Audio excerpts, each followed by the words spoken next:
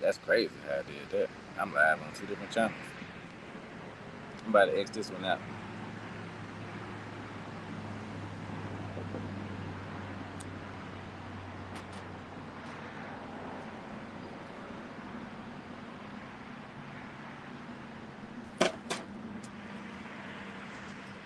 Hola.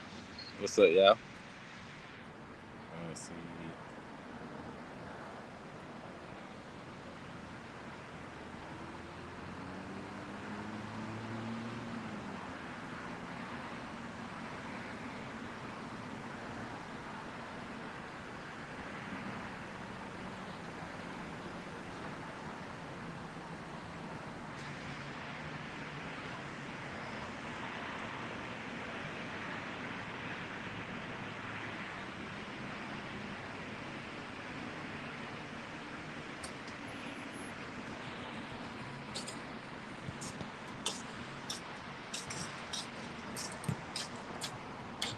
Ah, that's just. You didn't even finish the first one. I'm working on it. What is your name, man? You been Lindsay? Lindsay? Yeah. You was here yesterday. Was day before yesterday when I was here. I think. Yeah. I saw you. Yeah, I was here. Y'all real antisocial. I thought I was antisocial. Me? Yeah. You think I'm anti? No. No, I'm just quiet. You quiet? Okay. Yeah. You said Lindsay? Yeah. Okay, you kind of look like a Lindsay too. I see that. I see that. No, I'm just quiet. Okay. Fine ones always be quiet. Huh? I said the fine ones be quiet like that. You from the A? I grew up here, but I'm not from here. Where you from? DC. Oh, okay. I don't know nothing about DC besides the president. That's a small part of the city.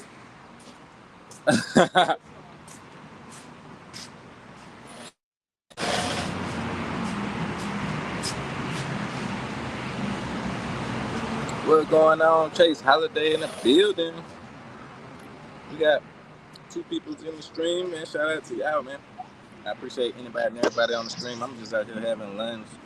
Little lunchtime beer and shot for the boy, for the kid. I done got so used to, drinking and smoking. I'm trying so hard not to smoke. My God, it is not as easy as it seems like it's. What up, homeboy? Hey, K-Lo K. Shit. Chase Holiday in the building. It's crazy out this motherfucker, man. I'm in a new spot. You done moved? Yeah. Oh wow. Now I'm smack dab in the middle of shit. Say it It's again? crazy. Right outside my window, man, is literally the red light district. What? Where you at? Amsterdam? Nah, man, I'm in Frankfurt. Oh. The price I ain't never been to the red light district in Frankfurt. I was 4 years old. They ain't Yo, it is surrounded. It is surrounded by nothing but the worst of fucking the city. The worst people in the city. The worst people in the city, man. My internet is better though. When I was in Amsterdam, when my family got to Amsterdam, they told us they got like police everywhere. They told us, "Hey man, don't leave any valuables in your car. don't walk around with no valuables." I was like, "What the hell?" And then somebody broke in our car. The first time we parked, then got out. Somebody broke in our car. Are you serious? Oh yeah, dead serious. That was in the late '80s. Cause I was like 5, 6 years old when we went to Amsterdam. It could get pretty crazy out here, no doubt about it. Nah, I was probably like 3 or 4, maybe 4. I remember it though, cause people was drunk. They be drunk driving. They was drunk driving the double-decker bus and everything. God damn. They still got the double-decker buses out there? Yeah. They advanced them. They have that. They got that. The double-decker trains and everything. Everything's double-decker. They got double-decker trains? Yeah, the trains are double-decker. You go in it and you go right upstairs. A lot of people go upstairs so they could drink and smoke, even though you're not supposed to smoke up there. But wow. You can actually go on so it's the train like the VIP section and drink beer. It's like the VIP. Nah, man, that's just a train. All the trains are built like that. You could go up and be sitting there drinking beer on the train on a double decker up thing on the train. I mean, I guess if the nigga driving can drink and drive, why not me? Yeah, they drink and drive, man. That's why I don't know, man. It's hard to really enjoy a city that got shit like that, man. It's really hard to enjoy a city that, you know, They wild for sure. It's wild on that liquor stuff though. Like I said, they used to have liquor in the damn cookies and candy and everything, even for the kids. yeah, when you got cities where you got like 16-year-old girls on a corner selling with a cigarette in her mouth Bruh. and That is, oh a no. couple drink bears sitting over there. Yo, I'm like, nah, you know what? They don't really come up to me though. People don't come up Hey, to me. People don't were bother. you allowed? Were you able to go live on your channel too? I didn't get a chance. I had too much stuff I had going on. So when I wanted to go live, I couldn't do it. There was too much. I was I'm saying working already. I made the link so you could go live on your own channel at the same Oh, I time. could do it right now. Yeah. Cause I noticed that I get more people logging onto my live when I do the little thing how I had it. I guess because people scrolling through shorts or something like that, then they find your live like that. But it was like 15, almost 15 people on the live right before I X'd out. Then now it's only like 1 or 2. Hey, what's up, Ro? Man, we gotta get Ro in here, man. I was trying to catch up. I need your Instagram, man. Log on. Hit that link when you get a chance, bro. I need to talk to you for sure. But yeah, man, I think we gonna be the next generation, man. We the next new generation of YouTubers, bro, that finna take on the game. I was thinking about that Yeah, the other day. I said James, HB, and Ro, that's the new wave, bro. That's definitely the new wave. Keep doing your thing, bro. Don't let nobody discourage you. The more they try to discourage you, the more you got to keep going hard. And I see you doing it. You know what I'm saying? So yeah. that's why I ain't said nothing to you.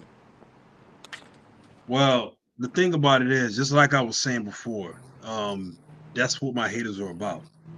And remember, homeboy was like, I was like, what makes you think I travel for sex?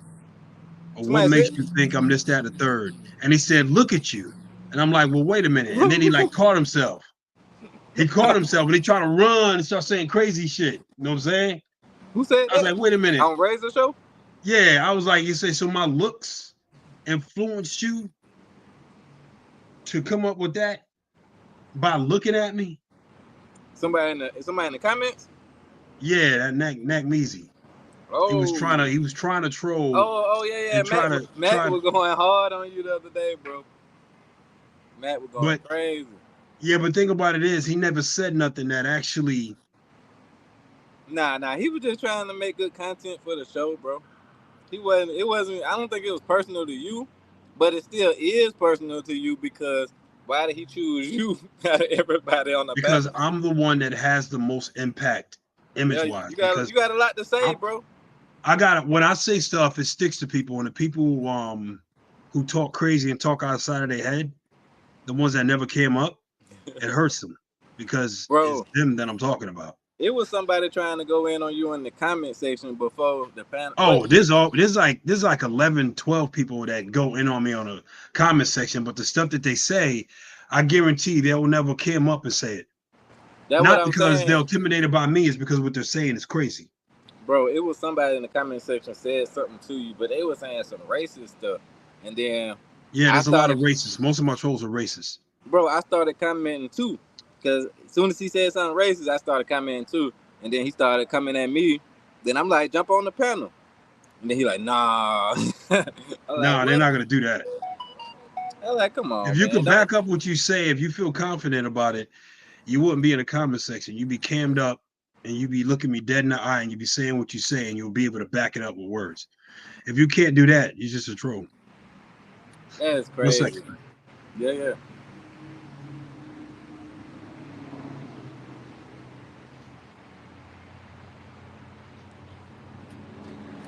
See Austin trying to reel back in Brazil. He trying his best to promote Brazil. I don't know what the fuck is going on with that, man. Who's trying to promote Brazil? Austin? Austin, I see he done went back to Brazil. Like, bro, what Yeah, the fuck? he's live right now. I see that. I see it on my other phone, bro. I see them in Sao Paulo. I was just in Sao Paulo. I didn't have no problems in Sao Paulo. I had a little shit trying to kidnap me out there. But still, bro, like it's still I saw that live. So you talking about that shit crazy. Bitch going upside your head and shit. Crazy ass lady.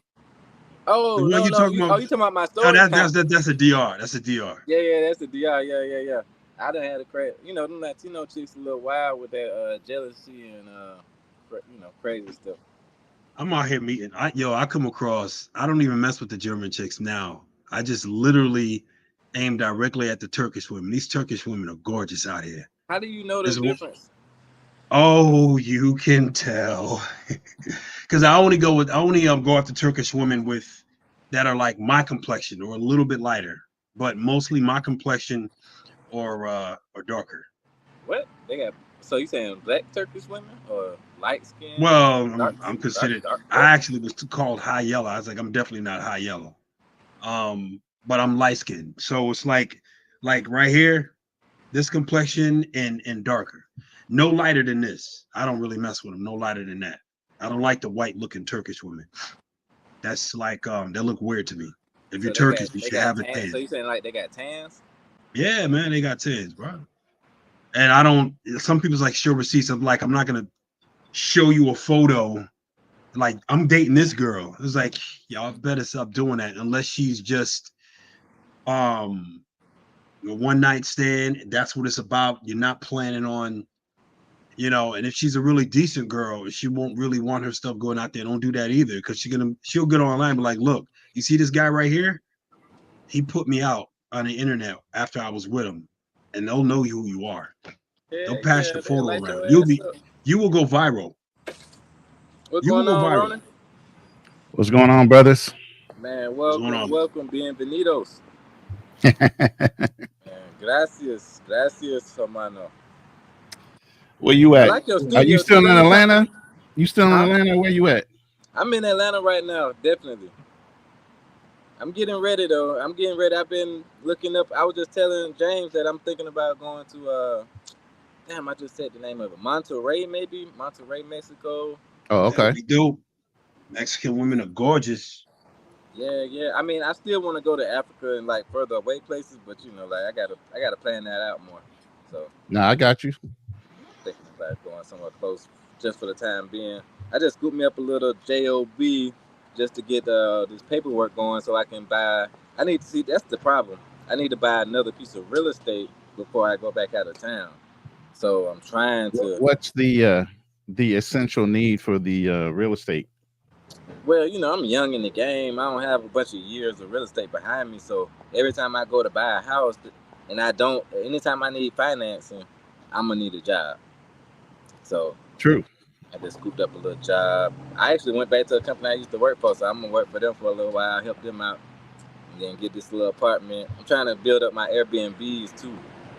I got some rental properties, that's doing regular rent, but that's not a whole lot of profit. So I'm looking for like Airbnb profit. Hopefully that'll work out. As long as it's in a good area where it's gonna constantly stay busy. Oh no, Atlanta is a tourist. Atlanta's a tourist. That's what I'm saying. That or even like a college town, something like that, where you can rent out to some college students type of thing. Man, woo! You gotta watch that. I got a property in damn Alabama, right? My first two properties was in Alabama. I gotta watch that renting out to college students. Well, I'm talking about the well-off ones, the ones that have parents that are paying the rent. They're the worst ones, man. The ones that have parents that pay the rent? Yeah, they're the worst ones. Hell yeah. I dated a real estate agent, man. She used to tell me about stuff like that. She learned it all. And she was telling me the spoiled kids are the worst ones. Yeah, man. The spoiled kids they don't know how to appreciate shit. They be flushing turtles and stuff like that down the toilet bowl. He said, Go buy an alligator turtle. just to flush it down the toilet. Oh, so they bored. You know what I'm saying? You know, trying to just dumb stuff. They'll mess up your plumbing, your electricity, you know, like just crazy shit. Doing experiments, like plugging shit in the wall and electrocuting shit to see if it lights up. Just anything you could. I mean, burn your house down, man. Yeah, she got stories because in real estate, when you get your license, you know, they talk about stuff like that. You know, they tell you about how to handle it, what kind of paperwork you need to do. You know, how do you got to file it? What do you? All this stuff, you know, you gotta learn it. Nah, I don't handle none of my properties, bro. I don't do that shit. I got somebody. Yes. I got. You have a property manager? Heck yeah, I don't do that. Yeah, you get a brokerage license. When you get a brokerage license, life is pretty good. Believe it or not, your job gets a lot easier when you got people working for you. Yeah, man. But that, like, just like when I get the Airbnb shit going, I'm about to have somebody doing that. I'm not managing that. No, it's good to have property manager that you can trust. I was looking at some property in Cancun, and I knew a couple of property managers that I had done some Airbnb work down there. So I was looking for a property down there in Cancun. That's a good. Once I found the area, once I found the property, I was going to buy it and let him manage it since he already had the experience. And from me dealing with him through another property, I already knew he was a good manager. You know what I mean? Right. There you go. That's how you do business. Well, you know, whenever this is the type of stuff we should be talking about. You know, I always got like on my little feeds and everything on Instagram. I'm always getting good positive stuff about Black people doing business. Like if I log on right now, I bet you see something. See, Style King knows that's what I talk about. That's what the shit that's hanging behind look, me. Right here. Look at this. The shit that's hanging behind me, bro. Yep. You see this right here? Read that. Yeah. Oh shit. What is that behind you on that screen? Incarcerated past bars, bar exam. Two sisters. Yeah, Black woman from the NYC previously incarcerated passes bar exam on first try. You know what I'm saying? Yeah. And like people were they let her get her license? As a just people. Hey, she passed the bar exam. That's not an easy test, bro. That test ain't easy. But this dude, this is a guy who became a doctor while incarcerated. But they let him get his license? Well, I mean, you got to understand, some people are locked up for stuff that's just like, you know. Well, there was a sleep at the wheel. Hey, shout out Passport Blueprint in the building. What's going on, brother? It depends on what you locked up for. Like if you locked up for messing with kids. Well, it's that plus theft. Like for my license, I have to go through an FBI background check. You know how we had to do this top secret clearance in the military, and fiduciary jobs, lawyers, real estate agents. You do a background check because you're dealing with money. Yeah, you know, right. So at that point, you're going through the FBI. You're getting fingerprinted. You know, you got you got to go through the Department of Justice to make sure you're straight. That's why I can't bullshit. I'm validated. You get what I'm saying? Yeah. Because I can be sued. Matter of fact, you got to carry insurance for more than $1 million at E&O. Errors and omission. You live on your channel, bro? I can't hear you. Are you live on your channel too? Yeah, I'm live on my channel too. That's how Blueprint came through. Okay. Want to hear something crazy? I don't even know who this is calling me right now. Hey, if you were locked up for aggravated assault, you can't become a security guard or armed security guard or physical security, but you can become a cop. But you can be a cop? That's crazy, but you know what? Some of the best cops are ex-cons when they were little kids. You get what I'm saying? That was a whole ordeal with my brother, and why he wound up getting shot and killed by cops was because when he was a kid, man, he was running some big numbers. He had the mob on his back, you know what I'm saying, as far as approving what he was doing. He had police on his payroll. He passed all the background checks, everything after he got older. Passed all the police exams. And they still wouldn't let him on the force. Damn. So he goes and opens up a security company. Multi-million-dollar deals, dude. over 50 employees, at least 20 cop cars, fully decked out. You know what I'm saying? So here's the thing: when you run private security and stuff like that, who do you think you're stealing jobs from? Moonlighting police department guys that are trying to make extra money after they get off of work. Why? Because my brother's company has to carry a bond on each property he has a contract with. Where a cop, if he's moonlighting, he has no bond. So that leaves the owner of the property or the club to have to be responsible for anything they do. So my brother was snatching all kind of contracts from cops. Wow. Because he was bonded and insured, and the cops were not. They were just using their badge as a leverage point to say, hire me because I'm a cop. Well, if you do something fucked up, the business is still liable and can be sued, even though you a cop. Because they don't cover them. Huh? He off duty, right? Even off-duty cop don't carry no insurance. So if he does something, even though he's a law enforcement officer, he's still gonna leave that business liable for anything he does that they want to sue after the fact for. Wow. Where my brother's company carried its own insurance, so if any one of his on duty security officers did anything, armed or unarmed, the company he operated covered all the liability. Get what I'm saying? So he was winning all kind of contracts. Cops didn't like that. They wrote him like 12 tickets within like a 2-month time span, man. Just pulling them over for unnecessary bullshit. Besides for that, he was a black belt in Taekwondo. He qualified to go to the 86 Olympics when it was in Atlanta for Taekwondo. He was a bounty hunter. This dude was busy, bro. If anybody I would ever think that would never get harmed, it was my brother. You get what I'm saying? Because he just had every angle covered. Bro, I just had some rice and shrimp with 2 beers and a shot. That shit $57.20. Wait, what? Fried rice. Yep. Fried rice for shrimp. Oh yeah.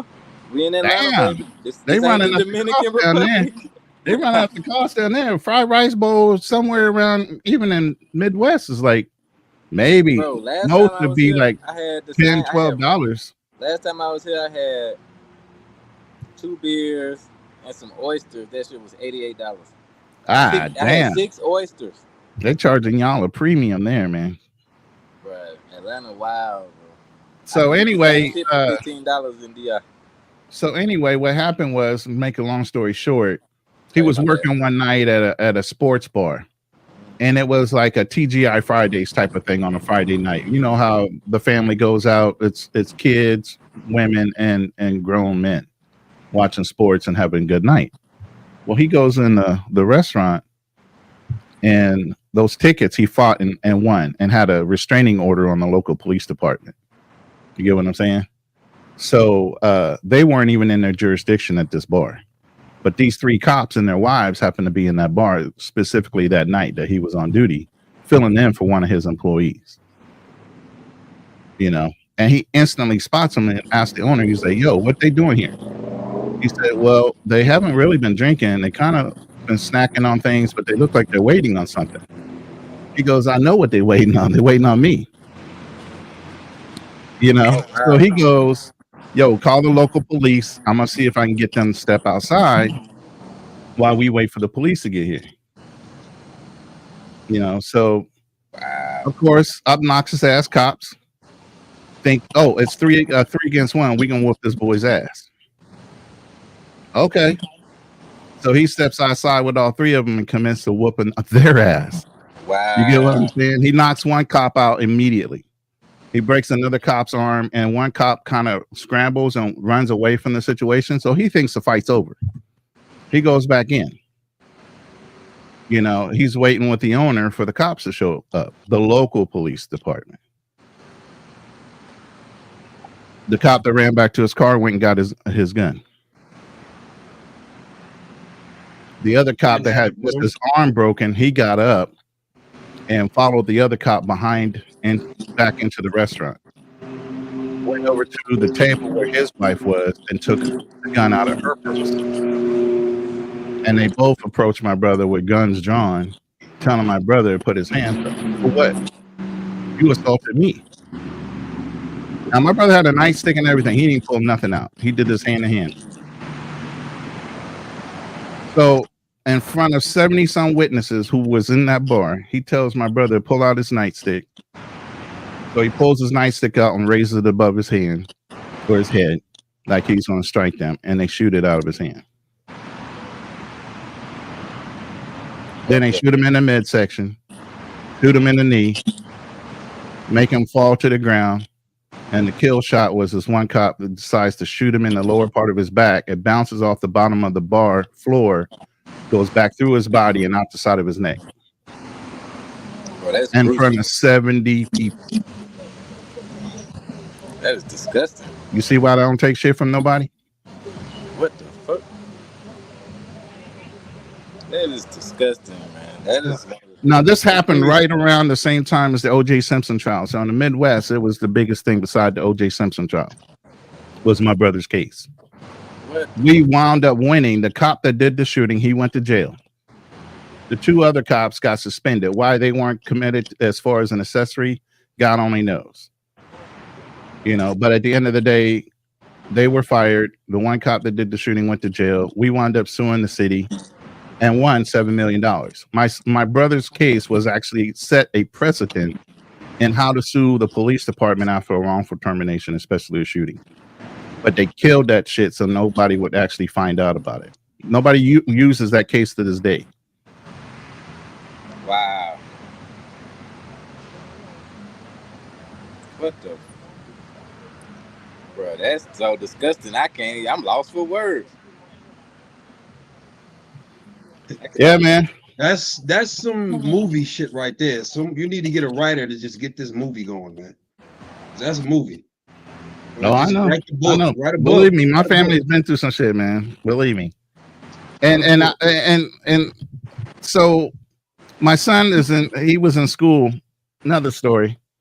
And I bought my son for his graduation present a Lexus 300. Oh wow! Right.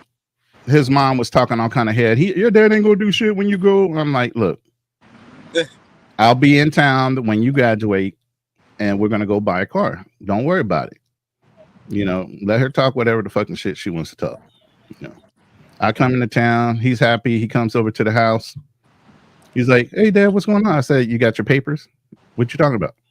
Have you been looking for a fucking car? I told you I'm gonna buy you a car." Right? So we go car shopping. He's way in the back because he wants some kind of Honda Accord, Honda Prelude. And back then, you know, Hondas were getting stolen because they were getting souped up and all kind of shit. So I was looking for a car he wasn't going to get stolen. So I jump in this Lexus. He's thinking I'm test driving it for me. So I tell the car owner, I said, don't say shit. So I tell him, hey, come on, we're going to take a ride in this. So he gets in the back. We pull off the lot. He goes, damn, Dad, this is a nice car. Da, da, da, da, da. I'm like, yeah, you like it? He goes, yeah. I said, well, come up front and test drive it. This is yours. Hey. What you talking about? I said, this is your car. You need to test drive it. So he comes up. I buy the car for him. So I pay for his first like 6 months worth of insurance and stuff like that. So you need to get a job so you can pay for this shit. You know, so I leave town. But the one thing I said, look, you barely 18 years old, you driving a Lexus, you're gonna look like you're a fucking drug dealer in this car. You black.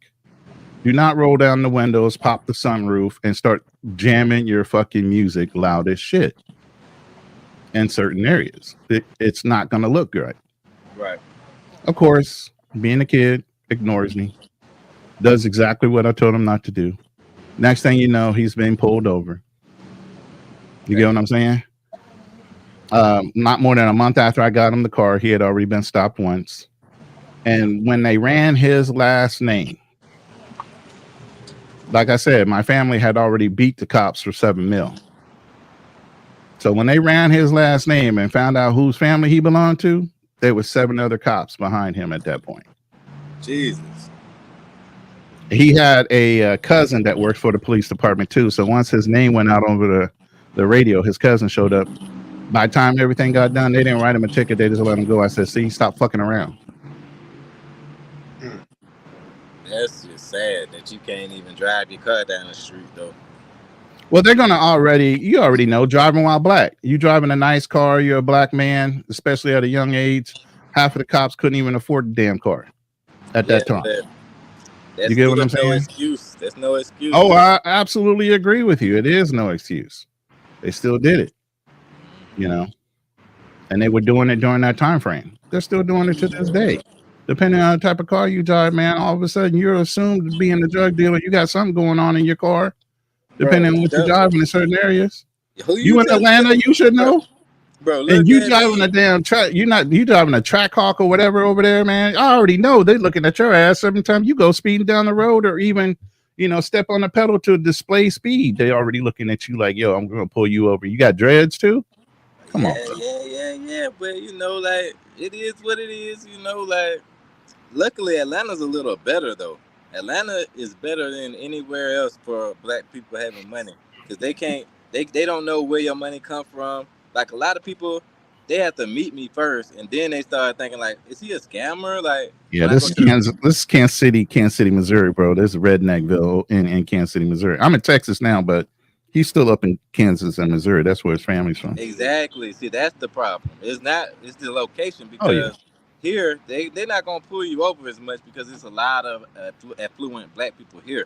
But like somewhere where I used to live, like Alabama or Kansas City, and where it's not that many black people and it's not that much affluent black people, they're going to definitely pull your ass over immediately. Mm-hmm.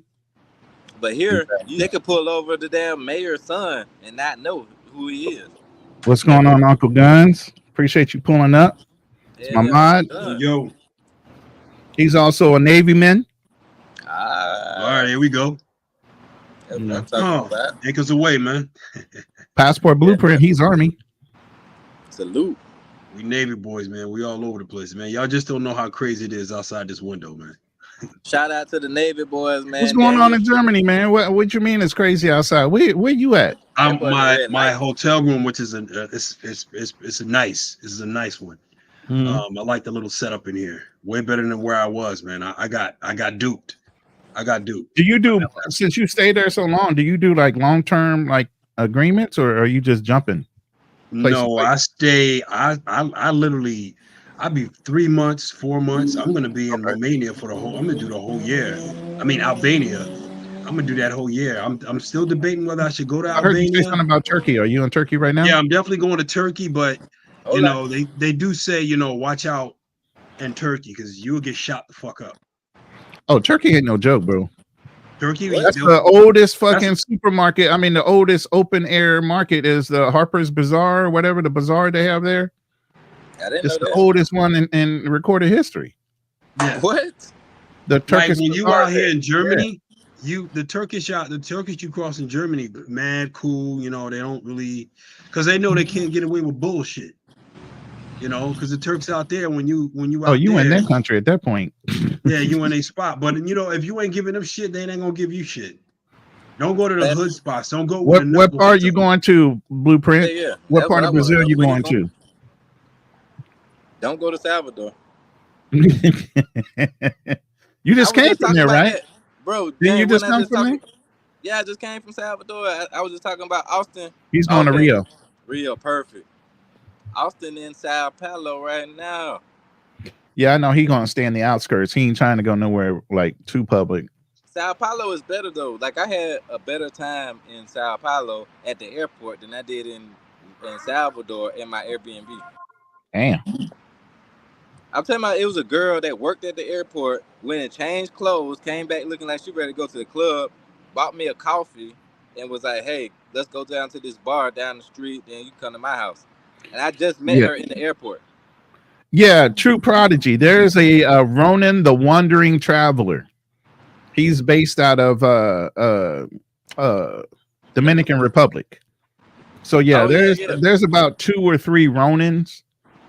The only one that's similar with the Ronan and the Traveler is Ronan the Wandering Traveler. He's been a podcaster for a while, but my Ronan comes from a different background than his, I think. Mine is a more military mindset. I follow Ronan in DR. Ronan the Wandering Traveler, yeah, from the DR, yeah. Yeah, I like him. He good. But he shortened his name to Ronan the Traveler, so it makes it a little more confusing. And he dropped off the wandering part because essentially Ronan means that. Yeah. You know what I mean? But both he of y'all spelled it cool out. though. Both of y'all Yeah. cool, so it's all good for real. Right.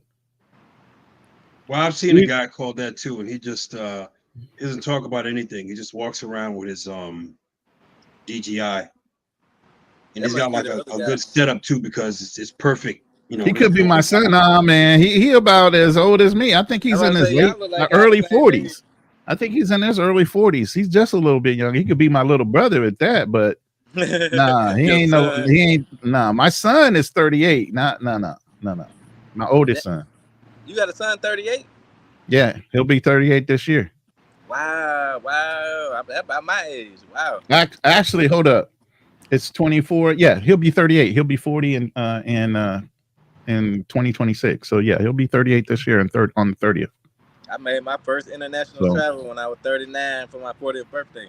No, I had my first kid at 19, bro. I graduated. International travel. Yeah, but I graduated at 17. So. Damn. Yeah, in Maryland, you could start when you're 4. Started when I was 3.5, because I turned 4 my first semester. My birthday's in October, so I turned 4 by October. Cool. So I was legally I started school at 3.5. That's why I graduated so early. Oh wow! I was like, what? I was a smart ass, bro. Always been. I was too young to be in my grade, but my mom held me back. She was like, "I'm tired of helping you with your homework." I was like, "What the fuck?" That shit was crazy, bro. Sometimes I wish I would have been held back, or at least let my my ass stay, 1 year. 2nd grade, I got held back for fighting. Damn. I bit a kid's finger. I believe you too, cause you like to argue and fight with people. I believe that shit. Yo, who you think I like to argue? Nah, I don't think you like to argue. It's just because we. What I do, because I talk. It's just a heavy tone. When I speak to people, it's like having authority. I think that's from the military, and people think Yeah, your tone comes from your military. Yeah. Yeah, the people think, and then people feel like I'm yelling at them. But if you end conversation and we're both talking, you'll know that I'm not. If I'm yelling at you, you'll know it. I don't think you're yelling though. When military dudes, when we're yelling at you, you'll know it. You'll know the difference. That's kind of how my dad is. Though. You know the difference when you're being yelled at versus just your tone. Yeah. I'd be like, Dad, why? Like if I say, he'd be like, I ain't yelling at you. Right now, I don't like the way you're speaking. Like if you say something to somebody, like I don't like the way you're speaking, and you need to leave, right? They'll probably think you're yelling at them. Yeah. But if I'm yelling at them, it's like I don't like the way you're speaking, and you need to leave. You know what I'm saying? That's mild. That was mild. James, if you get any heavier, then you will know. But that's not when someone's yelling at you from the military, you'll know it. James, it's not the yelling. It's just the fact that people are not used to having a strong black man saying the way he is. The strong. That's what all of that. They're not used to that, bro. They used to the little kid voice and saying your mother, you're whack, and you're look at your shirt and your tight shirt, and you look weak. What's wrong with you? And something your mother this, and I piss in your throat, and that is what they want. That's what they want. They want that and bullshit, I'm gonna be the dude that says, did you just say that my shirt is too tight? Okay, well, explain to me what you mean by tight. Because right now, my shirt, the reason why this looks like that is because your arms are big. You're not gonna make a shirt that fits you like this, where if you got big arms, they're also gonna just bag like that. No shirt is built, and this is Boss. You know what I'm saying? Boss ain't gonna design no shirt like that. Yeah. If you got big arms and your fit chest, and you put on a Boss that fits right, the chest is gonna look like that, and the arms are gonna be snug like that. Salute to young. What are you wearing? Yeah, I could keep. I and while I'm trying to explain it, they be like, blah, I'm sorry. Go ahead, Styles. I'm bad. No, I was just saying salute to Youngin in the building. Shout out. Oh, go ahead, bro. My bad. No, he's straight. But that's what that's why the haters are actually a good thing. Yeah, because D-Ward said it. D-Ward said it. Well, some civilians are soft. They get their feelings hurt. It's a compliment. Yeah. It helps. It helps my image, because the thing about it is, I've been hated on since I was a little child. You know what I'm saying? My mother didn't even have no love for me, man. I was surrounded by nothing but hate and vitriol and like ugliness all my life. You know what I'm saying? I'll give you a quick snippet. Right. I slept on the floor. I don't even remember having my own toothbrush. Wow. or bread or towel, or my mother making me breakfast. What part of the country you grew up in? Bridgeport, Connecticut. Okay. Oh, I never was made breakfast. No one. I made sure I had cereal in the morning. One time I was going to school and I was hungry. Every time I would be hungry. My stomach is hurting. The teacher was like, I said, because I didn't get nothing to eat. And social service came over there and they were like, you know, what's going on? They were going to take me in, and my family lied to them. See, I was a little kid. I didn't even know. When I was saying I was hungry, I'm like, I'm fucking hungry because there was nothing to eat. You know what I'm saying? My cousins, they got something to eat, but I didn't get nothing to eat. And they was like, where does he sleep? And they tripped the bed. I found out about this way later on. They made one of the bedrooms look like it was my bedroom. You know what I'm saying? And I wasn't sleeping there. My uncle was sleeping up in there. You know what I'm saying? And two of my different uncles sleeping. They was just twisting back and forth. They were both crackheads. You know what I'm saying? And they lied. I mean, they had that setup going, man. Man, it's a blessing that you even turned out the way you are, bro. Oh, how did I do that? No, I said it's a blessing. Yeah, it's a blessing, but I don't like it. I'm not a religious dude. I would like to say that trial and error. I believe in good energy, whether you want to be all blown out, talking in tongues type of religion. No, you understand what I'm saying? But at the end of the day, you know, your fortune and your genetics have a lot to do with your survival. Hey, your boy say some civilians are soft. It's easy to hurt their feelings. Yeah, that's what I was talking about with D Ward. He's right. There's a lot of civilians out there got hurt feelings, don't know how to deal with their feelings. But that goes back to a lot of the times when I bring up the fact that you got 60 years of single moms raising young men and don't know how to fucking raise men in order to be fucking strong men. And they fucking weak and emotional and they argue like bitches because that's all they were around. Bro, that's a major problem in our community. Like, absolutely. I didn't realize it as a kid, but like, so my mom passed when I was 10 years old. So it left a big hole in my life. But then, like, I realized when I was going to school, like, I went to school in elementary school in an all predominantly white school, right? So I remember my dad would show up, like, he was a post sergeant major at the time at the fort.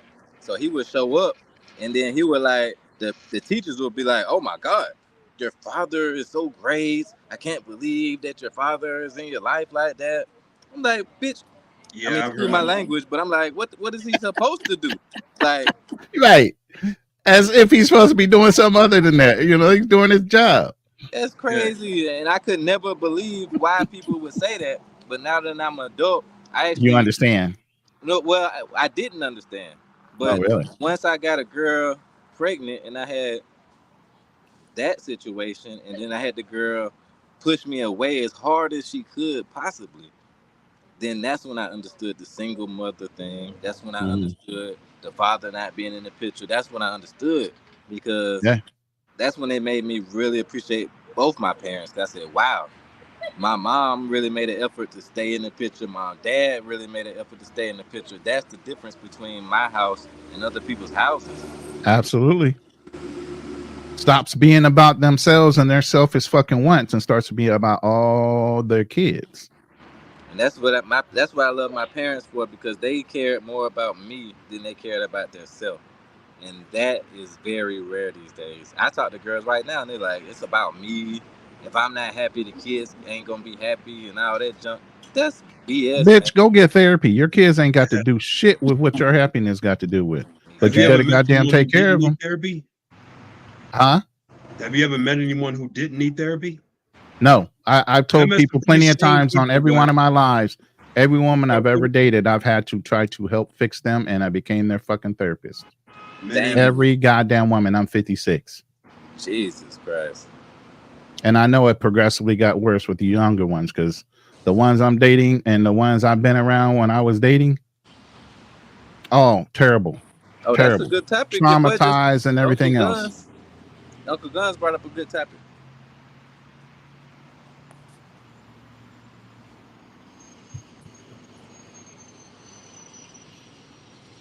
Yeah, it should. You're right, Uncle Guns. Females will use your weakness against you.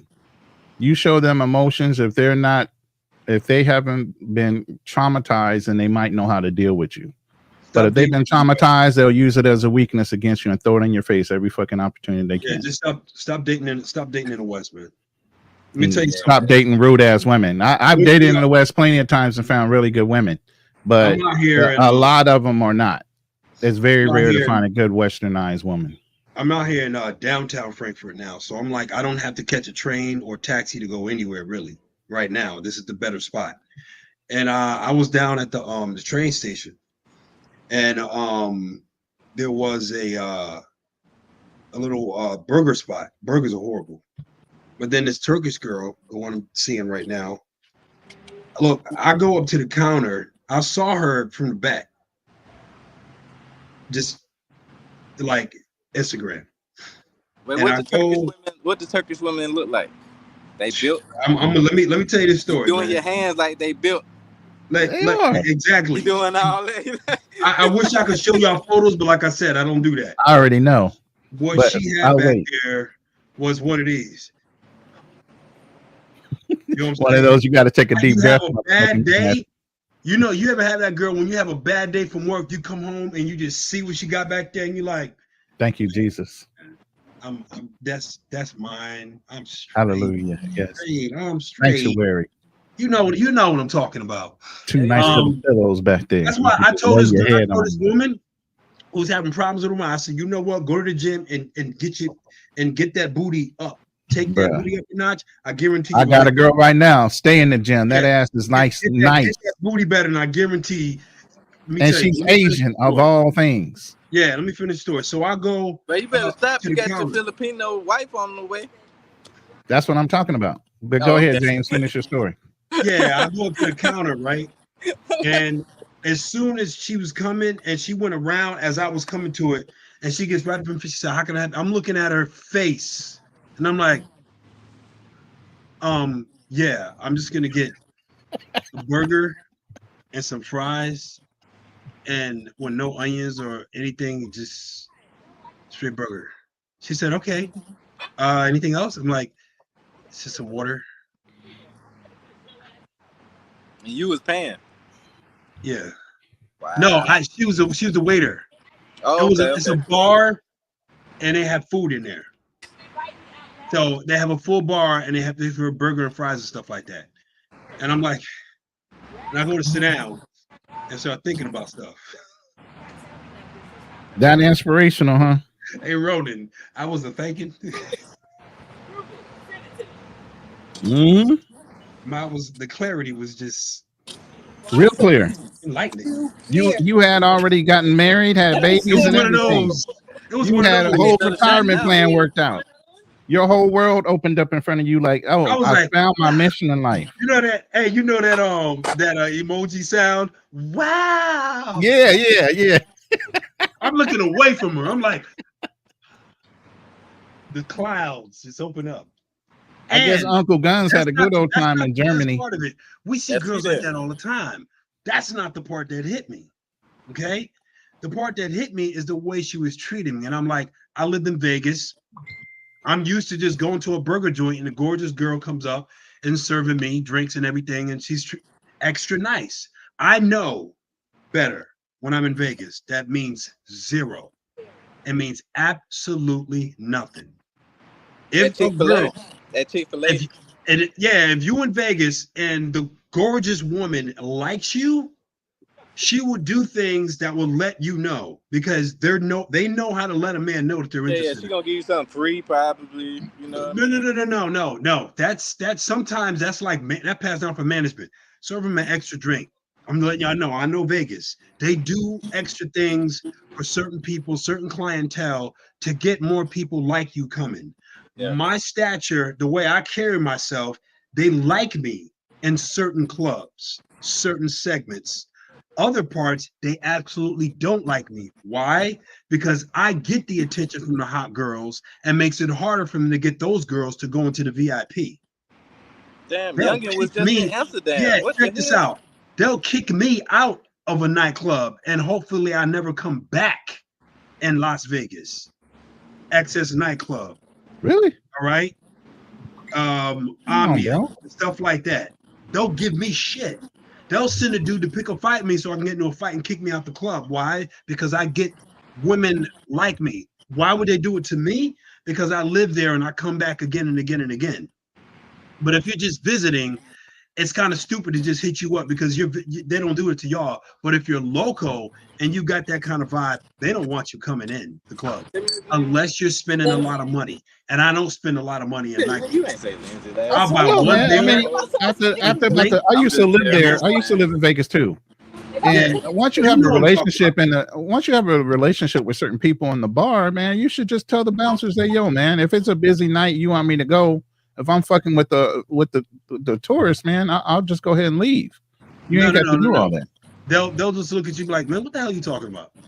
You can't have that conversation. Now, I've always had that kind of conversation. Well, I mean, if you had the conversation with them, then you had it. However, for the most part, they literally consider you a threat to VIP in that manner. Sure.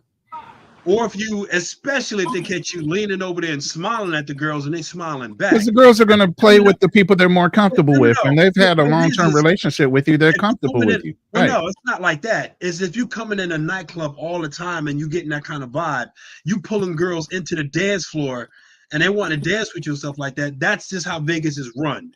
I also work security in Vegas, and I was told to literally keep dudes away from certain VIP, get dudes and deal with dudes that are doing stuff like that, because that is with the money. You know what I'm saying? Other guys just knuckleheads and doing stupid stuff and fighting and stuff. That's a regular kick out. You know what I'm saying? That's just normal. But let me finish this story. But so the girl being nice and everything, and then I talk to her and stuff like that. And I just like, yo, I'm a straight up. When I let the girls know, I'm straight forward. I know. Do you have Instagram? I was like, yeah. Can I get your Instagram so we can hang out sometime? Straightforward, no bullshit, no straight, no chaser. I go for all women like that. Some women I do a little bit when they're younger. I probably make them laugh first before I go in.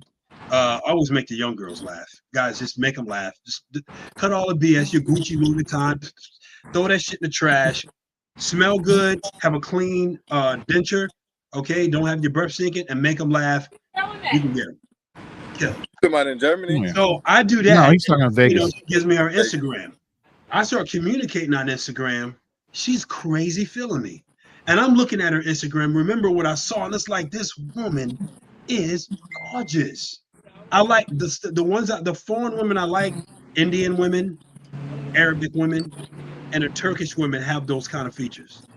Those are the ones that have me having a hard time to breathe. Now, for Style King, go ahead and describe what Turkish women look like.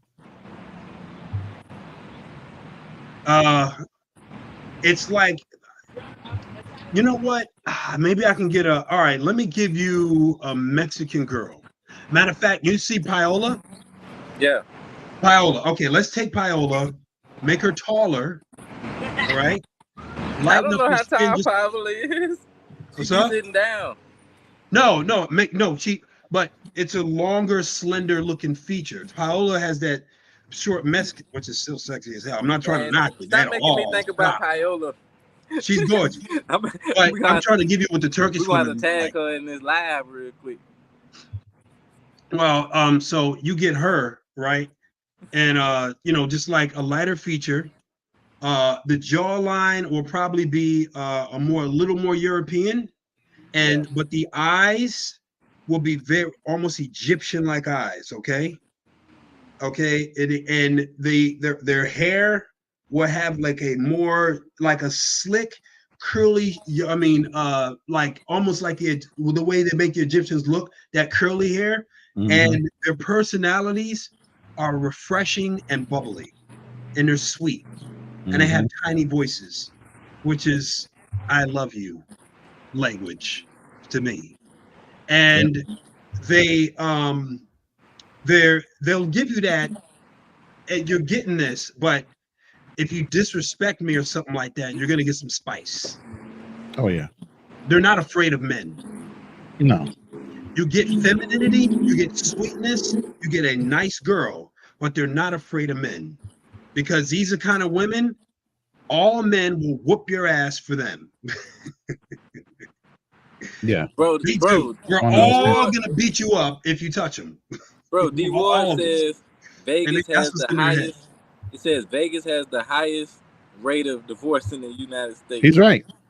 Yeah, that's They true. are not wifey material. Everything around married in Vegas. Everything around. I actually got married in Vegas. To tell you the truth. So did Jennifer Lopez. My first marriage was Jennifer Lopez got married in Vegas. But the whole thing is, the town is really very small. Once you know people in town, I lived there 2 years, and I knew a lot of people. Once you're there, you'll find out that all the surrounding suburbs are all built and geared towards supporting the strip. That town is empty during the weekday. On the weekend, it doubles and triples in fucking size.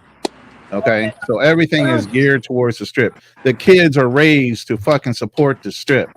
Everything is from entertainment to whatever. Right. If your family's involved in it, you got 2-3 generations of people working on the fucking strip in different modes. So yeah, everything is built around. Those jobs do pay well though, Ronan. Those jobs on the strip pay very well. Oh, absolutely. And they're unionized. I know the job market out in Vegas, and you see those guys that people look at them like, and people be in line for the nightclubs, and they see the people doing the floors when they're leaving, and they're looking down at them like, it was like, man, that dude probably make 80 grand a year.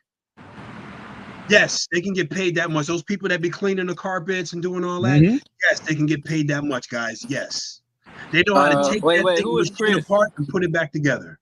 Hold on, Jane. Who is Chris? Y'all know Chris? Chris Conlon? Yeah. No, he didn't come through mine. He didn't come through mine. I have links on the people I know. He came through James then. Will. Probably it could be. Yeah, my marriage that I had in Vegas, just for Will's real quick. Will said he got married in Vegas. I was married for 6 years on my first marriage, and it was the one that I got married to in Vegas. Hey, bro, the panel's open. But she's also the one that I have. Who are my live, 3 children by. Who on my channel, you can still chat and view it on there, but the live is Style Kings.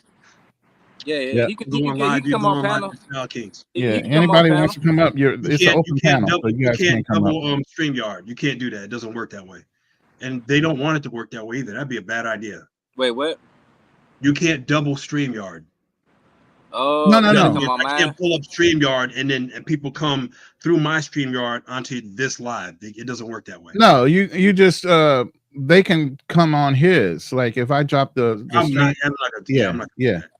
And then they can stream on their channel just like I am right now. I'm streaming on my channel. Yeah. There's actually people's channels who are designed for that. Yeah, Uncle Guns is my mod, so he's actually my mod in my room. Like but he's actually you can see him. Yeah, you can see him. Stream for stream. Yeah, it's like a TikTok battle. Yeah, if you want to come up on the panel, you're more than welcome to come up on the panel. Hosted by Style King. Okay, whoever's channel you want to get on and view, watch, and comment. That's all cool because we're all supporting each other. So it's exactly. All good. I'm the most junior on here right now. I don't think so. I think so. I'm 73. I'm only 73. Oh, 73 subscribers. Yeah. I don't know how long you've been on YouTube. Don't worry about the subscribers, bro. Subscribers, Yeah, that don't matter anything. That don't matter to me. Yeah. Exposure is everything. It has nothing to do with subscribers, bro. You be on Razor Ray the most. Yeah, I'm on Razor Ray the most because that's where all my haters are. If I get on Razor Rays, as the room is quiet, I say what I gotta say and I jump off, and then fucking. Yeah, the buffoonery starts again. The haters, like the way Nick Measy was coming at me, he would ask a question. It's just an open panel, Chris. He would start to talk while I'm talking, so you don't understand what I'm saying, and then say something crazy when I stop talking. Then that's a question that's what he does, and he's not looking to debate because he know it's a bad idea to actually debate me because you're not gonna debate me on something. You ain't saying no crazy stuff. You saying the real stuff, man. Yeah. I can't debate me. Just be trying to like. Right. It's the same thing we was talking about with the Austin and the Floyd and all that, man. Is people want to be entertained at the same time as get facts. So it's the dude has 105 followers, and you're trying to chump Floyd. I mean, Austin, and you're trying to diss him. Austin be looking at that, but like, man, get the fuck out of here. That's exactly what he does. Yeah, you be dissing, you do just like that. 100,000 followers. He's straight. Yeah, he's good. Worried about you? And they be like, he ain't gonna respond to no crazy stuff for real. He don't need to. It's his choice on what he wants to. You can't make a comment and respond to or not respond to.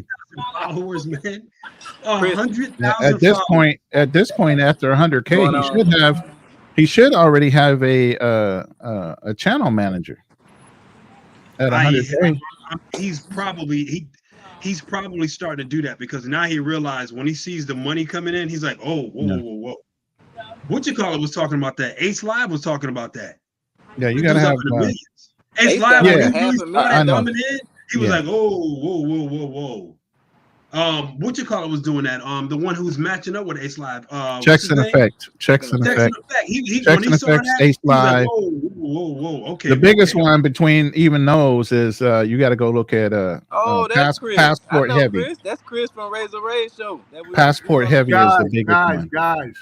Passport Heavy is not up there with Ace Live in them. No. Hold on. What's up, I think Chris? Passport Heavy has over 1 million. What up, guys? He got 1 million. He's up there now. Hold on. Let Chris talk. Let's let Chris talk. He just got My apologies, guys. I just wanted to say, guys, you guys have a good panel. James, I really like you because you know a lot about politics. Can I make a suggestion, man? You should open up some type of politics channel. I plan to. That's a good idea. Yeah, I agree. We should do that. No, Ronan, Passport Heavy is 406K. I just looked. 406K. So he's up there. He's a big kahuna. Damn. Austin might be there in maybe a year or two. But that's big kahuna. Passport Heavy puts a lot of money in his production. He has a whole crew. He has a whole crew that comes in. Yeah, he gets huge. The whole thing is he gets huge sponsorships. Wow. It ain't about just his subscribers and his AdSense. He's getting sponsors flying him around. As much as Ace Live. Because he's getting more sponsorships and he has a certain clientele that when he produces something, it's well produced. He has a whole crew and he's not looking to do all the stuff that Ace Live is doing. No, I said, then how is it that he doesn't have as much followers as Ace Live? Ace Live ain't got all that. Ace Live ain't got because certain people identify. Ace Live doesn't have. No, Ace Live doesn't have the support that. I know that. But what I'm saying is, just like certain people identify with Checks and Effect, Ace Live, certain people will identify with Passport Heavy. It's the style of content that entertains you, that keeps you involved in whether you want to subscribe or not. Doesn't matter, the level of production or anything like that. If they don't identify with that man, they're not going to view that man. Right. You get what I'm saying? Right. I feel you. Hey, Chris, you said something that was perceived as negative about my channel. I didn't. Before. What was that? I forgot what you said. No. I didn't say anything negative. What are you talking about? Well, I perceived it as negative. What was it again? Today or before? Before. What I said, and this is what I said before, is I thought you talked a lot. And this is just a complete, because I like you. I don't think you're a bad guy. I actually think you're that was that. Can I help you out with? Do you realize that the reason why you guys think I talk too much is because you're having a hard time keeping up with me, or I'm saying things that might hurt your feelings, or that my manly stature is actually making you feel inferior? The other guys were talking way more than me on a massive level, over talking me. And even when they asked me a question and I tried to answer, they would start talking as I'm talking. So they're talking more, double more, and while I'm talking at the same time. And you didn't notice it because you didn't mind them talking or didn't mind them saying or doing anything. You were just focused on me. I re-looked at that same live, and there was no way I was talking more than anybody else. You understand that? You timed it. You ready for me to go? You trying to kick me out? You can take that. That's what I was talking about. Oh, you trying to grab this? I just got that. What the fuck? Oh, you about to get lit up. Hey, what's going on? No excuse. Open panel, brother. Thank you. Click on the link, man. You're more than welcome to come up. Salute to my brother, No Excuse Entertainment, also known as Passport Bros Podcast. He has 2 channels. That's one of your folks, right? Yeah. No Excuse. That's the guy I was asking about when I interviewed BMT. Yeah. Man, bring him up. Where is he at? I was asking about him. Yeah, from the DR. Yeah. Man, tell him to pull up. He's more than welcome. I if you can't find the link or if you're at work, let me know, bro. Yeah, man. Shout out to No Excuse ENT, man. Tell him. Hey, No Excuse. I did an interview on BMT recently. I asked him about you in the interview, but he did not answer the question. He said that y'all. Oh, because you're talking about the Passport Bro copyright. See, that's a touchy subject right now. See, because they both. Let me put it this way: they all know each other. They all started in the same arena. It's a long story to go way back. So, hey, what's going on, bro? No Excuse. Not much, man. On my way to work, man. So I knew it was something. Shout out to you, bro. What's good, fellas? Yo, Style King, just so you know, all my haters have just are starting to come in, man. This is good look for you. Get ready, baby. They're coming in. They saw my channel. Hold on a second. James, do you think I'm a hater of you? I guess that's my other question to you. Do you think I hate you? Gonna come for you, but if you say I talk too much after looking at which cars a lot, yeah, I'm gonna say you have hater tendencies because I don't talk too much. No. I heard a compliment. I'm sorry. I just heard a compliment. Hold on one second. King was laughing when you said it because he knows that wasn't happening. Hey, James, hold on one second. Let No Excuse talk. He ain't got a lot of time. Hold on. Go ahead, No Excuse. He just muted us. No Excuse. Hey, you're on mute if you're talking. Unless he said hold on because somebody walked up on him. I want to hear what No Excuse got to say. Yeah, that's what I want to hear. No Excuse. That one of my next interviews too. I need an interview with No Excuse. Hey, that's exclusive, man. It's an exclusive. It depends on what questions you want to ask that brother, man. Oh yeah, I can't ask. I noticed that. I noticed certain that questions are under litigation at this point. You get what I'm saying? I said, certain questions can't be asked and answered clearly. I said, okay, my bad. Without starting some kind of fucking war, between the different channels and shit. But, we real Passport Bros, man. We want to know the real deal. 100%. Yeah, we real ones, man. We don't want to know. We don't want to hear none of that BS, man. We want to know the real deal. What's really going on? Oh, he had to go to work. Well, he must have the call came in right at the same time. But yeah, there's certain things and it's still behind closed doors on that topic. Hey, Chris was good on the panel the other night, man. I want to. No, guys, James. Let me just tell you this. Let's set the record straight. You might want to leave James. If you did what you said you did and you timed it, and I was wrong, and somebody had more time than you, then I'll admit it. A lot more, Chris. That's the funny part. A lot more. How much? What was the time? I'm just curious. Almost 20 minutes more. As much, or almost 20 minutes more. 20 minutes. 20 minutes. Yeah. It was a 4 hour. I want you to go look at just a section of Nakmeezy. Just look at Nakmeezy and just leave it. And I guarantee you'll never bother me again. You're following the haters. Like Art of Will, which is funny. I mean, not Art of Will. Will right here. He's one of my best haters. And he came in. Art of Will? Yeah, not Art of Will. Will. No, that's just Art Will. Art of Will literally admitted on air he wants no part in debating me on subjects. He admitted it. And I was like, cool, that's cool. Just don't bother me no more. And he's like, all right, cool. He doesn't really bother me. He'll secretly say something, but if he sees I'm looking at the comments, which I told people, I always look at the comments because my job, when I'm working, my job is set up just like that with all the stuff that we're supposed to be talking about, bullets and points are going up on the side. And I'm used to seeing that and reading it because I have to. Because they'll ask some questions within the meeting that I'm doing at that about what's there. And you better have been paying attention. You better, which I never do because I get it all. Hey, man, shout out to Ronan. I be asking my boss questions. Ronan, that studio is amazing, my bro. Boss, man.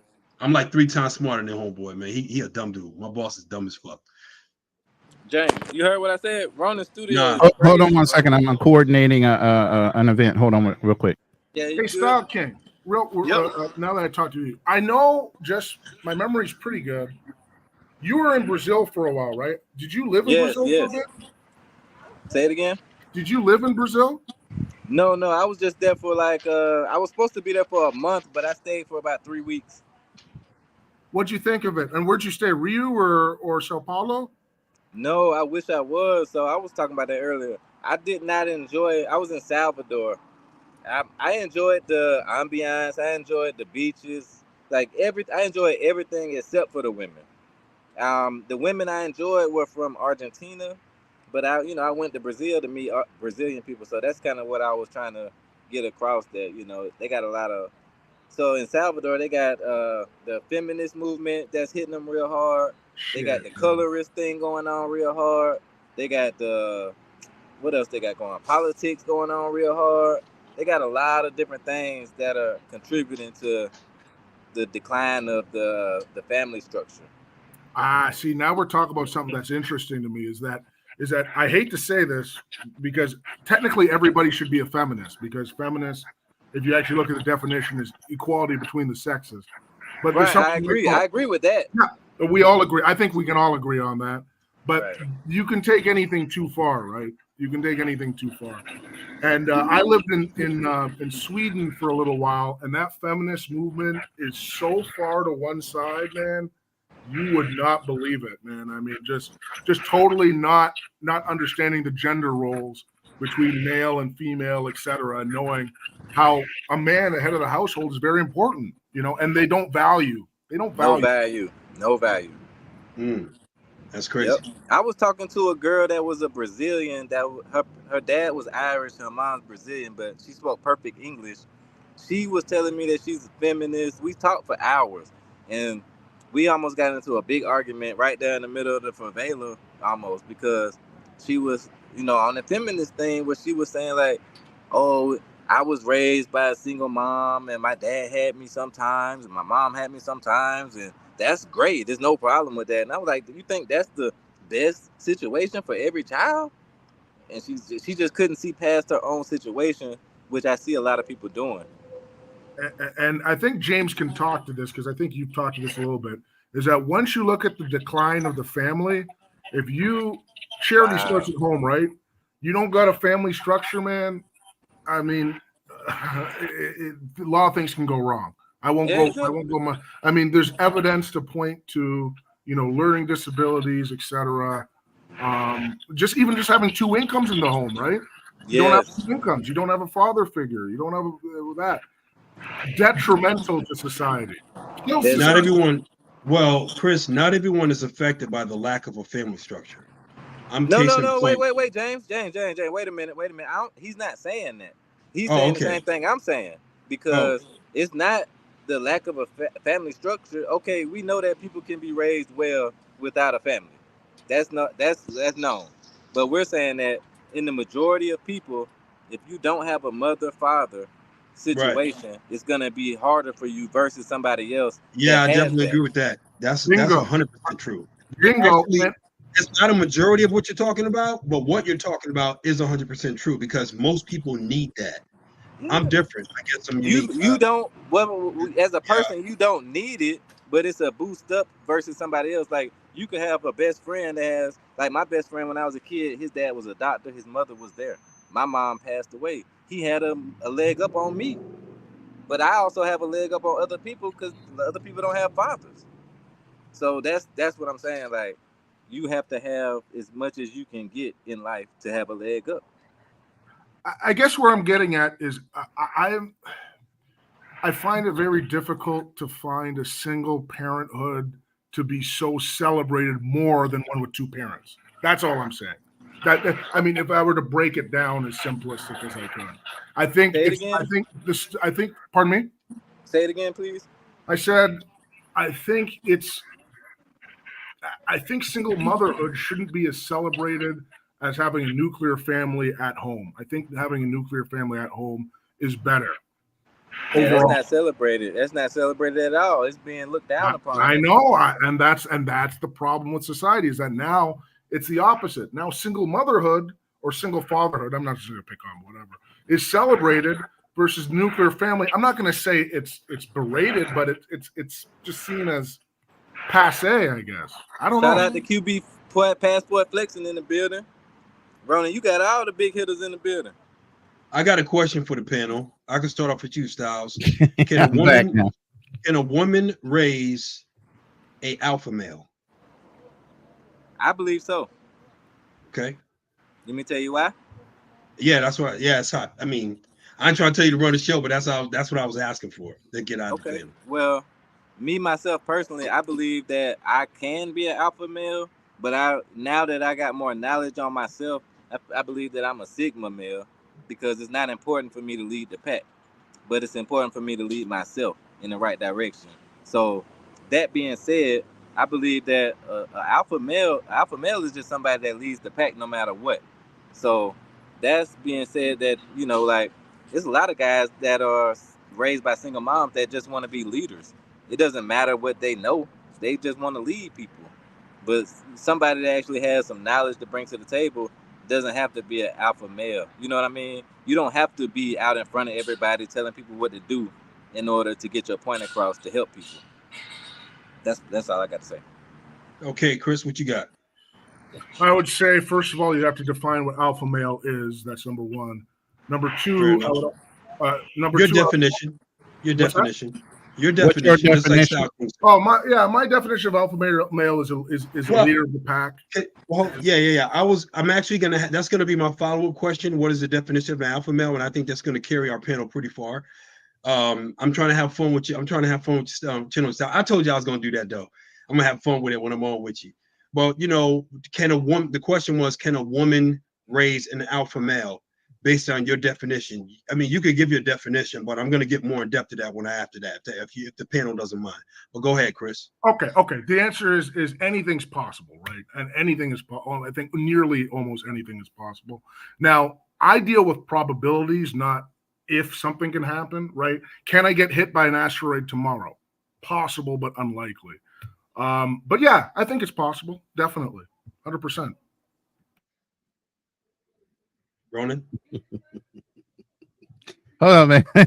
I'm doing about 5 things at once in the background. If you can't see what's going on in the chat. Can a woman raise an alpha male? She sure can inspire an alpha male. But in order to understand how to lead, you got to first follow. So you need a good male fucking figure in order to follow, to understand how to lead yourself. You can be strong and intimidating, but it doesn't necessarily mean you're a fucking leader. Okay. As you know, in the military, it takes a good leader a good follower in order to become a leader ultimately. And some people will progress from just being intimidating structures or figures and masculine and this, that, and the other thing to being actually good leaders. Every good person that looks like, oh, they're strong, muscle-bound motherfuckers ain't the smartest men in the bunch.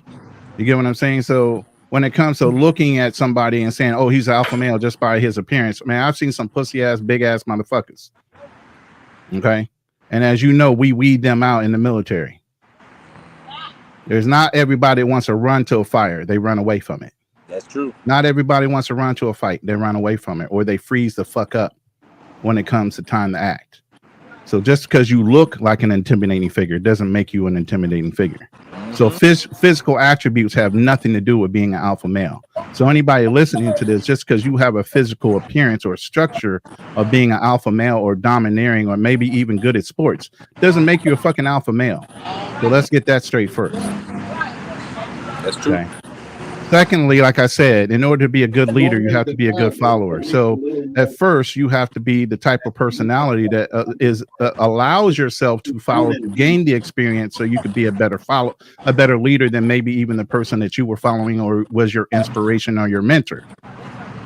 So yeah, a woman can, but she can't demonstrate how to be an alpha male. He has to get that from another male, or he's going to be an emotional fucking wreck when he's trying to make decisions. Yeah, that's true. So, and then like Style Kings went up to, being alpha male doesn't mean everything. There's sigma males that are even in a better position than alpha males. Sigma males understand how to utilize alpha males, beta males, and get them all to work together in a more political atmosphere to where everybody is harmoniously functioning as a unit. Shout out just because you're an alpha male does not mean that you're the best choice for a mission. Good point. I didn't even think about that. So that's my answer. Bro, I wanted to make a Sigma male channel and then somebody made one. That is crazy. You could just do another one. My response is absolutely a woman could raise an alpha male. However, we can remember an alpha male, these are men who are at boys, they have leadership in their mindset. These are people who ignore the pack, they ignore the fads, and they just do what needs to be done. They're cool on their own right. They don't care that you're cool. They don't care why you're cool if you are cool. But they'll hang out with you if they think you're cool with them. Okay? The alpha males, boys who become alpha males, are people who just go to school, do great, get good grades, but at the same time, they're always backing up and looking at the whole picture naturally on a regular basis. They're always doing. They like, and they're and every time they approach something, they approach it, and right when they get too close, they go, "Wait a minute," pay attention to everything, and then they look back at it and go, "Well, wait a minute." That's not what that's going on, y'all.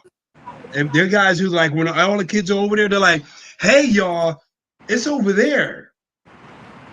You know what I'm saying? As kids, women can raise these alpha males, but if they try to raise these potential alpha males like a man, they'll screw them up.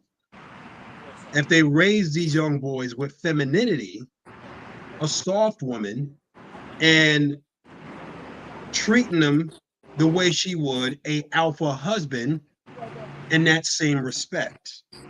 And but teaching that boy, most of these single moms are masculine, so. Well, that's what I'm saying. I'm not talking about them. I'm talking about a feminine woman can do it. A strong feminine woman. She's strong in her femininity. That's an oxymoron. I don't believe that at all. No, you guys gotta let me finish. Okay, go ahead. You gotta let me finish. My bad. Okay? When I say strong, I'm not talking about a strong woman. What I mean by she's got a lot of power and energy toward being feminine. She's very feminine. She's very astute. She's very smart. She's paying attention. If a woman in America that feminine, she's not gonna be single though. I understand that. Sometimes the husbands die. I was gonna get into that as well. Sometimes things can happen to the husband. I know of these families. I've met these women. I know about them. And there are situations that take the husband out of the home for a whole host of reasons. Okay. And that's how I believe women, and I know women who have done that. Okay, they're not strong in that strong sense as like a man.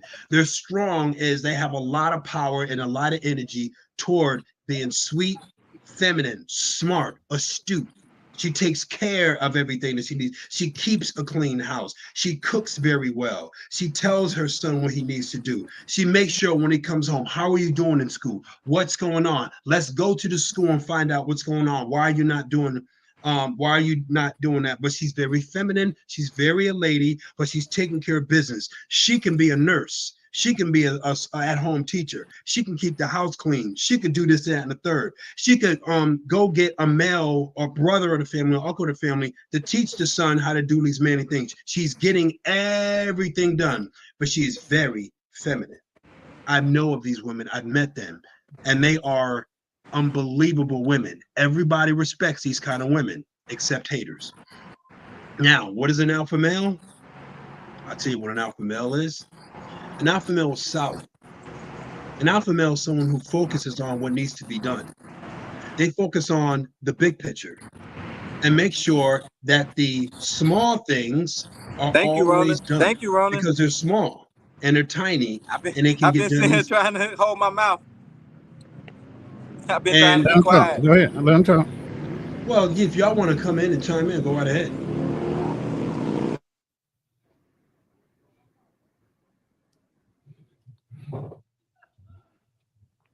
Go ahead, Style Kings. You were first.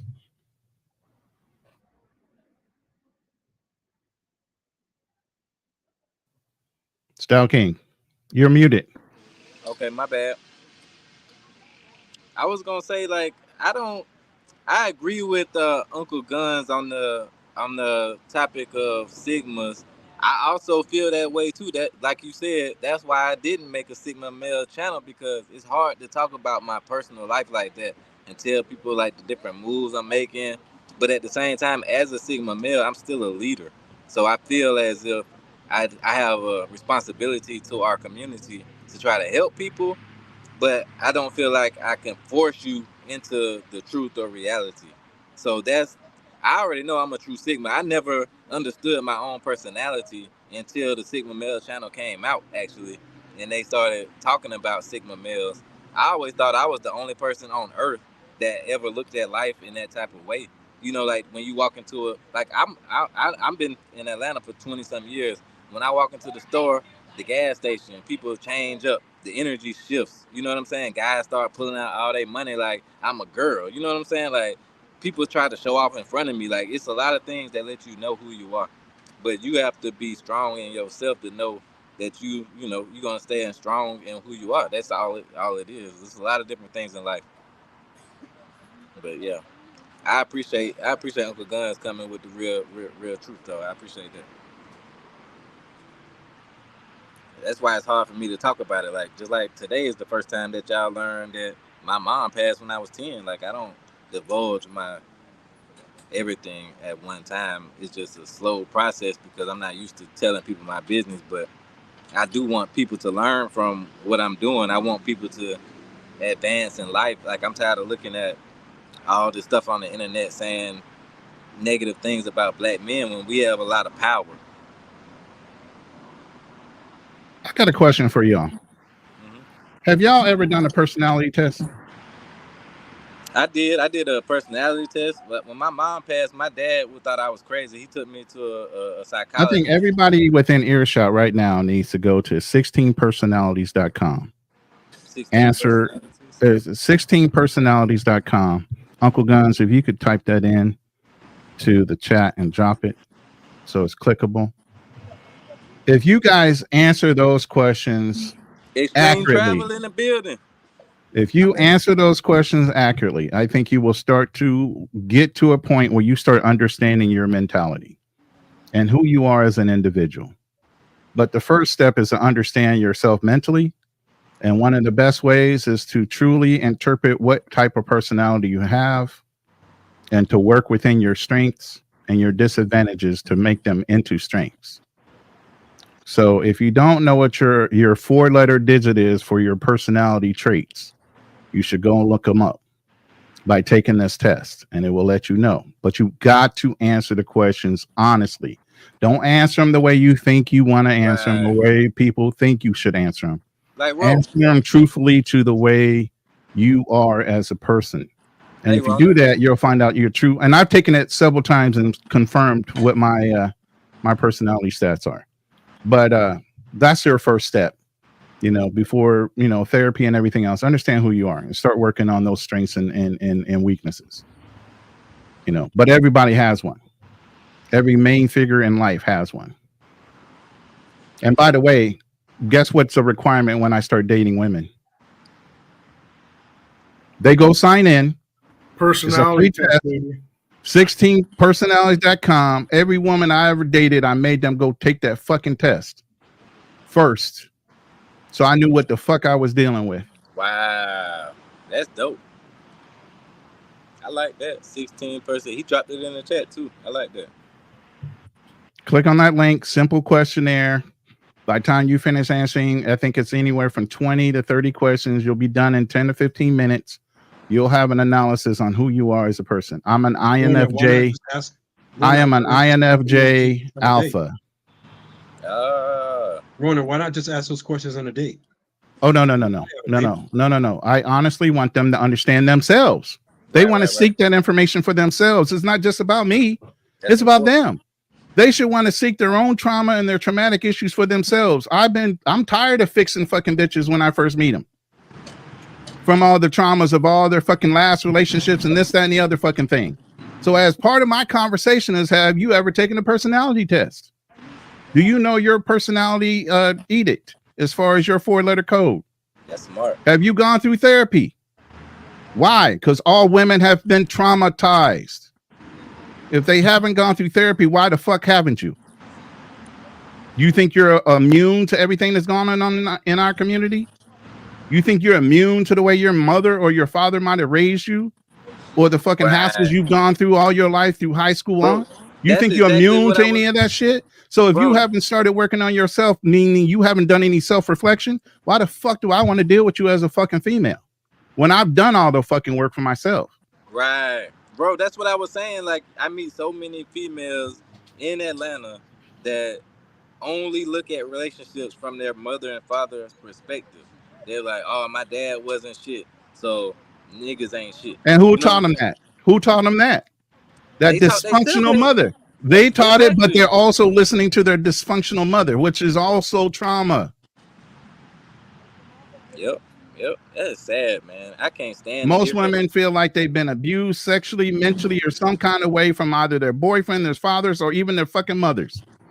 And before you even meet them. Even with that, it's still taking responsibility. So like, even if they said that and say, "Hey, have you done the work? Are you actually seeing a therapist? Have you actually gone and researched what your personality is? What kind of fucking mental work have you done? Fuck your physical appearance. Fuck how much money you made. How much have you done on your fucking mental?"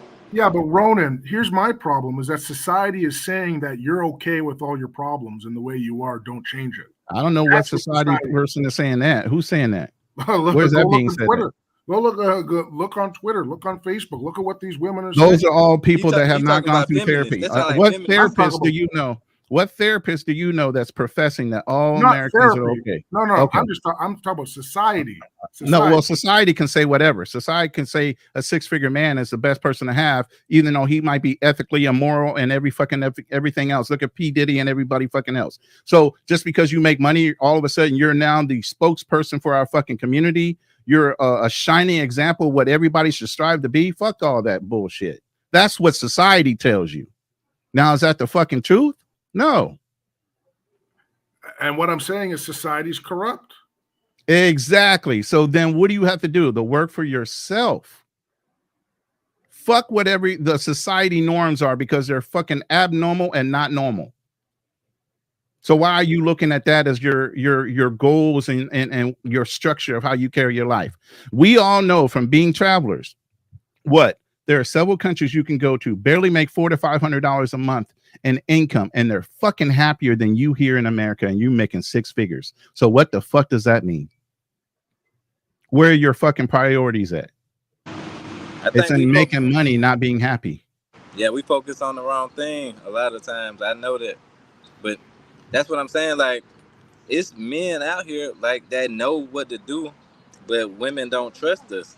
I think that O'Shea Jackson had a good show yesterday about that, about us as black men not working together and black women not trusting us. The only problem I had with O'Shea's show is that he didn't, he took responsibility for the black men, but he didn't take he didn't acknowledge the fact that you have to have some kind of cooperation in order to have the men, you know what I mean? Like, we all got to work together. We can't just have the women. This is our number one problem. We can't have our women working with the opposite side and still be able to thrive. You know what I mean? Like, it's very difficult to do. We can make money, we can do different things, but men are driven to do things for ourselves and our families. But if we don't have families, then we're just Ronins. What do you think? So here's the thing. Uncle Guns hit it right on the nose. Society. I'm my own solar system. Whatever's outside my solar system does not affect me whatsoever. I wake up, shine my own sun on myself. Then I sleep by night by the light of my own fucking moon. Stop listening to the surroundings. Here's the thing. Society is built to keep you in a fucking box. Until you start thinking outside of the box of the lines that were drawn, whether you were being educated into those boxes or taught into those boxes. Stop thinking like that. Even religion conforms you to a fucking box when the religion itself has been twisted and changed. The original Bible was from Ethiopia, not fucking England. Okay. Even the Catholics admit they taken the Ethiopian Bible and taken certain books out of the Bible. If you had even read the book of Enoch, you'd be twisted all up and understand there are fucking other things in existence than what we want to acknowledge through government. Tell us something about that book, Ronan. Enoch was God's best friend. Okay. Now, you won't hear about too much about what Enoch does, but you hear pastors talking about this war in heaven between 1/3 of heaven's angels and the devil and God, and they were cast out. Well, they had angels around the earth, and they were called watchers, and they loved the human women so much they came down and started mating with them. So much that they cursed themselves if they were to go back, or anybody was to go back and tell God that they had slept with these women. So much that they had taught us weaponized how to weapon or make weapons. They taught us how to cast spells. So when a Christian tells you there's no such thing as spells and casting spells and all that shit, guess who brought that down to earth? Angels. You know, wearing makeup. That was an angel. Beautifying themselves. Angels. That, and then they had a whole fucking race that's in Genesis. You've heard of the Anunnaki? There's also another race that was made from the mating of angels and men. Hey, were wait, the men's can I ask daughters. you a question? Yeah. So I know all about the Anunnaki and all that, but now I'm starting to think I think they call them Nephilims in the Bible. Yeah, okay. I know about that, and the giants and all that. I know that there's the giant. I know the giants. We got skeletons of the giants, but now I'm starting to think that well, even the Bible says in Revelations, which was my favorite book, where the judgment of men comes back around, the angels that were cast out into the pit will be released again. So do you believe that the Anunnaki are really aliens? Because I'm starting to think that the Anunnaki were really African Nubians. If you read, I take words and I use words. I listen to the usage of words. If you read the Bible, let me say this, bro. You know that we deify people, right? Absolutely. Okay, I just want to make sure that we're on that. If you read the Bible and look at the descriptions of what these angels look like, if you've seen them in real life, would you consider them human or alien? They don't look like humans, right? Exactly. And it's in the Bible. The Christian religion is preaching these angels have 10 and 15, 30 eyes on them. Yeah, but they're looking like this. They have 20 fucking wings. They're in circles. They look all kinds of different ways. Those are considered aliens. Wait a minute. Okay, but think about this though. The African culture, they always have dressed up in different garbs with masks and different things, right? Yeah. You agree? Yeah. Okay, so we also agree that what Native American Indians dress up in the same garbs, right? Exactly. We also agree that all the historical people dress up in those same garbs. And their cultures, yes. Right. Representing their gods. And where did they had to get it from somewhere. So where, and this was way before the Catholic and the Crusaders went around brutalizing all kind of fucking countries and making them believe in Christ. Right, after they took that Christ, after they took the original Christ from the Ethiopians. So that's my point, that we don't know the difference between aliens and Africans or black people or anything because we're so confused by the knowledge that. And why do you think that is? Think about this. The Catholic religion, way before there was a world leader, had one. The Pope. Every fucking crown bowed to the Pope. Think about Lord of the Rings, the one ring that rules them all. What was the representation even in the Lord of the Rings? It's this one ring Sauron had, right? Which is the devil. Think about this. Who had the one ring that every fucking king bowed to and kissed when they had to ask permission to do something? Right. The fucking Pope. Yep. Yep, you're right. Everything is not what it seems to be. But they want to keep you in that box. They want to keep you thinking. And even in code, the Bible says, seek your own knowledge. Stop listening to these false fucking leaders. How many pastors are falling by the wayside because of this, that, and the other thing? You know how you quickly control a race? You put religion on them and you put guilt on them. That's how you control a mass amount of people. How many movies have you seen where, you know, even with the Book of Eli, this one guy's trying to run a town. All he's looking for is the Bible. Why? Because he knows he can control the masses with those type of rules and that type of belief and shame if they go against what? Believing and understanding to obey their masters.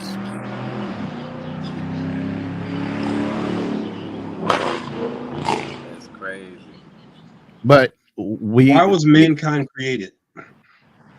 But you'd have to ask the creator. I'm not even asking that. I'm not even touching that. I mean, we really talking about a lot of stuff. That question is not out. Yeah. I didn't want. Wait. Yeah. I didn't want to get into that too deep. Let's but I'm not the creator. But what I can tell you is there was something that happened. Whether you want to relate it to the Big Bang Theory and Darwinism, or whether you want to relate it to genetically alterations of whatever type of life was here before us. Man, however you want to relate it, an amoeba transitioning from fucking being in a water puddle to fucking Earth, and then all of a sudden we're here, is too astronomical to fucking believe. Well, it wasn't that quick. I'm just saying. I mean, there was a whole lot of phases, and we got bones to back up that shit. Not that long ago. Here's the thing. If you believe in, even in Darwinism, if you believe in us evolving. I do. Okay. Why did we stop all of a sudden? Is this our final form? What makes you think we stopped? Because all the billions of years after you talk about what's the terminology for the Cro-Magnon man to now, I think we would have already started transitioning to our next phase of whatever we were supposed to be. Well, what is the name of this version of us? I don't know. The scientific term for us. Well, before that, how long did it take from one generation of transition to another? We are Cro-Magnon. But what I'm saying, how long did it take from the transition before that to this? What was the time frame? I think it's about 100 million. Okay. So why aren't monkeys now talking? How come they haven't transitioned? We're still in a phase of what we are right now. But whatever we were, we transitioned from something, so it has to continue to keep going on. The original thing that we transitioned from should be transitioning still. Ronan, we haven't been man long enough for us to be to go to another version of us. That takes a long ass time. Now, just so to help you out, there's a lot of bugs and insects and animals evolving in front of our eyes. There are new species just popping up due to evolution. You think that's evolution or pollution? Both. And scientists can back it up if it's pollution, because they'll actually be able to open it up and see that. Because we know chemicals introducing your genome as well also makes you change. Yes, in chemicals and in the air, the entire environment plays a role in evolution. So this is where I'm going to get you. Get me. Who introduced all that? Here's who introduced all that into the environment, but man. So if man is able to introduce chemicals and things in order to influence the genome, what does that ultimately mean? The genome itself had been modified to make us, if it can be changed. So do you think we did that before? I think whatever species or evolved alien that created us made us for a reason and made us able to be shifted by genome manipulation. Yes. But I don't believe we came from a monkey. Or I don't believe we came from any of that. Well, there's pretty documented proof that we did. No, not really. We have Neanderthal. We have, but the thing about it is, you know that when you look at white Americans, Europeans, they have Neanderthal DNA. And when you look at Africans, there is no Neanderthal DNA. So we didn't all evolve exactly the same. Okay. So then that throws out the Bible. So then what you're saying, that throws out the Bible. That throws out the wait, let me go point by point. So then that throws out the Bible theory of God creating Adam and Eve, and then all the races being generated from Adam and Eve. I'm atheist. Okay. Okay. But I'm just saying, you just discredited the Bible at that point. I know I did. Okay. So then, like I said, the Bible is not complete. It's been touched. And if you believe, if you believe what I know, you know that aliens, meaning the angels, had already made it and changed the DNA of the human from whatever that alien was that is Y'all going considered back God. too far, man. Y'all going back too far. You got to go back to the root before you can go forward. You get what I'm saying? Before our DNA was changed. Like I said, I don't know who the creator is. I can't answer that question. No, I said, what were we before the DNA was changed? Again, I can't answer that. I don't know the original designator of wherever the creator got our DNA. Wait. So we know that black people are the original people on Earth, right? Right. We do admit to that. Yes, absolutely. So y'all believe in Pangea? Pangea, explain what that is. Because I think I know what it is, but I'm thinking the one continent theory before it got broken up by the I understand that too, and I also believe in multiple dimensions. By the way, Ronan, no one says we came from monkey, we came from apes. Either way, it wouldn't have stopped. I ain't talking about that. I'm just saying that people was here and they were dark skinned, and then the continents got hit by something, they broke up into pieces. So that yeah, politics are coming next, Vlog Trip, and hold on, we'll get there. Let's not do politics. Yeah, the whole Pangea was really about the continents. I mean, it was all one continent, and we were all we were just looked like people from, and the continents, because of the constant shaping of the earth, the continents started breaking apart and moving away, and it's still doing it. They actually have. See, that's not even recorded in any Bible or anything like that. Ronan, I'm adding to your conversation. I'm not speaking over you. I'm explaining it, and then just let me break it down. The continents are they're moving apart, and they still are moving apart. Hey, y'all keep talking. I'm finna get up out of here. Y'all keep talking, and then I'm gonna my phone dying, so I'm gonna try to get to a charger. Just come back. Yeah, cool. So what happened is, if his what's called it dies and he leaves it, it'll die out from all of us, and maybe I'll just carry it. I'll try to do it. So everybody who's in, if he'll do it, I'll pull up StreamYard and do it on my channel. We can all go there. And if he wants to get it back, it's his thing. I won't take it from him. But the continents are moving away, and they believe that the continents will actually shift and start to come back together on the other side. And they're breaking apart here, and they'll believe because they actually have proof that the continents are still moving. That's what an earthquake is, Ronan. And when the continents started to move away, they were pulled into different climates, different chemicals in the atmosphere, different animals, what they were eating, the whole 9 yards, that caused them to evolve differently than us. And some people would ask, just for the people who are racist, the reason why they grew stronger and they had weapons and all that is because they were closer together. Africa, everything was moving away. Africa was the central. Things were moving away from Africa because that's the way the continents were. They were into war. Africa was not. They learned these things and began to develop these things through war and violence. Violence made them think that way. That is why you always see the herbivores that are just grazing. They don't really put a lot of thought into it, of developing those kind of skills. But the lion has claws. It's cunning. You look at the cat and you look at the iguana, and it's just chilling. And the cat's got all these personalities, all these skills, all these, you know what I'm saying? That's just how that works. But if you look at the Bible contradicts itself in so many different ways as far as the evolution of man. I mean, the origin of it, the first thing everyone knows is God said, let there be light. And he did a superpower thing and made the stars, which makes no sense. Okay, that made no sense at all, because we know that the sun is a star and there's a whole bunch of them. Did he make all of them? Did he do all those planets? Did he do all of that? And is it a he? Where is he from? How was he created? I mean, those questions need to be answered. And the more people try to answer them, the crazier they sound. That's why, I became an atheist when I just see reality versus what is said in the Bible. And as a result, I just say, I'm good. But I do believe there's life on other planets. I just don't think it was created by a superpower entity can make Superman Neo. Hey, can we change the subject, Chris?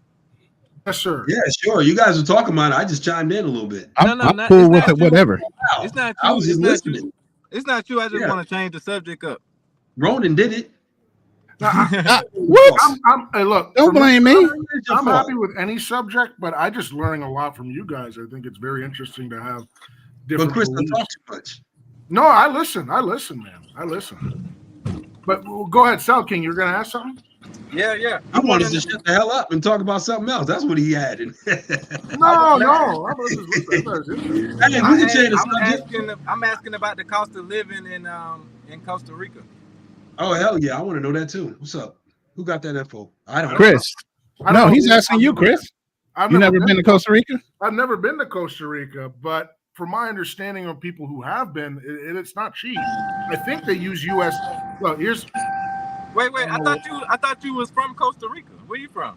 No, man. I actually originally from Canada. I live in Detroit, but so I'm a dual citizen. But I do know Costa Rica is not cheap. It's not cheap to live. No, they use U.S. dollar there, I think, too. Here's another pro tip: any place they use U.S. dollar ain't going to be cheap. Yeah, very true. Like Panama. Panama was not the cheapest place you could go. So Ecuador. Chris, where do you travel? Oh man, I've been basically all of Europe and a lot of Latin America. I still haven't hit Africa or Asia yet. I really heard some good things about Kenya. I've heard amazing things about Kenya. And I remember talking to you about Philippines. Vlog Tripping is there now. He's in the chat. Vlog Tripping is in Kenya right now. Oh, nice. And so was No Excuse, the one that was on the panel for half a second where he was on his way to work. It's a bummer because I've heard out of all the African countries, Kenya's got a good infrastructure. The people are nice. The women are great. English speaking. I heard very good things about it. Yeah, me too. I want to go to Kenya. I want to go to Nairobi for sure. Yep. Vlog Tripping's been looking at real estate. Real estate prices ain't that bad. There's some prices there that are leveling American pricing, but you get a lot more for that American pricing. Like there was some place he was looking at as like maybe 300,000 to 400,000, and it was a 3-level multi-home house. Like you could either live on the first, second, or third floor and rent out the other two. They were so fucking big. It's crazy. But I wish he could get on. I don't know if he's busy right now or where he's at, but he would be the Kenyan guy right now that's in the room that I know of. I'll tell you this. Let me tell you this. Out of all of Europe, my favorite place in Europe, at least when I was younger, for sure, was Czech Republic. It had a lot of good things going for it. Good women, cheap, decent party culture. Food was okay. That was a nice place. I love Dominican Republic just because I like island vibes or whatever, just in terms of vibing and people like that. And yeah, those are my two favorite. Those are my two favorite places. If you're single, I don't know about raising a family or doing all that stuff. Vlog Tripping, if you can get on now, then go ahead and hit that StreamYard link. All right, Chris, I got a few questions for you. Go ahead. How many countries have you been to for more than a month? I'd say about six countries. Out of those 6 countries, would you recommend someone, a decent regular man who's not street, got good income, meaning he's bringing in over $50,000 a year after taxes, that wants to find a place to settle down, start a family, find a good woman, safety, good infrastructure, the whole 9 yards. Does he want to raise a family? This is huge. Does he want kids? Yeah, that's what I said. Okay, he wants kids. Then you got to go to a place which values education, man. And I wouldn't, for me, that's a really tough one, man. I mean,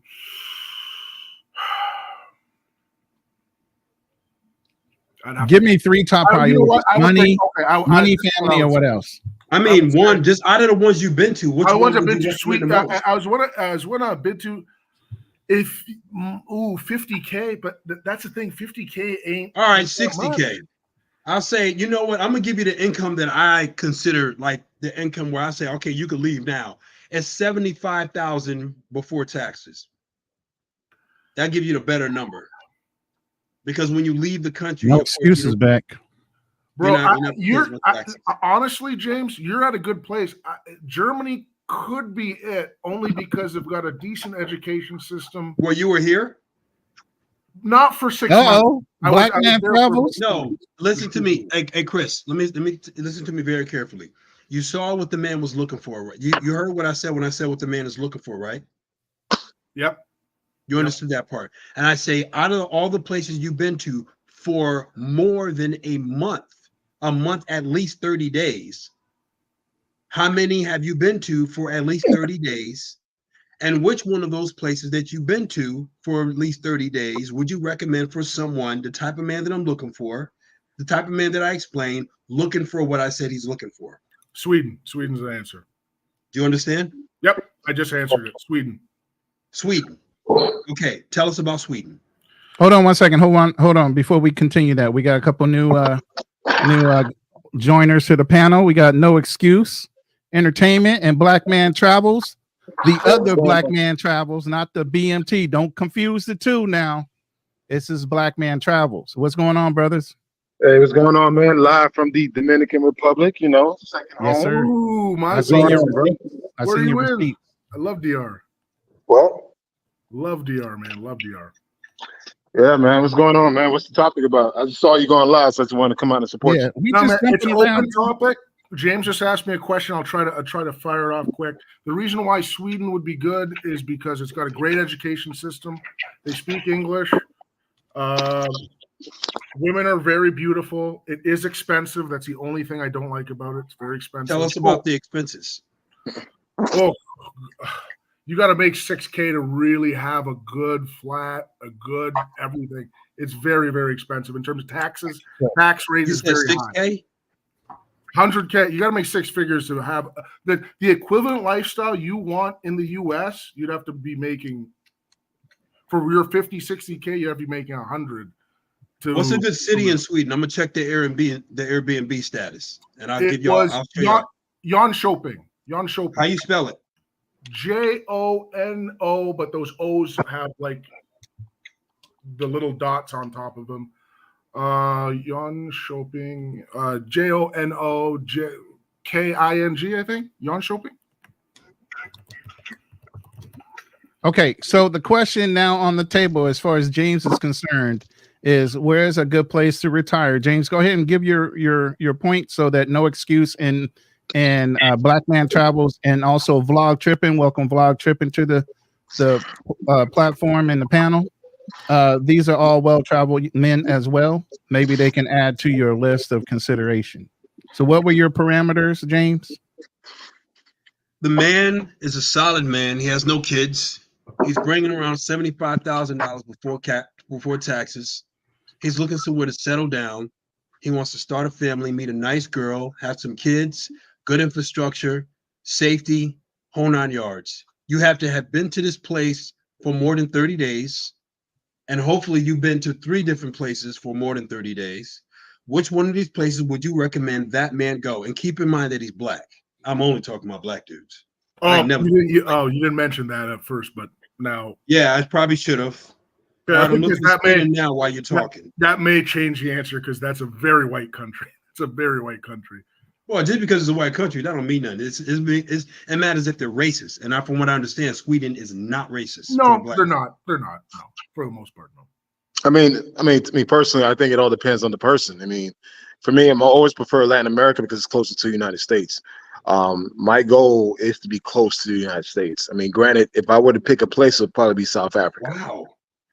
Okay. The other thing that I do when I ask a question like this, guys, I try to search in that place for a good Airbnb with all the bells and whistles. I click on a lot, like 11 different things. And I'm looking at one place in Sweden, and it is very nice. I got my light's gonna hit it.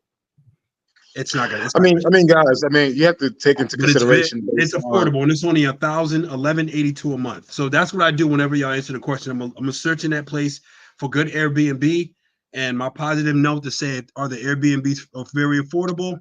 Yes, but there's only one that was at least $1,182, and the rest of them are $3,000 and up. So Sweden is expensive. Okay. Let Black Man Travels go ahead and answer now. I mean, personally, you have to be realistic long term. If you were to pick a place, you want to pick a place where your dollar goes a lot further. So I personally would not pick anywhere in Europe because, again, the dollar versus a pound or the euro will definitely lose. So I would literally stick with Latin America, regardless what people say. You know, they may have their own thoughts and perception. I'll probably pick that more than anything. But at the end of the day, it's really based on your personal preference, man. What do you like?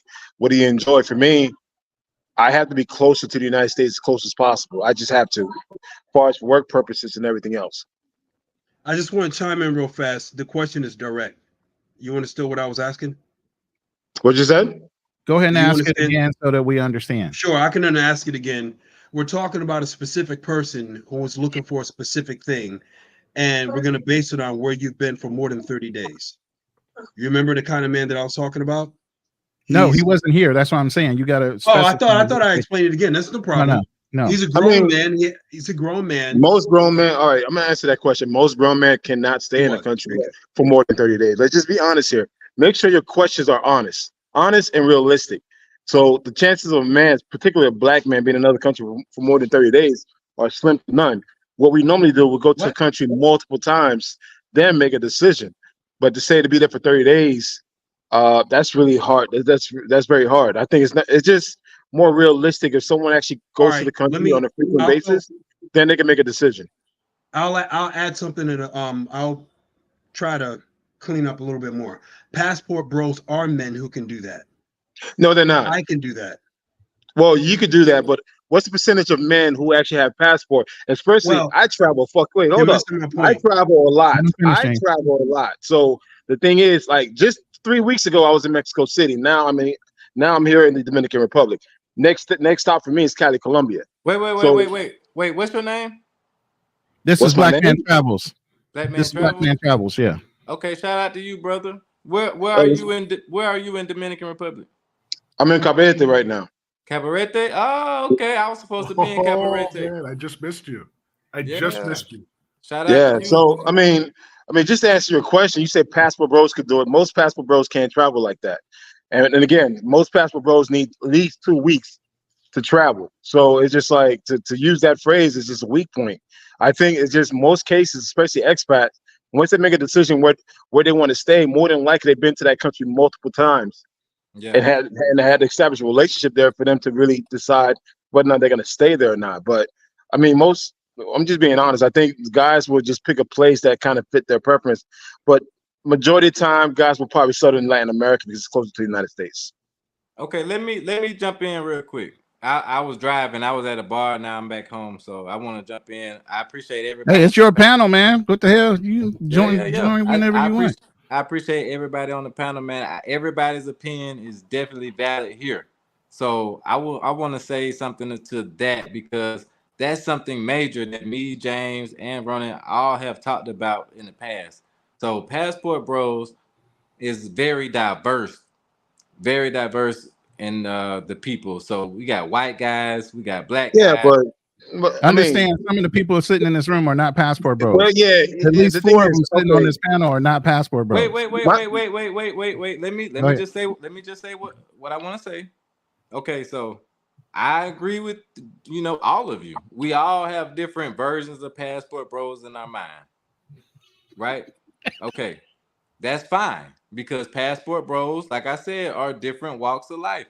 I personally kind of, I'm on the side with James, but everybody is not able to do that. So we haven't made a distinction where this person's not a Passport Bro. This person is a Passport Bro. Well, I mean, okay. My pushback is this: why do you need that fucking title? Like before, wait. Before the COVID, there was no such thing as that term. Like, why do you need to put yourself in the category? Why you can't just be a man that fucking travels? Why you need to put yourself, lump yourself into a category? And that's why it kind of is crazy to me when people say, like, well, the Passport Bros do this. Dude, we all travel for different reasons. We don't all travel for the same reasons. Very true. Very true. I agree with you 100%, brother. I do understand what he's talking about. Let me retort. I'm gonna give you your time, James. No problem. I just want to retort to that. So that is very true. We all, like I said, have different things in our mind of what we think. My dad, like I said, I was born in Germany. It's a lot of people been traveling before 2020. So the term passport bro came out, and from what I learned, it doesn't matter whether you think that you're a passport bro, if you're a weekend warrior, or if you can move overseas and you got money coming in, if you're retired, it doesn't matter. If you got a passport and you're going overseas looking for a better life, to me, that's a passport bro. Whether you can go for 3 days or 28 days. Oh, shit. Here comes the can of worms. It just got open. I see Ray Money in the building. But, I accept all passport bros. I don't care what you got going on. But my thing is, the reason that I label myself a passport bro is because it's getting such a negative label because it's attached to black men. And me, myself, as a positive black man that has integrity and doing positive things in the community, I attach the label to myself to make the label look better. I don't attach myself to the label to make myself look better. A passport bro is not a negative term, regardless if I claim it or if I choose not to claim it. I mean, the thing is, we can't represent all black men. I mean, or represent all men who are doing negative things in another country. I just say this: just whenever you travel, be the best version of yourself. You can't control what the next man does. Like for me personally, I could come to here to Dominican Republic. I could go to Colombia. I could go to Brazil and have a whole different experience than what the next man have. Because I move a certain way. So at the end of the day, I'm not gonna let one man dictate my experience because his poor shit behavior. Right. So I think it's important that we need to stop lumping ourselves into categories and just become more individuals and be the best version of that when you travel to that country. Because at the end of the day, if you leave outside the US, people don't know what a passport bro is. I don't agree with you because we're all black men. So it's not. Well, yeah, we're all black men, but at the same time, your behavior, your action does not dictate my experience at all. But it does. It does dictate your experience. I'm telling you, it does not. No, I'm telling you, it does though. Go ahead. Hold on 1 second. No excuse. Definitely has a dog in this fight because he has a copyrighted name called Passport Bros Podcast. Trademarked. So go ahead, no excuse. Go ahead and put your comments in. Yeah, I guess I'm kind of tired of people going back and forth about I'm this, I'm that, and like trying to define what a passport bro is or isn't. It's an era. It's an era term. Every era has pop culture. Like so, I don't look at passport bros as a definition anymore. It's just an era. We are in the passport bro era. We are all in that era. Just like it was a hippie era. There's era for different type of movements. The feminist era. It's just an era. We're in the passport bro era. So it ain't really about definition. This is the era that we are in, and it's gonna, at some point, it's gonna be a new era or a new, something new. So we're losing the conversation by trying to harp on the term. You know what I mean? So I was on here earlier. I had a call come in, so I don't know what I had missed or whatever the case may be. But yeah, I'll let y'all continue. But I hope to get James' question answered. I just wanted to just say that let's not look at passport. Not going to get answers. It's gone. We're not talking about it anymore. Well, the question should be on the table. What country would you not really want to retire in with a good school system that you've lived in for more than 30 days, whether it be a combined 30 days or simultaneously? Unless you're a digital nomad, most people have not stayed in the country more than 30 days because they got a job. They got to go back home and work. So what country would you say, no excuse? And by the way, people want to know about your Kenyan information, Chris, particularly on the panel. Okay. For me, for my personal self, I'm like the reverse. I want to live in another country for the next 20 years or 30 years and die in the United States. I want to retire. I want to retire in the United States because I have everything I need in the U.S. I have my home. I have my man cave. You know what I mean? It's just so many things. I got a comfort zone, and I think if I live to be in my 70s and 80s, I think I would probably want to be in the United States. But as far as me living, you know, my remaining best years, I would probably want to be in another country for at least 20 to 30 years. So I want to do the reverse. You know, I want to die in the United States, but I want to live my next 20, 30 years abroad if possible. What about if you're raising kids? They should be grown. So let's say if I started a family overseas, I mean, they'll be raised overseas. And by the time I'm, let's say 65, 70, I'll be ready to come back home. What country, brother? What country? In the interim, I mean, right now, for me, it would be. I have my focus countries. Colombia is still one of them. Kenya is one. Uganda is one, and I'm looking at Namibia too, and Rwanda. So there's a couple I'm looking into. Damn, bro, give me three good ones. The three good ones, I would say Namibia. Namibia is an option, but I haven't been there. So the only countries I've been to is for more than 30 days, even though I did want to just walk away from it because y'all fucked it all up. Our countries that I spent at least 30 days in, I mean, Colombia, I would say Uganda and Kenya. Out of the three, which one would you recommend for the man that he described? I would recommend for the men. No, the man, a specific man that he described, which is what I presented. Did you hear that part? What's the man description? I don't want to repeat it because of how things went. Go ahead. You're good with the Kenyan. You're good with Kenyan. Go ahead. Kenya. No, go back to your answer. Specifically, your answer. I'll say this. I just had it, and I'll let this, let everyone know. I have a son here in the Dominican Republic. I got a son. He got his passport, and guess what? This coming Friday, I'm moving him to the States. I don't want my son to be raised here. Bro. Congratulations, man. I don't want my son to be raised here at all. Now we're getting me personally, I don't believe in keeping my son away from his American side, of the family. But also too, I just feel like United States has all the resources I need to take my son to the next level. So I'm bringing my son back to the States. Congratulations. Some people may be against that, but hey, it's what it is. Brother, that's I'm why rooting for you. James asked a good question, and that's why I followed up with, are you having kids? Because I still think the education system and all the resources you got in the States, man, that's hard to beat.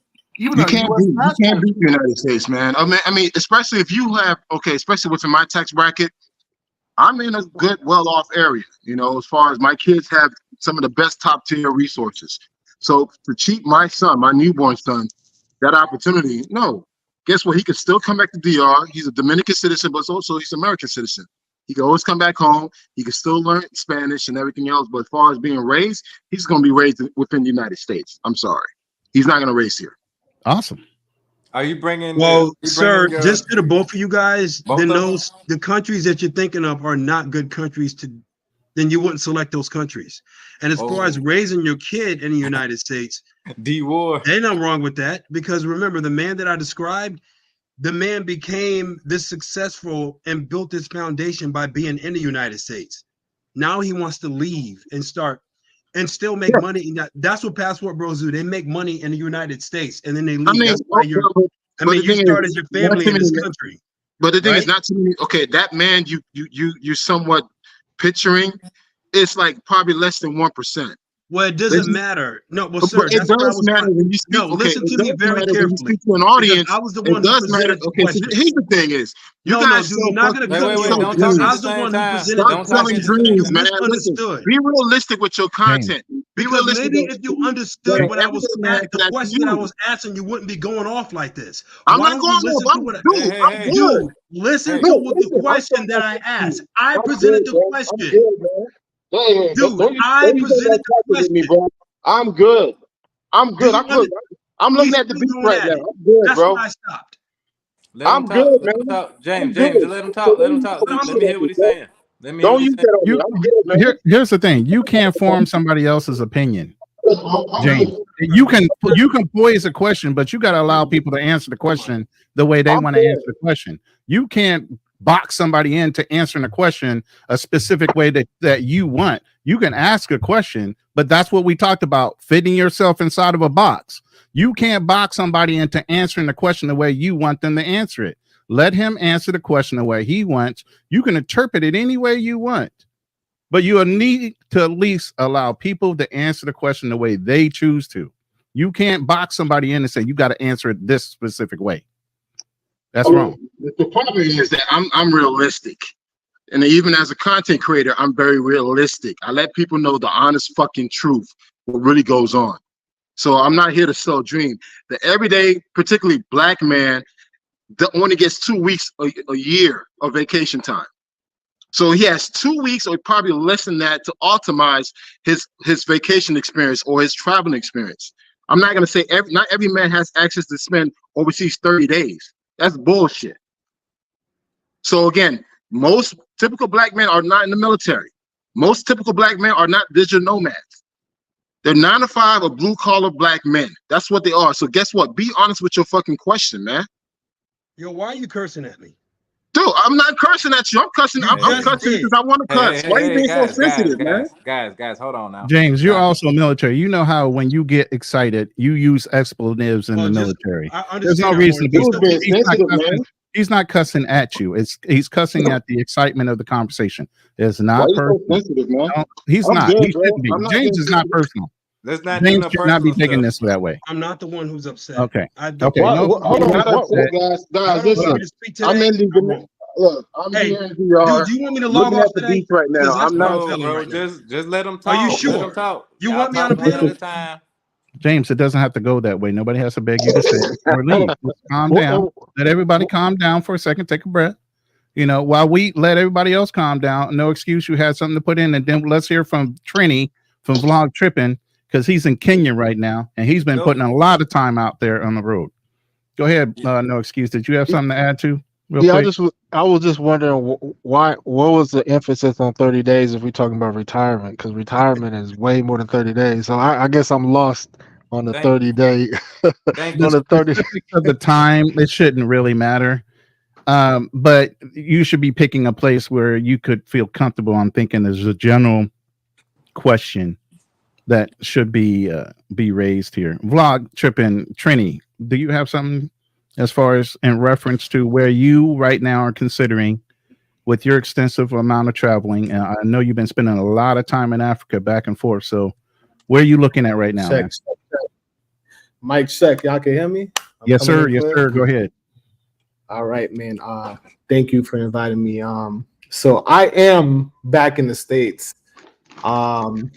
I did leave Dubai first, and then I was in Kenya for a month. So combined this year, I've spent 2 months in Kenya. So I did a month straight on my last trip. To get to the harder question, before we get all this craziness, my top 3 would be Kenya, Thailand, and you know what? Dubai. I just came from Dubai. Whoa. Really? That's a surprise for me. Wow. And I'll tell you why. As one, you know, I'm a single man with no kids. But when I spoke to the Emiratis, the actual people that are born in Dubai, the actually native or locals, that you would say, when they broke down to me the government benefits that they get, I'm like, holy shit. I could be a deadbeat dad and be a great father at the same time, but just by having my kids born in Dubai. All right. Can you explain that? So as an Emirati, the first thing you have free health insurance off the back. What? You have free tuition to college off the back, right? And also, when you get married, the government gives you 60% towards buying a new home. Get the hell out of here. And on top Is this of that, from a foreign national or for anybody becoming a national? They have to be born. They have to be not naturalized. They have to be a born citizen there. So I would have to move there and have kids, and my kids will get that benefit. Okay. I will get, if I become nationalized, I would get kind of like a deferred benefits. Like I would have to pay some of my health insurance. I would have to pay a little bit more in taxes. You know, I wouldn't get, I guess I wouldn't get housing benefits and things like that. But my kids, if they become Emirati citizens, they get all of that as a birthright. Wait, right? so how do your kids become citizens? Because Moochie says they have to be born. I'm going there and I'm conceiving them and having a child in Dubai or somewhere inside of the Emirates States. Okay, So, they got the same thing in Germany, but it's probably not as many benefits though. right. So I'm breaking it down for Dubai. And on top of that, there is almost zero crime. So I was there and I only saw a policeman in the airport. So it's like the police presence, it's there, but it's almost like Big Brother. So I was told that they what you call it? They view everything by video. So there's cameras everywhere. And even the locals told me that, hey, listen, when things go down, they don't even know where the police come from. They just show up. So as far as me as not being a parent now, I can't see no better place to raise my kids than Dubai, because even if I pass away or even if I don't have the funds, just them being a citizen of the Emiratis, they'll be taken care of. Well, we got some people giving you some backlash in the Yeah, chat. there's no birthright. He could backlash all he wants, bro. But if you're a born Emirati, there's no they have 150 different countries that live there, different nationalities that live there, and Wait,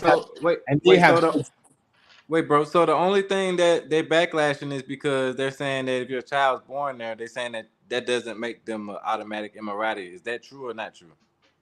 I would say not true, because that's not what the locals told me. And like I said, there are Russian neighborhoods, there are Nigerian neighborhoods, there are many different ethnic groups, different nationalities that live in Dubai and have kids in Dubai. Has anybody looked this up? Because there's a lot of people saying No, I've seen it on YouTube, but people was complaining, saying that they spent a life in Emirates, Dubai, even Saudi Arabia, and they not getting citizenship, bro. They're not getting citizenship. I'm talking about born. I'm not talking about naturalization. And yeah, but even if you're born, you got to be born to a Emirate parent, at least one. Nah, that's from what I heard. That's not true. And the Arabs and Emiratis are different. But anyway, I don't want to get caught up in the Dubai. I mean, hey, if I'm misinformed, just Google it and show the platform. But this is what I was told by locals. All right.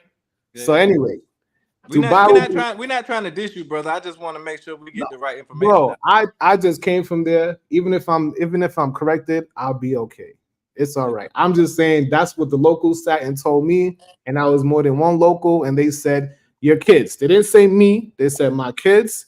I could become naturalized. Usually, most people get naturalized by business. Basically they buy it. You know what I mean? So unless you've been there and spoke to a local, I mean, if you want to Google away, by all means. But I'm gonna keep it moving. So anyway, Dubai will be one of them. Kenya, I've been there for a whole month this time straight through, and I was there looking for the negatives. I was looking for the bad stuff because I was there last year also for 3 weeks, and I was here earlier this year for 3 weeks.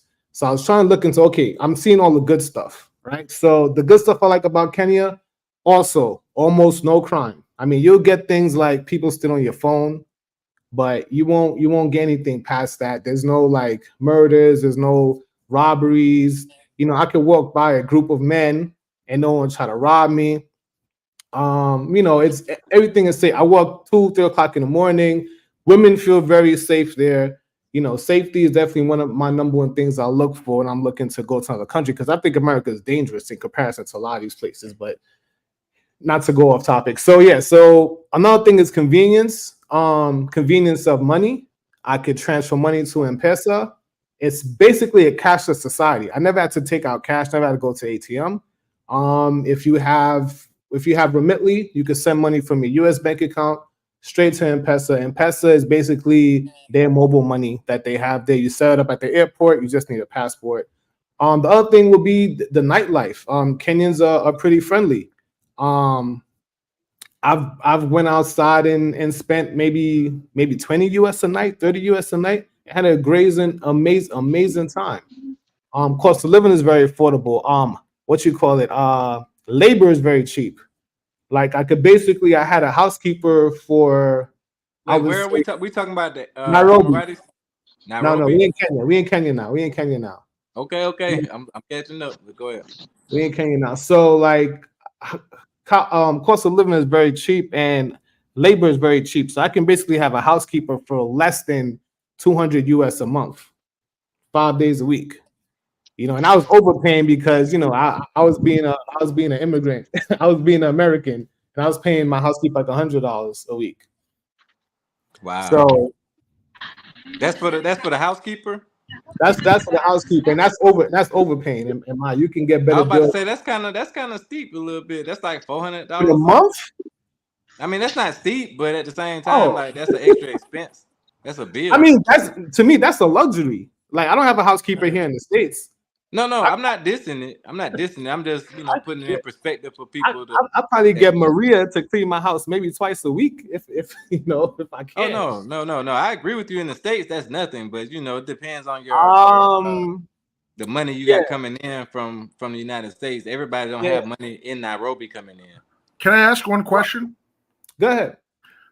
Okay, everybody I ask who has been to the continent of Africa and been to multiple places, they all say Kenya is the best one. It's not like I would have thought it would have been South Africa or Egypt or whatever. For some reason, or Uganda or something. Why do you think Kenya is always number one on everybody's list? What makes them better than all the other African countries? Well, I've only been to Egypt, so I can't really compare. In Ghana, my mistake. I've been to Ghana too, and I could tell you off the bat. Okay, still you've got the three. Way better in Ghana, way better. But I would say it's more of the people there, and a lot of these countries, unfortunately, have a lot of corruption and stuff like that. I didn't encounter too much of that in Kenya. So Kenya's people is more as they'll let you be. No one's trying to shake you down on a regular basis. Compared to like Ghana, where I felt like I was being shaken down by every police checkpoint that I've seen. Wow. And people trying to leave you alone in Nairobi, in Kenya. Because when I walk around in Ghana, I'm only comparing Ghana because that's the only other African country I really spent significant time in. When I walked around in Ghana, I felt like everyone noticed I was American, and it was like a celebrity in a bad way. Because sometimes people will follow me. Like sometimes men would follow me, women would follow me. And I wouldn't say they follow me to do me harm, but to basically ask me for money or to provide some type of service that I didn't solicit from them. And then, like I said, my driver got stopped by the police twice, and I was told to shut up, don't talk, because if I talk, the bribe goes up. You know what I mean? And just say, don't say nothing. So I would basically say that because in Kenya, I met other people from other parts of Africa, like a lot of people from the Congo, a lot of people from South Africa I met there, a lot of people from Ghana I met there. It was like almost like a mini America. It's like many different ethnic groups in different country people immigrate to Kenya, and I thought that was really weird. And the other thing I would add is that Uganda, I've heard good things about Uganda. I've heard good things about Rwanda, and you can visit all those places like within like an hour flight, and it's not expensive. So, and I think Tanzania is also not too far. So I think that's why people like it. It's really conveniently located. It's like a little mini hub, to go to a lot of different places. I just met a guy from Tanzania right here in Atlanta 2 days ago. I'm gonna do an interview on him on my channel coming up. All right, no excuse. You got anything to add to that right along after Styles gets done? Because you're in Kenya. You've been in Kenya? No, let him go ahead and go. Let him go ahead and go. I didn't have nothing to say. The last country, I'm gonna try to stay on topic. The last country I would definitely point out is Thailand. I lived in Thailand for 9 months. Thailand was almost perfect for me, except the women. I cannot get down with the Thai women. However, wait. Explain that. Well, you know what a butter knife looks like? Yeah. Come on, bro. That is the body shape of your average Thai woman. Now, why I'm not- can't you take sand to wait, the no, beach? no, wait, bro. Why can't bro. you take sand to the beach? Why can't you take a woman to Thailand and still retire there? listen, Ronan, I have met. I'm just saying, think outside the box. Ronan, listen, I have met the second couple in my life that I actually idolize after, you know, and I might even count Fearless Relationship too as one that I idolize. Oh. Man, I met this black couple in Phuket, and bro, they homeschooled their kids, There you and go. they were like peanut butter and jelly, and they were a lot of themselves. I almost teared up, bro. I was jealous. I'm like, bro, I want your wife straight in front of the wife's face. I'm just saying, like, She was I've never American? seen- You did Yeah, they're what? married. Wow. Married. Yeah. Well, I said it like I'm gonna say it like this. You said it because respectfully. the way You that can't they even were say that in- respectfully. You want his Yes. life? Yes, I was like, does she have a sister, a family member? Because the way that they were working together and being so harmonious, it was lovely. She took out my food for me. She was like, "Oh, you want something?" Me and her husband was just chilling, playing spades. Like he was smoking. She was bringing him his drink. Wait, hold on, brother. So you telling me you met an American man that brought an American woman to Thailand? Family. Wait, let me Kids too. Let me finish the question. He brought an American family to Thailand, and his woman adjusted to the lifestyle in Thailand and started serving him. I don't know if they always like that, bro, but I just couldn't believe what I saw. And I was like, Well, you know wait, you know that's not happening here. Bro, this is why I think, and I was telling Ronan this, and you know, I'm kind of stuck on stool because I love my black women. I think it's this place. I think it's America that has our women acting this way. Because I'll be honest with you, because I was not dating Thai women, I was dating black women from all over the world. Right. America, Africa, UK, Australia, all of them. And I realized you take them outside the West, and it's completely different behavior. Wow. So now my goal will be now, if I do end up with a black American woman, I got to get up out of here. We need to plan our exit ASAP because I think that's the only way I can make it work. Because I think Trini might be on to something. Y'all better be listening. That's why I had to get it clear. I had to get it clear. I really think it is place. So, you know, back to Thailand, as far as like the price you can beat, it's cheaper than Dubai. It's cheaper than Kenya. You can get food for $2. You know what I mean? Virtually no crime also. Even though don't mess with the top people, they will jump you. You know, they will jump your six some odd inches self, Ronan. So, you know, just don't get into it with the top people because no matter what, it's top people first. Like they'll run across the street if they see a situation between you and another Thai person. No matter if you're right or wrong, you take the L and walk away because that whole saving face in the Asian community, they will die for that. You make them look bad. They it's like you disrespecting their family all the way to their granddaddy's daddy. So just walk away. It's not worth it. It's a couple of dollars usually they trying to get over and you just walk away. So besides that, I would say they have a good international schools by the parents I met there. They have great international schools. They have great infrastructure as far as like internet, and you know they have great transit systems. You know, I wouldn't even get a car there. Uber is fairly cheap. It's like maybe $3-5 average I'm spending on Ubers. So I would say Thailand. I lived there for 9 months. I loved it. I might go back. Besides the Thai women, but you get to meet women from all over the world there. So Bro, I don't. Have you been to any other countries? Have you been to Vietnam or Laos? I have been to Vietnam, but I didn't stay there longer than a month. So that's cool. That's cool. I've been thinking about going to Vietnam as well as Thailand. So what is going on in Vietnam as well? You know what? When people talk about communist countries, bro, I went to Vietnam and I couldn't even tell. People in the street late at night, hanging out, partying. No one bothered me. Don't even look at me twice. I was like a regular person there. I find that women a lot more curvier. You know what I mean? In Vietnam? In Vietnam, and you might see some. How can I say this correctly?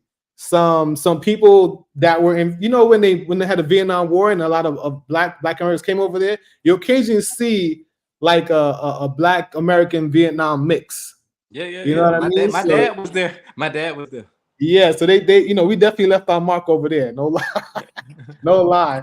He can't believe I want to go. He like, what the hell you want to go to Vietnam for? It's equally cheap. Different now. It's equally cheap. Infrastructure is there, fast internet, a lot of motorcycles.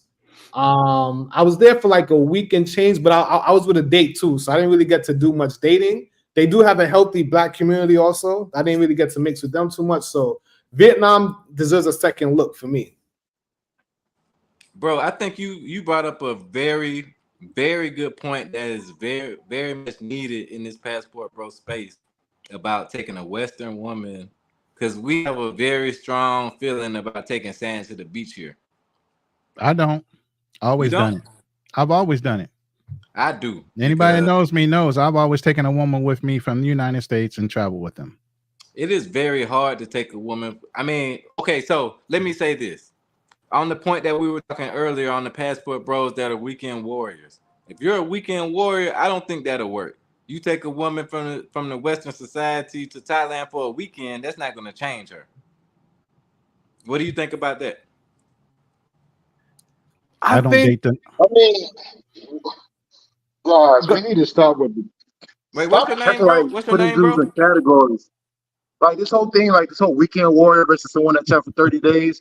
Yeah. Does it really fucking matter? Does it really does? I mean, does it really matter? I'm asking you. Let the man travel. What's your name? What's your name? What's your name? It's Black Man Travels again. Put the names back. Black Man Travels. I don't know why I can't see his name. You took him down. You got to set him back up. No, you changed the display status. We can't see anybody's name. Well, I can't either. Yeah. I don't know how to change that. You gotta remove that comment. You gotta remove the comment. Like, my thing is this, like right now, I'm happy for a brother getting his passport. If he traveled to the same fucking country every damn month, so be it. He's living his best life.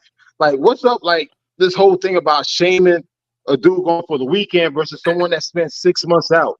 Let the man live and experience his own way. Not everybody got the same opportunities and privileges. Wait. No, I'm not gonna let you do that, Black Man Travel. You just went back on your own words just now, bro. You just argued with yourself. You just came full circle. You just came to put your foot on the neck of the passport bros, and now you're defending them, saying that. No, I'm not defending. I'm just saying because you can't put people in boxes and this, that, and that, and now you're trying to put them in boxes. Like No. See, you didn't hear what I just said. I said why we're constantly doing that. I said if a guy decided to be a weekend warrior like that man, just like that gentleman said, what's the point of it just shaming somebody that chooses to go for a weekend versus someone that does 30 days? Like, let the man live, man. It's like right now, this niggas dying left and right, and it's just like if a dude has the ability to travel for the weekend for that particular country, let him do it. Brother, I will tell you this. Stop shaming people travel. Wait. Let me respond. Let me respond. He's talking to me. Let me respond. My point was not about this division. I'm about unity, brother. Like, I'm not saying that weekend warriors can't do that. What I was saying is I don't want to put a message out there to people to do something that is not beneficial to themselves. What I was saying is if you're a weekend warrior and you hear this message, it might not be a good idea to bring Big Shirley with you to Thailand for the weekend. What I'm saying is if you got Big Shirley and you moving to Thailand, it might be a better idea because she has to get accustomed to Thailand versus going to Thailand for a couple of weeks where she can still be in that Western mentality and then come back to the West where it's accepted. Well, I mean, but also too, Big Shirley may have a good time for a weekend. I mean, last time I was in Thailand and Trini was there. Trini, there's a huge Black expat community in Thailand, which the majority of them are women, Black women. Right. So, I mean, but are they? She could go out there and have a great time for that weekend. Are they still westernized or are they adjusting to being Thai? Listen, hold on. Listen, there's more Black men in Thailand. It just depends on what city. Every city has their own culture and their own like, tribe, I should say. Like, you go to Chiang Mai, you go to Phuket, you'll find more Black women there. But you go to Pattaya, you're of course going to see more Black men. You go to Bangkok, I would say it's 50-50. But let me interject real quick. The ones that are single, bro, they're very westernized. But the ones that are, some are actually with some ties and some are with other foreigners, they're very more, what they say, feminine, you know what I mean? Like, that's the very best way I could say it. Let me interject real quick. And it's a thought process that you guys are kind of missing, but the people in the chat are catching. You know, when you take an Americanized woman overseas, you kind of force them to their comfort level of wanting to attach themselves to what they know, which is you, which means you could reframe and retrain them at that point because they're relying heavily upon you in a foreign land because you're the only thing they got. Now, they can either resist against that and want to just go home and not play anymore, or they might conform. And in that way, what Trini witnessed and saw could have been the case. I mean, even D. Ward said something about talk about American women who are English teachers overseas. You will notice a difference in their mentality while they're overseas. They start to notice how the other people are not so focused on some of the ideals of America, and they will change their thought process. So the fact of gang thought processes and how, you know, the meeting of the hive mind, you got American women are in the hive mind when they're here. Maybe they come out of that hive mind if they're willing to, when they go overseas and they subject themselves to being in a decent, good relationship, and their thought process could change. It's a possibility. It's a discussion. What do you guys think? Yes, I see it differently, man. I mean, I've traveled long periods of time with women overseas, and two things that happen most of the time is either they get homesick. True. Now, if it's a foreign chick, you know, it may be a language, a cultural barrier. But if it's an American chick, she could get homesick. How I view women that live abroad, I view them as rebellious because it's not natural for a woman to want to leave from home. So the fact that a woman actually relocated to another country, she's rebellious, which can be a good and bad thing. You know what I mean? Right. So because she could be rebellious against society norms, and it's just like, I don't want to exist like that. That could be a good thing, and that could be a good thing for a male. A woman too. The dynamics in the United States ain't great for women. They losing. Right, but if you want her to be traditional, she's probably going to rebel against that. Ray Money is a hilarious fucking comedian, bro. Ray Harris, he said, I'm not gambling 10 to 15K trying to find out if she breaks out in the Matrix temporarily. He said, I ain't willing to take that gamble, bro. That's understandable. But I want to speak on Africa if I could have at least 10 minutes, please. Yeah, we want your information, please, sir. All right. So here's the thing with Africa, and Kenya, in my opinion, Kenya is not. It's the best option, but it's not the best option because it's a great country, and here's why. So when we look at Latin America, for the most part, guys that love, let's say, Colombia and Brazil, it's because those countries check the most boxes. Maybe 7 out of 10 boxes it may check for most guys. When it comes to these African countries, and even South Africa, they don't check as many boxes as Latin America do. So what you're looking at Africa is the least cons. And Africa is the least. Kenya has the least cons. When we talking about Latin America, it's the countries that have the most pros, not prostitutes pros, but just pros and cons. So Kenya has the least cons. So that means that there's a lot of things that's not attractive about Kenya. You know what I mean? The women, on general, they're average in general.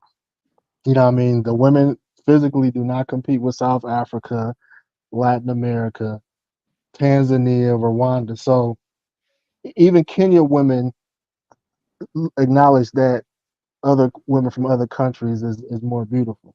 So you're not gaining in that aspect.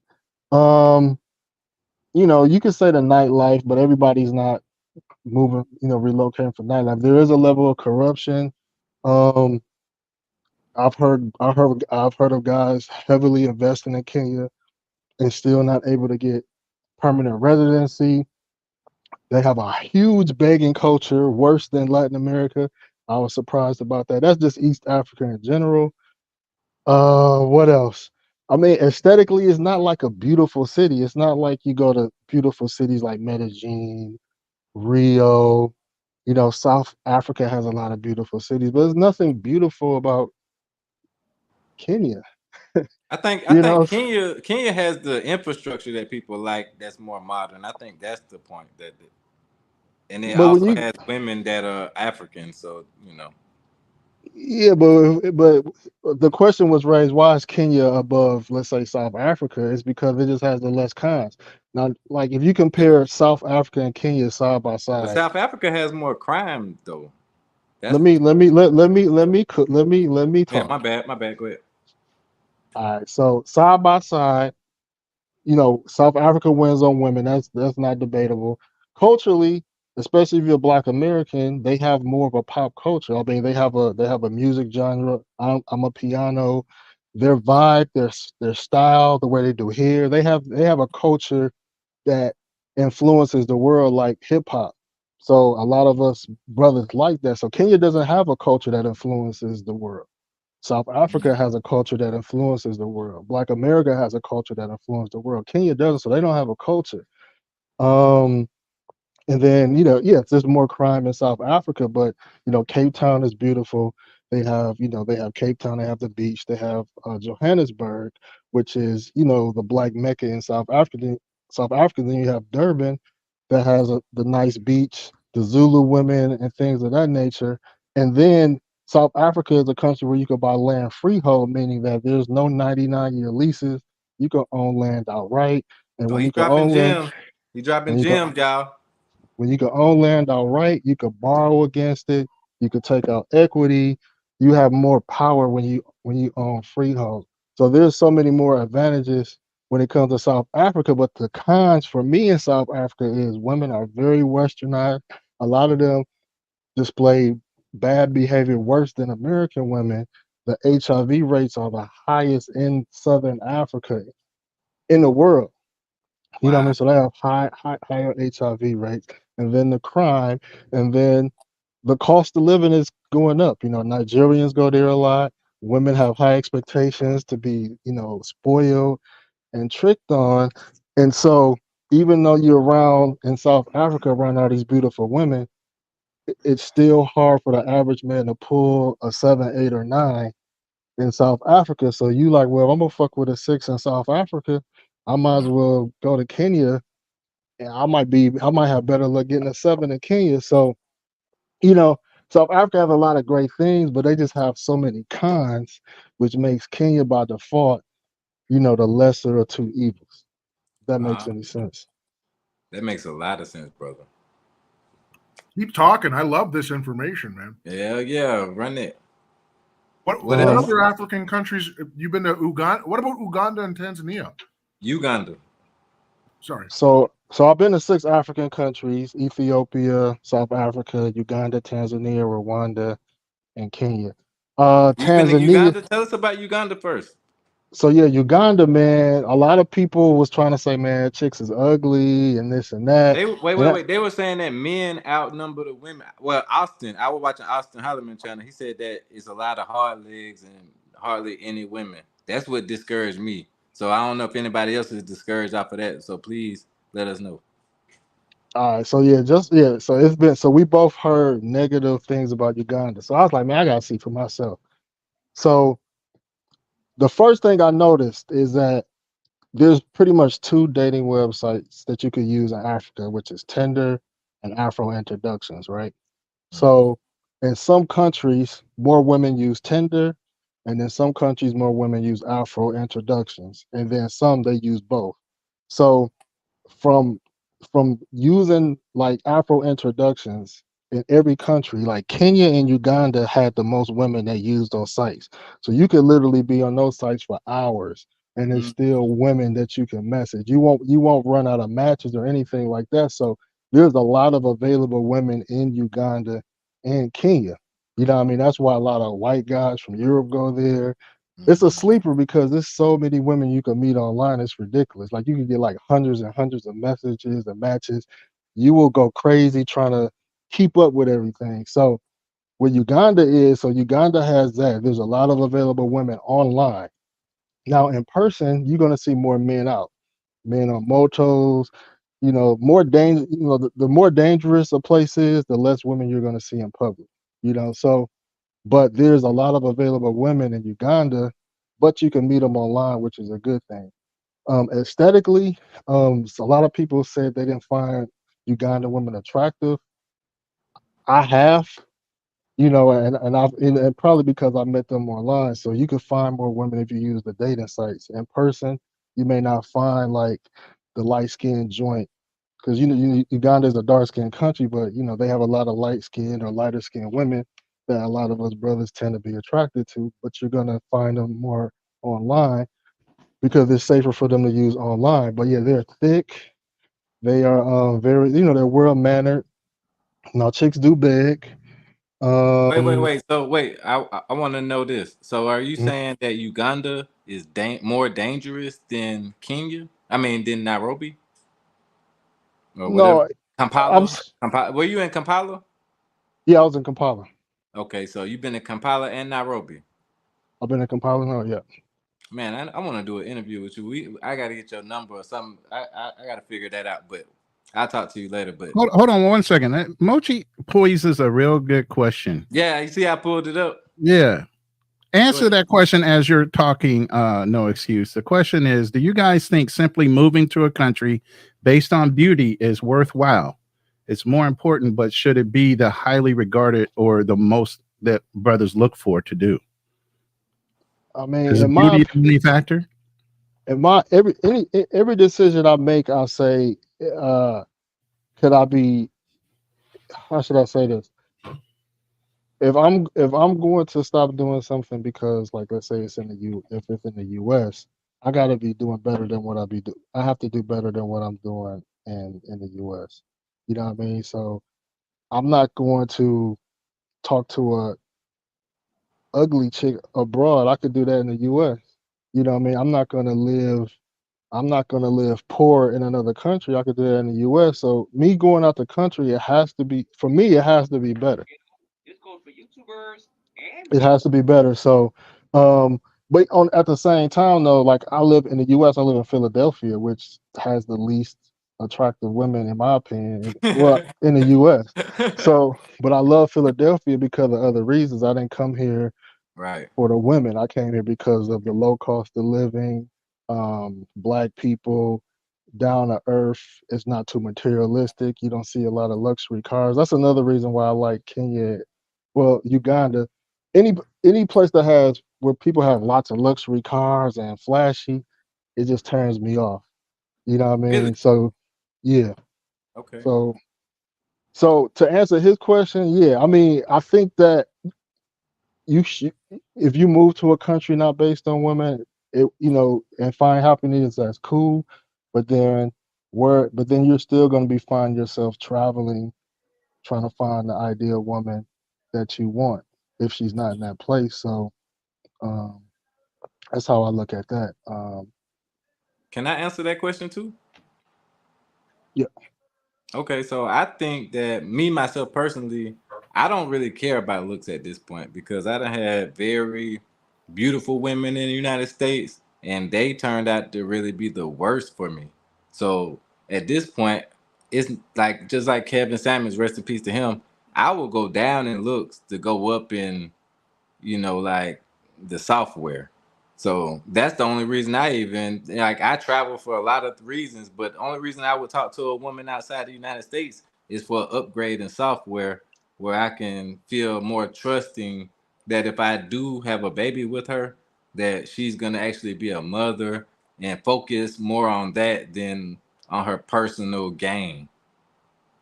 Well, how do you answer the question when guys say, man, you went all the way to another country for that? No. I literally just said that's not the only reason I travel. I said if I do happen to deal with a woman overseas, then it has to be an upgrade in software, not in hardware. Because I'm saying like if you said you looks is not as important. Right. So I'm saying that when guys, because in groups, when guys go overseas and guys post a picture of a chick that most guys don't find attractive, right, there's always gonna be somebody that feel like, man, he went all the way overseas. But that ain't my problem. I agree. But that ain't. Beauty is the eye of the beholder. Who gives a fuck with anybody else? Get on the fucking plane and go find your own chick. Exactly. Who gives a fuck what they think? Just like I've had that. I just started my travel channel in October. So I've had even my little ex that's from Dominican Republic. She's famous over there. Like all the girls want to be her, but at the same time, she's not the conventional beauty. I never go for conventional beauties. I go for what's beautiful to myself. That's why I said the Sigma type of thing, because I don't care what people think. Like as long as you're beautiful to me and your mind is working beautifully, then I can do something with that. But if your mind not working beautifully and your outside is beautiful, but you messing up everything, I can't deal with that. I'm about progressing in life, so that's not gonna help that. You know what I mean? That's why I said in Atlanta. I live in Atlanta, Georgia, so it's very beautiful women everywhere here. I was just at the bar on live just now, and it was beautiful women right there that I could have got their number. They was talking. You heard me conversing with them, but you never heard me saying like, "Oh man, let me get your number" or nothing like that, because I kind of know these people. I'm from Atlanta. I'm from College Park, so I know what's going on. You know what I mean? Like I'm watching the girl looking at me. She looking at me the whole time in the eye, but I never said, "Come over here, let me buy his drinks" or nothing, because why am I gonna do that? I know the outcome. You know what I mean? I can have babies with you. You'll lay up here and enjoy my lifestyle for a couple of years, but you're gonna go. You're gonna step out. You're gonna do different things. It's a strange world that we living in this matrix. So let me rebut real quick. I don't want to overtake. No, go ahead. Let me rebut real quick.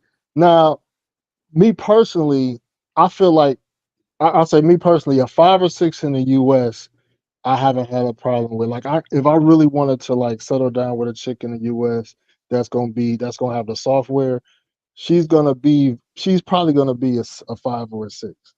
Now, if I could find a chick with the software that I like, but she's a 5 or a 6 in the U.S., if I go overseas, I guess for me it's like, why would I get the same type of woman that I could get in the U.S.?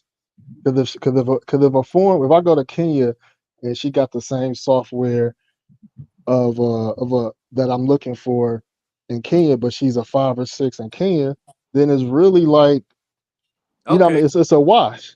I can agree with you on that. I can agree with you. That makes a lot of sense. I didn't look at it that way. But now you're saying the same software as far as the same mentality? Yeah. The mindset. Yeah. Okay. Well, that makes sense. He's right. He's definitely but a 5 right, and a 6 that's pure fucking hell here is right. different than a 5 and a 6 that's got a different set of software, like you said. You're right, because I have had 5s and 6s that I wasn't really into their looks, and they was doing everything. Yeah, you're right. I didn't think about it like that. So yeah, maybe I need to make sure that I get I just want the best of both worlds, like everything. Like I want everything. Not that everything gonna be better, but I just want better weather. The weather in the United States sucks. See, there's an underlining statement behind what you're saying, but I don't want to get into his personal business. There's some underlying experiences why he's saying that. I don't travel just for women. Right. Like that's why I spent 4 months in DR. Because I knew at a certain point that the women in DR might not be for me, but I still enjoyed the weather, going to the beach and socializing with people. You know, it was still a good place. Yeah. Trini, do you think the same way? Are you going for looks? What are you going for when you're looking in these countries? You know what? He brought up a good point. In the States, I think brothers as a collective, I don't think we have issues with 6s and below. You know what I mean? So I think we all want better than 6s. So when we travel, I'm not gonna lie to you. Like I'm going for the 10s and 9s. Maybe an 8. So I get what the brother is saying, but as I'm getting older, there's gonna be a compromise I see over the horizon that I have to do. You sure about that? You sure you need to compromise just because of your age? I mean, don't make me start flipping out pictures. You sure that you need to compromise based on age? All well traveled, and I mean, I got a couple of ethnic groups I need to hit, but after that, at some point, you got to be content. At some time, you got to grow the grass in your yard. You got to tend to your yard. So, I'm willing to compromise for the software, because I think I wrote in the chat, the 10s and 9s. I don't know that the percentage of good sex is not in that category, in my opinion. That's just my experience, you know. Man, you are speaking facts today, man. You are Yeah, 100% right. that's just how I feel. I'm sorry, it's the sevens that are the best overall, man. And once you had the eights and sevens is the happy place. Those are the fun. You know, I would add this one thing, and I know the brother was talking about looks and appearances. Just keep in mind that in America, we have a lot of access to beauty products that rest of the world may not have. So, for instance, I use Gillette as the deodorant, and in Nairobi, it was you getting paid for this. In Nairobi, it was $10 compared to it being $5 in the States. So a lot of the things that women use to keep up their appearance are not available in those countries. So when people say, "Oh, this beauty is this, beauty is that," how you take that same American woman and you put her in Thailand and you see how scarce it is to get their beauty products, you will be surprised how she looks. Fucking Gila monster. Yo, you should see. That's why I said, man, some of y'all going for all this plastic. Y'all have ugly kids. You know why? Because them chicks aren't looking the way they really look. The net's gonna show through once you start having kids. Bro, I had a chick with a BBL, bro, and she looks bad now. It was like 2 years ago. I just looked at her TikTok, bro. Her TikTok not looking good, but she done grew it back out. Sorry, go ahead. Man. Yeah. So, James, are you shopping for good looks? What are you looking for in a woman?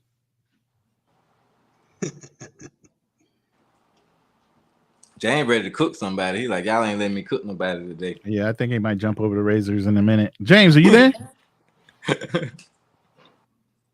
He gone. What about you, Chris? Are you looking for looks? What are you looking for when you're shopping overseas? So this is how I've been doing it. And after you turn the age of, I don't know, in your 30s or whatever, you kind of go through a mortality. I don't know whether it was the COVID or, long story short, is for right now, I go for looks until later on. So when I turn like 50, 55-ish, I don't know how old you cats are, I'm going to switch over to software. Why? Because you want somebody to take care of you when you're older, somebody to grow old with, etc. So that's what I do. So I go hardware first, then software. Okay. Yeah, I'm back. I heard y'all call my name. I'm not sure what y'all was saying. So the question is, are you shopping for beauty? Are you shopping for hardware or a combination of both? Where are you at right now? Well, I don't want to say too much. I don't want to say too much in the Finbar because I know I said too much today. You good, it's bro? It's a simple question whether you're shopping for beauty or not. You shopping for beauty? You on the panel, bro? It's a simple question. Shopping for beauty or hardware or a combination of both? I don't really shop for women when I travel. Okay. So you're looking at culture. Please rephrase the question. That didn't sound good. No, I'm not shopping I'm not going for culture either. So when you are thinking about dating a female overseas, do you consider the way she thinks first, or do you consider the way she looks first? It's the whole package. Just like the girl that I was originally talking about. I didn't get a chance to finish that. Like the Turkish woman that I met, when I got downtown Frankfurt, she pretty much represents the whole package. She has no kids. She's breathtakingly gorgeous. She's very feminine, and she was single, which I've never met a woman like that who was single in the United States. She's always got somebody that I got to pull her from. So, I look for the whole package because if she's not the whole package, if she's flawed in any of those aspects, I'm not going to be interested. Wow. Okay. Nothing wrong with being picky, bro. That's so not what, being picky. What is what kind? Go ahead, bro. No, real quick. It's some cap out there. Moochie said something there. He about looks. Now, I don't think I'm by myself when I say this. Now, I've been in long-term relationships with a good woman, but she was like a 5 or 6, and honestly, I did not want to have sex all the time. You know what I mean? Which frustrated her. Run that back. What he say? I said I was in a long-term relationship with women that was probably like a 6. Okay. They were, but I really wasn't sexually attracted to them like that. You know what I mean? Like I thought it was something wrong with me until I started traveling to Latin America, and I was like, okay, it's because she wasn't bad enough. So I could settle. Yeah, I know we don't really use that word, but I could settle for a 6 that treats me the way I'm treated, but she's gonna be frustrated because I'm not gonna be on top of her all the time. It just that's just what it is. I actually had that happen in Atlanta recently, like not recently, but before I started traveling, I met a girl online and she was like had a big booty, but she was a little, on the chunky side, you know what I mean? So she was upset, like I needed more. I'm just like, I'm not. And they will cheat. They'll cheat if they know you're not. I didn't care if she was there. It wasn't my girl, but you said it was a long-term relationship. So but here's the other thing. Even with everything that's been said in this room, everybody's definition of beauty is skewed based on their own vision. Exactly. You got Lucario, a dating coach, that says his ideal woman is 1 cheeseburger away from being fat. What the fuck is that? I mean, that could be. I know what. But you're a dating coach. I know what he's talking about. Understand what I'm saying, though. Okay, so your understanding of what beauty is versus somebody else's beauty, that's not necessarily a society norm. That's why it's the beauty is in the eye of the beholder. That's why you got dudes that might be dating somebody online, and then the other guy looks at her like, I only think she's a 4. To that guy, she might be a 7. Right. Based on his past history of what he was used to dating. You just don't know. Dang, Blob tripping said I was using her. Now actually talking to I forgot who she was said using that. Me too. Nah, you said whoever was talking about how he wasn't attractive, say he wasn't attracted to her or something. Oh, you talking about no excuse. Oh, you no. got yeah, because he said he was in a relationship. You said it wasn't your girl. So I was like, if you're in a relationship with a 6, she must be bringing something to the table. So he said he was settling though in his defense. She had a flat booty. Whoa, she had a flat booty. There had to be some benefits you're not sharing with the group, something like that. It must be some other benefits. She got she had a flat booty, but what did she had to compensate for the flat booty? Because sometimes chicks with flat booties got big ass titties. So what are you recompensating for the flat booty part? I mean, she was cute. I'm saying that I just didn't want to have sex with her all the time because I like ass, and it frustrated her because I wasn't hitting it all the time. But that shit was funny. So you could have got a BBL, bro. Problem solved. Get a BBL. That ain't the same. That ain't the same though. It ain't the same. Being sarcastic. Go ahead. I know you're being sarcastic, but I always gotta let people know. Uncle Guns is on point. Uncle Guns said a woman isn't a baddie or a hottie until I come home to a smell of a roast, clean clothes, and a scrubbed bathroom tub. That's all the smile and enthusiasm that he needs from her. See, he worried about them looks. Okay, so look, all right. So even with that, like the girls that I know that cook and clean the most are the most promiscuous. That's just me. That's Atlanta thing, man. I don't even know how you date in Atlanta, bro. Kudos to you. Yeah. Bro, it's not just Atlanta. I quit dating in Other Atlanta. Places. When I was in DR, bro, that's how I figured it out in DR. Because I seen it here. And I had New York girls. I had Atlanta girls. Atlanta's a hub for people from everywhere. So I get to see a lot of different styles of playerism being here. Yes, the new Hollywood. Everybody wants to get famous in Atlanta, kind of like they used to do in California. They go to California in order to get discovered. Bro, I'm telling you, that's why it's a lot of guys that are tricked by the girls in DR. Like the girl that I had, she leave and send me the location. I ain't ask her to send me the location, but she still playing on me. You know what I'm saying? I know this. You sending me the location? I ain't asked for that. I asked for something else. You know what I'm saying? Were you stateside or were you in DR? I lived in DR for about 4 months. So you were in DR when she was sending you the location. We was together. She just left me. I said, send me pictures from the show. She famous. I said, send me pictures from the show. I do shows with famous people here, so I know we take a lot of pictures when we link up with other celebrities. So if you a celebrity and you linking up with the biggest celebrities in DR, y'all gonna take pictures. I said, send me some pictures. She said, okay.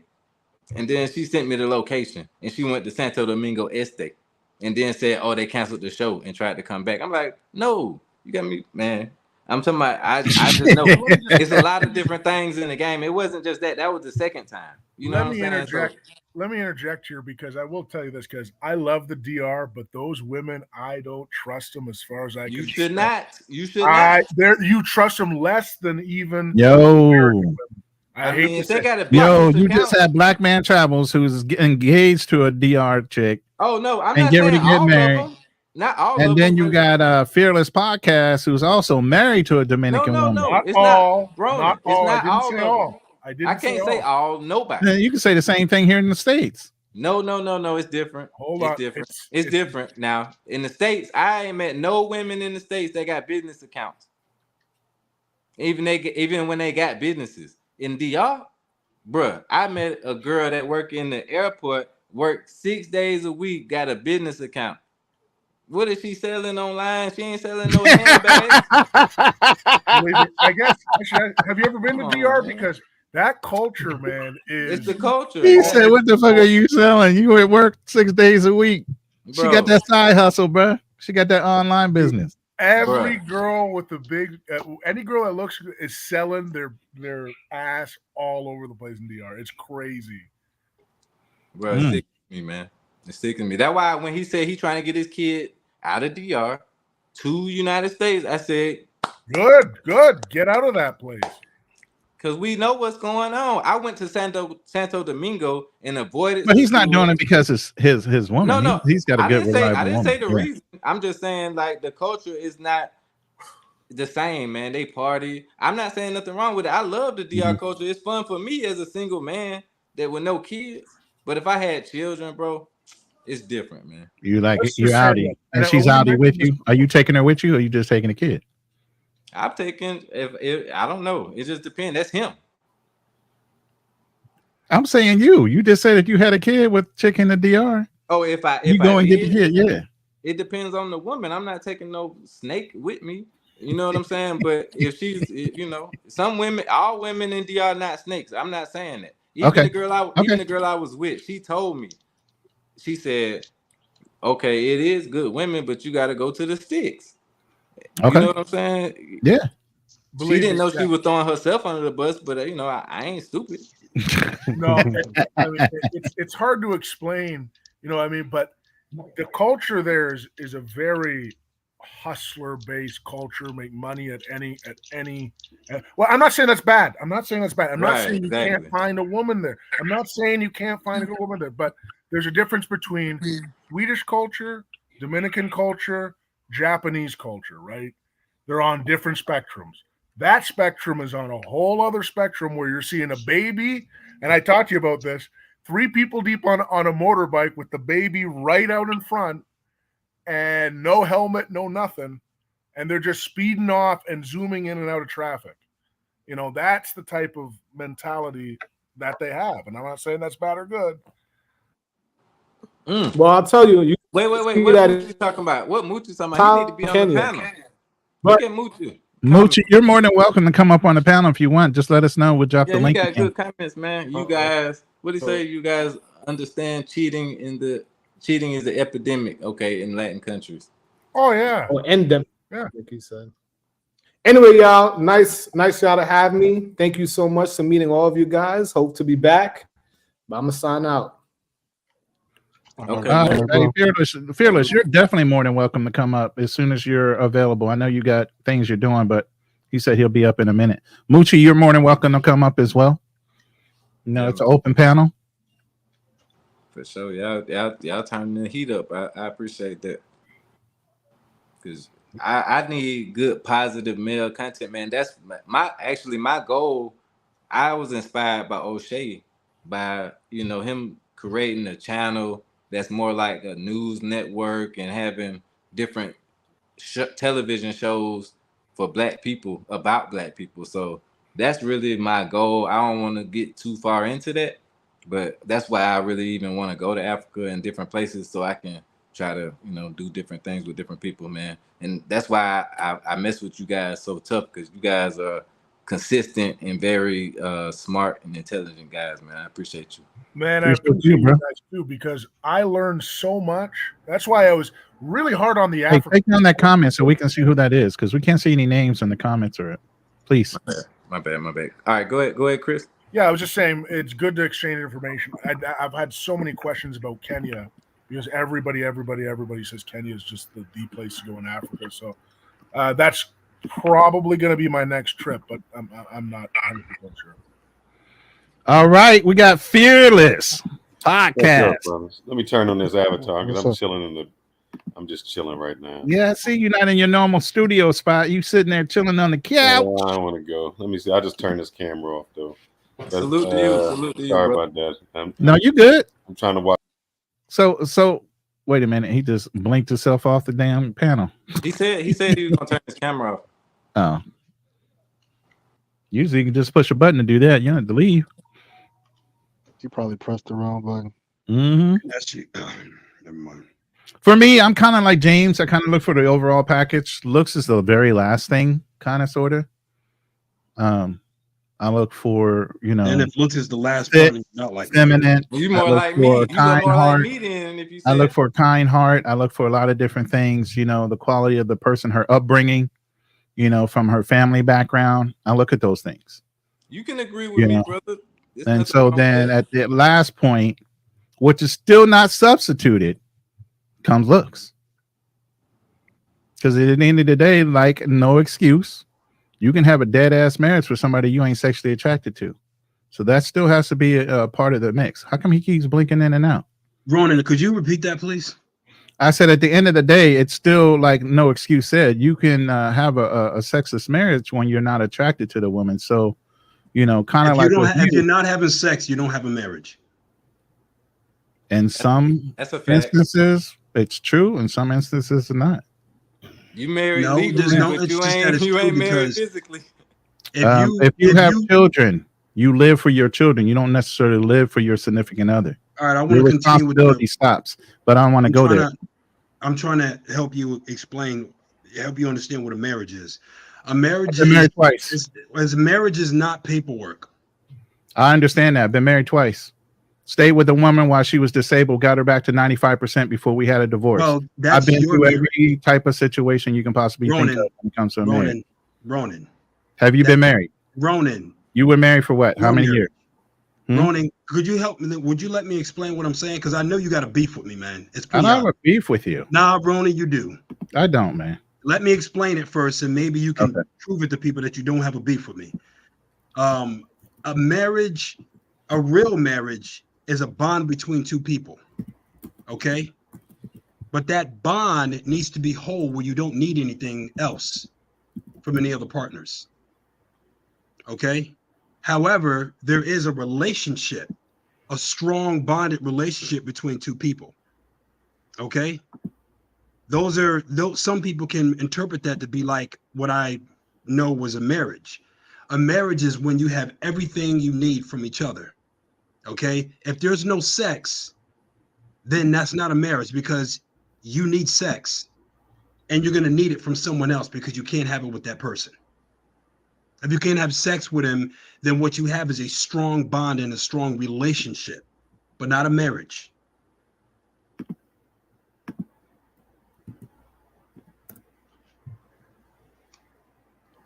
You good? You ain't. I'm fine. I don't think so. But that's your definition. That's your option of whatever you want to. Plenty of people have had disabilities where they could not have sex and they still had relationships and good marriages. Sex is one part of a marriage. It's not the overall part of a marriage. And just because you don't have sex don't mean you don't have a marriage. Ronan, you said sex is one part of the marriage, right? It is. Is it an important part? In some cases, it could be. In some other cases, it might not be. It depends on the person, doesn't it? Hey, man, hold on. Why y'all getting so technical? But y'all I'm saying. I disagree. Could you tell me about parts where it's not important in a marriage? I just told you an instance where somebody is disabled. I didn't hear just that. told you where somebody was disabled. Okay. And they're not capable of having sex. So then, Okay. because sex is so important in your marriage and your definition, is the man or the woman that is not disabled allowed to go outside that marriage and have sex, since a disabled person cannot perform? Right. One of them is disabled, right? Yeah. And the other person isn't. Right. Does that So person if want sex isn't important, is Okay. that person allowed to go outside the marriage, since one is disabled, and No. have sex? No. So then, is sex important in a marriage? You're married, right? Yes. So if you're having sex with another person, then you're getting something from someone else.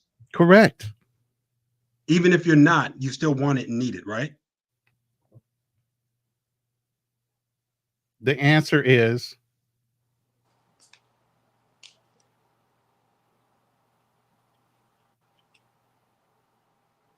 you haven't answered the question. I said you're not getting it, so you still want it and need it, right? That was a question. That's asking a question with a question. You're not answering the question. The question is, if the person is disabled and the other person is not, you said there's an onus on sex being important in a marriage. If that person cannot have sex and they are injured or disabled, is that not a disqualifier for the person to be able to go outside the marriage and have sex, since that's your edict as far as a marriage? I did answer that question. I don't have a problem answering again. I Okay. stated one person is disabled and can't have sex, correct? You answered that. And I said the other one wants and needs sex, right? That's your definition. That's Do they? super hypothetical. I'm Wait. in your scenario. Super hypothetical. How did y'all get this far into this? Because he's saying sex is important. I'm giving him an instance where sex is not important, but the marriage is, and he's still saying that you need to have sex within the marriage. Can I interject? Go ahead. Okay, so I agree with both of you because sex is super important, but you know who it's important to in a relationship? Both of us. Sex is important to men, but at the same time, it's super important to women in the long-term sense because they need to feel secure that they're going to be able to do what they need, which is sex, provision, protection, all of those things. So when you're not able to provide some of those things, you've seen it just like I've seen it on the internet where girls are on dating shows and they married to people that's dying on their hospital bed. Now, that's not a good example of a wife, but it lets you know how women think deep down, because your woman can be right there with you while you die and do everything for you, but deep down she wants to run and cry, and we do. Okay. man. Yeah, I mean, yes, that's what I'm saying is one person is disabled and they can't. That's what I was saying. One person is disabled and they can't have sex. The other person isn't. Both people want to have sex. It's in our nature. Now, say the person, but one of them is going to want sex, and if they can't get it from you, they're still going to want it. And if they can't get it from you and they want it, then that's a problem. It is a problem. That is a natural born problem. And it doesn't mean anything negative about anybody. Sex is important. Now, I would recommend that person who's disabled get with someone who doesn't really want sex. Okay, wait. That's a unique situation. Ronan, That's a very unique situation. Ronan, tell me your perspective on it, because I want to hear exactly what you think about what I said too. I mean, when you take a marriage vow, it's in sickness and in health. No, that's true. So what you're saying is in the marriage, because you can't have sex, so you're not cheating on the person, but you're ending a good marriage. I was speaking only on the feeling. I didn't speak on. So I'm bringing this up, for instance, because I had a wife that was disabled. Okay. In a 9.5-year marriage, and nursed her back to health. And at one point, and part of the marriage, we could not have sex. Right. Did that mean I left her because she was in a bad state? No, that's not what I'm saying, Ron. That's not the commitment. But if sex is so important, then I should have left. Right. There's a part of that starts becoming commitment of and beyond performance. Okay, wait, Roman. And then it comes into loyalty and other things that go along with a marriage. But if you make sex the onus on everything that has to do with the marriage, as a key component of it, it's going to disintegrate Ronan. the minute one or the other cannot perform. Yeah, you misunderstand it. Ronan, I don't think so. think that we're missing a big point here that I'm trying to make, where I'm saying that male versus female, that's how we think. We think that if we make this commitment to this person, that we need to be, that's the whole point of Passport Bros, because it's a big segment of men that, like Kevin Samuels, RIP, said, that is 40% of black males have all this money, no kids, no baggage, but they have this big pool of women with a bunch of baggage and negative mind frames. So that's the same thing applies to that. If you get with that person, they feel like you're supposed to be there, and we will be there as Black American men. We were raised to be there and protect and do all this great white knight stuff. But what do we get in return for that investment that we're willing to put our life on the line for? Just like you did with your person that you're saying. And what happened at the end of the day when you were there for that person? Y'all ended up getting divorced. And right. I don't know the outcome. We're not talking about your No, that's what it was. That's what it was. Right, but we're not talking about your personal situation. But my duty as a man, as a protector provider, is I still needed to maintain, regardless of what her situation was, until she was at a point where she could care for herself. Right. But what we're talking about now is the dynamic between women and men, where we're doing that. We are the men. But there are instances within a relationship where that stops becoming important. But when are the women going to take up their role into... Oh, we weren't even talking about women's roles. She did everything right as far as what her role was while she was healthy. But that wasn't the point of the conversation. The point was how important was sex when it came to the relationship. And both of you are saying it's the most important part of the relationship. I got a question, Ronan. And I disagree. I wasn't saying that. I was saying that to the women is the most important part, because to us, I don't believe that either. I know a lot of women would barely want to have sex maybe once a week. It's women that say that. Yeah. But I don't believe that. Okay. Could that have been about you? That they didn't want to have it with you? I said I know women, not me. Okay. I know a lot of women that say that, but I also know how women's nature gold diggers say actually is. That's why they have roses. That's why they have all these dildos. They doing it to themselves when they can't get a man to do it the way they want to do it. Correct. They are very manipulative. The things that they say are very manipulative. Not all of them, but they let the majority speak for them, and the majority say these things and they do these things, and I know this. So that's what I'm saying. Like, I'm not saying it's a fact, but yeah, Moochie, that's actually a true statement. What did he say? The last one, impotency is a real thing. And are you saying people are divorcing simply because they cannot have sex? Yes, that's exactly what's happening. People do divorce over that. Yes. Voila. Ronan, when you was with this disabled person, did you think about having sex with other women? I have dick discipline.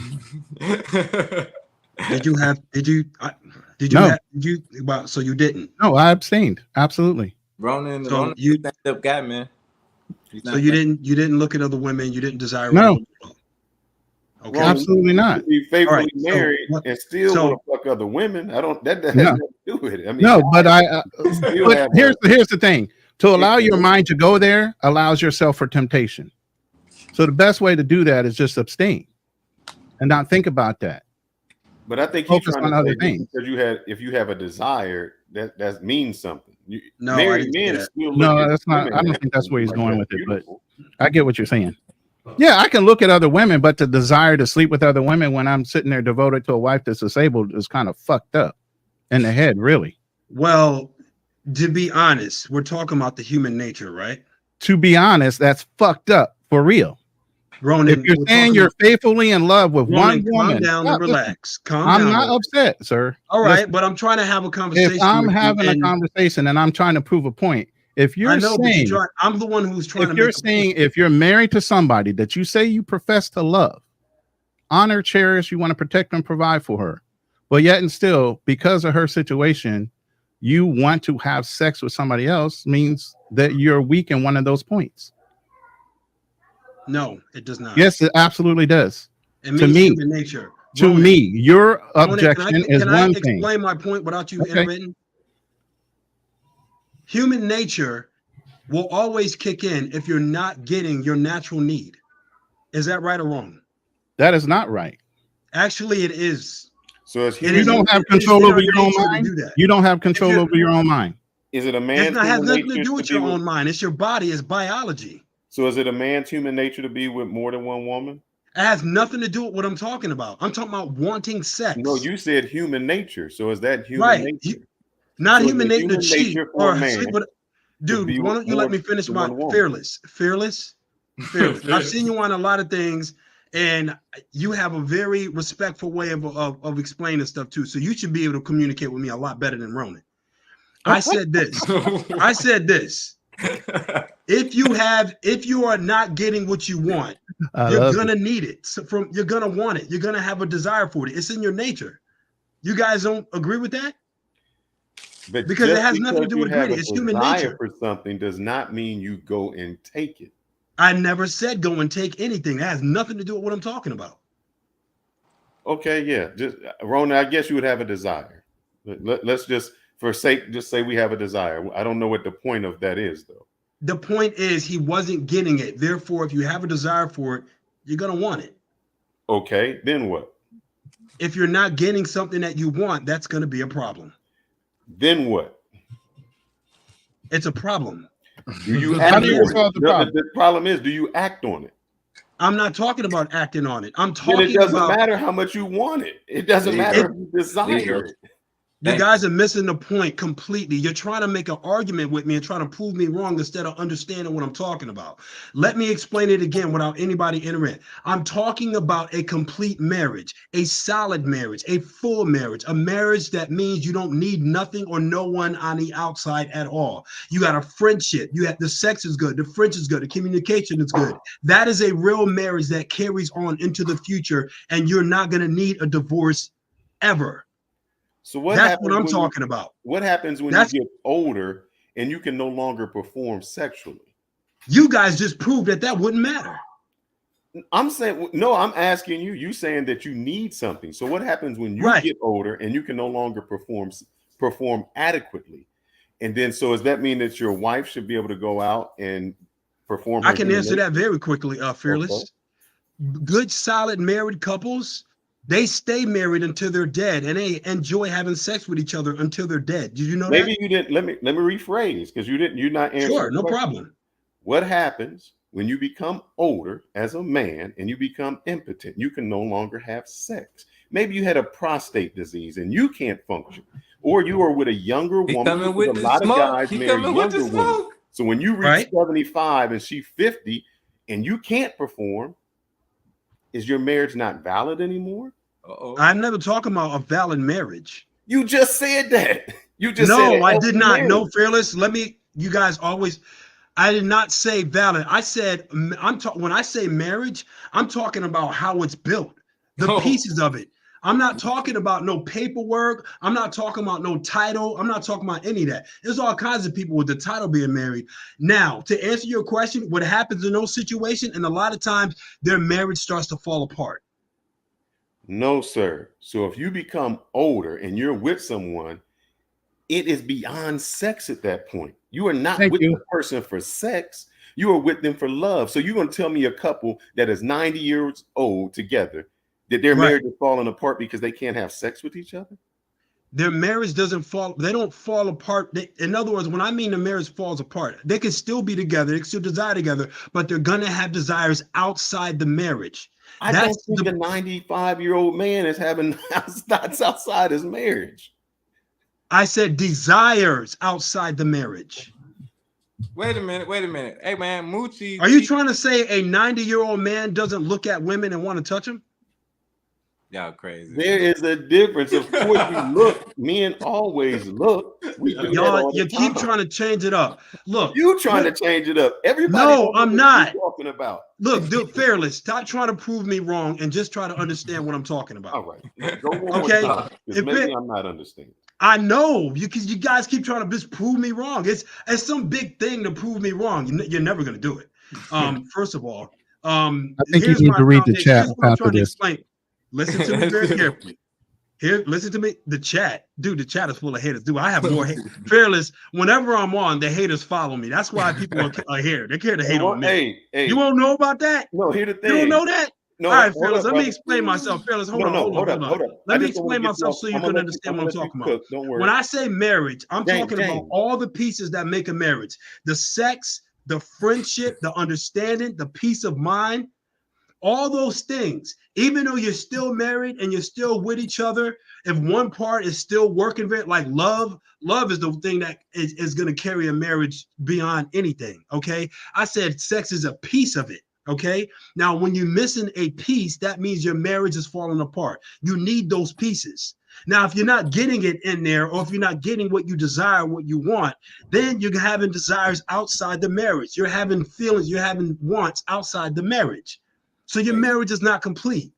When your marriage is complete, you won't have those desires. You may look at someone and find them attractive, but you're not going to be fiending for them. You're going to desire them while you're y'all talking about two different time periods. I know we are, and I'm trying to get them to understand what I was talking about. Okay. And the origin of what I was talking about was, what do I seek? What do I seek when I'm thinking about having, marrying another girl? I need to find someone who I'm not going to have. If there's a piece missing, then it's not going to be a good marriage for me. However, some people are looking for different pieces, but sex is always a pretty important piece of that. You know what I'm saying? People marry people because they really care about them and they want to take care of them. There's all kinds of reasons why people come together and form a marriage. But the cool part of a marriage is, James, I'm gonna say that you're wrong on one. You say it's all about love, and I know people that have gotten married and stayed married in arranged marriages, never loved each other, but they respected the sanctity of marriage. So love didn't have nothing to do with it because love goes in and out. Also, if you are marrying for today, or what your desires are today, your desires and what you may want 10 years from now, like let's say you're 40. When you were 20, your desires at 20 are different than they are at 40, and they're going to be different at 60 and different at 80. So if you're just saying, hey, I just want that body, or I want that, that's not going to ride you through the next 40 years, my brother. You have to find something else that's going to take you them other years. The desires that you want now are not going to be your desires later on. And just to let you know, James, Friday night, we having a live on YouTube Haters. You need to come on and join us, brother. We're talking about the Hey, Fearless, can I ask you, based on what you just said, I'll come on there. Fearless, based on what you said, why do most people get divorced? Usually finances. Wrong. Yeah. No, it's not. What? No, finances. The number one reason for divorce is money. No, it's not. Yes, it is. Got married for love, and then they let me put it that when I'm talking about I talk about divorce, so I should explain that. When I say when two people get divorced, that means neither one of them want each other. When I'm talking about it, because my version of marriage is different. When they both leave and they don't want each other at all. But James, there's men that will stay with their wives who are they not having sex with because they want to be there with their children. So they want it. They're staying there.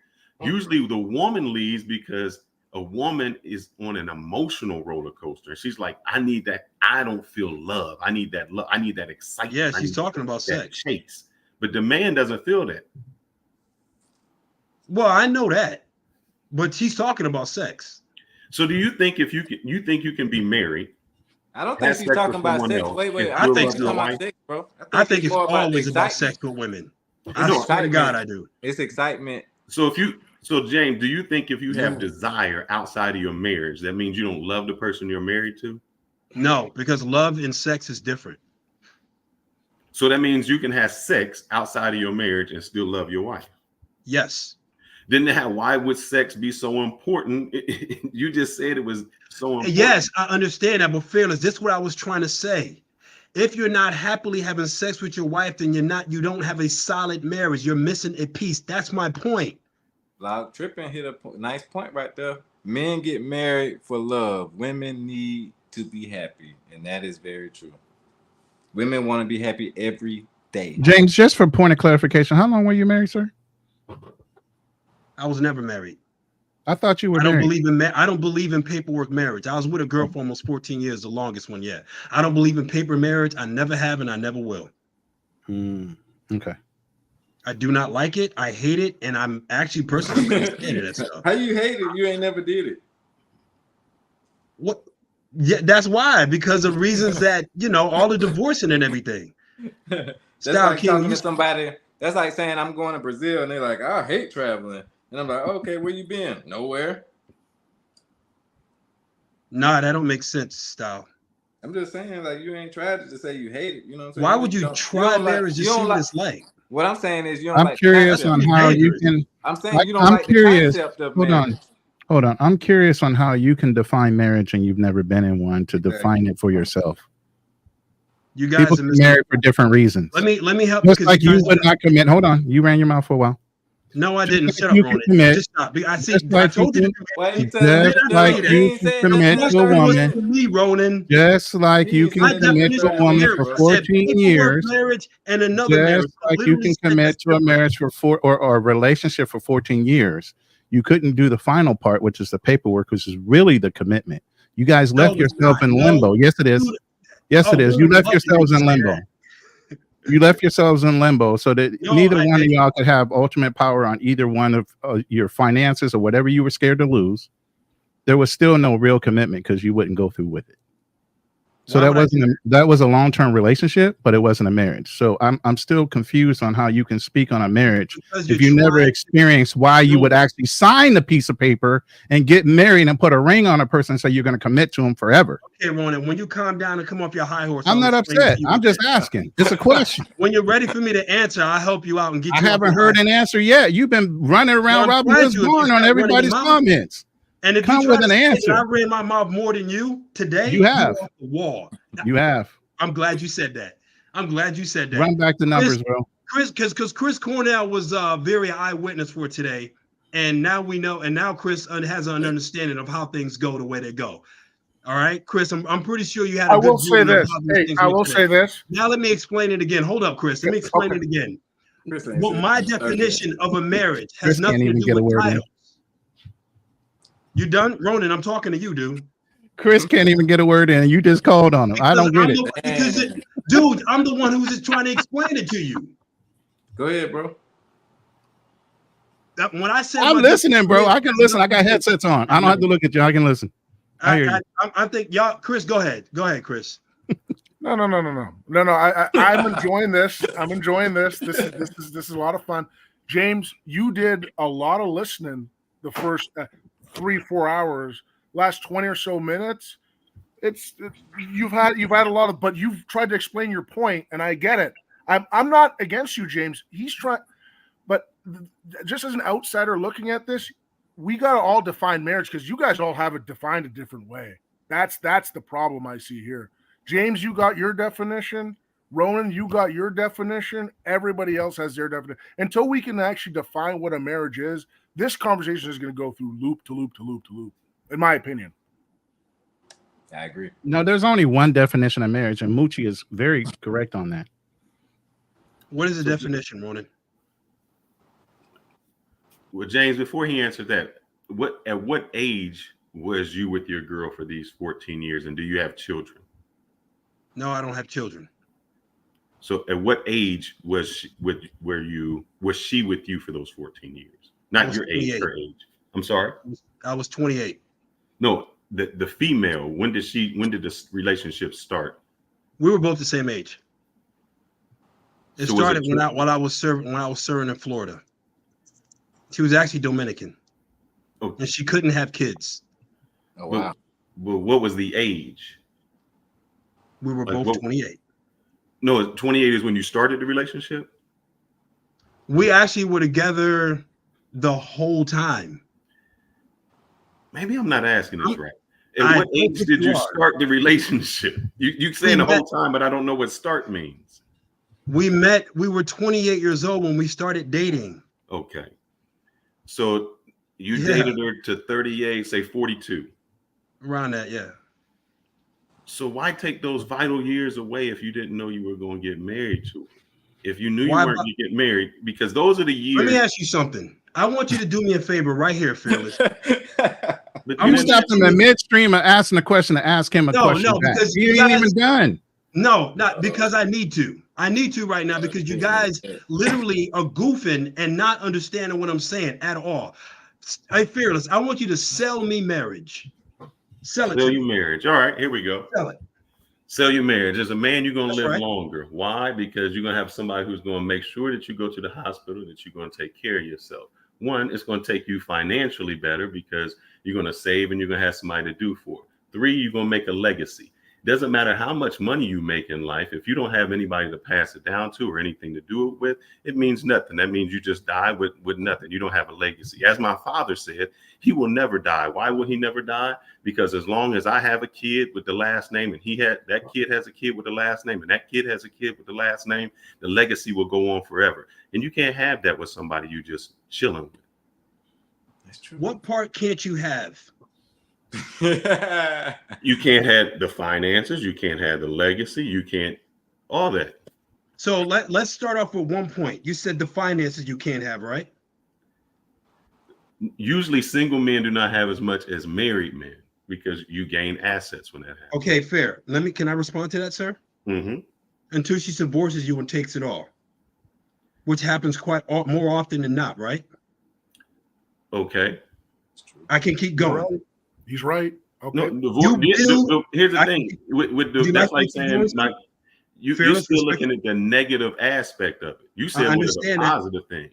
Fair. So fair. That's fair that I am looking at the negative. Car and say I'm not going to get a car because I have an accident. I can respond to that. You said I'm looking at the negative, right? Correct. When we're talking about finance, we're talking about business and building that pyramid. That's why I'm holding my hands like this. That pyramid, which is the formation and the signal for an alpha man status, which means you're building up to form something bigger. A pyramid doesn't keep going. It does this. What it does, Fearless, it does this, right? Mm-hmm. That's what it does. Correct. When you do that and someone divorces you and knocks the bottom up under you, what happens? If you get in a business business with a scammer, what happens? I understand that. I understand that.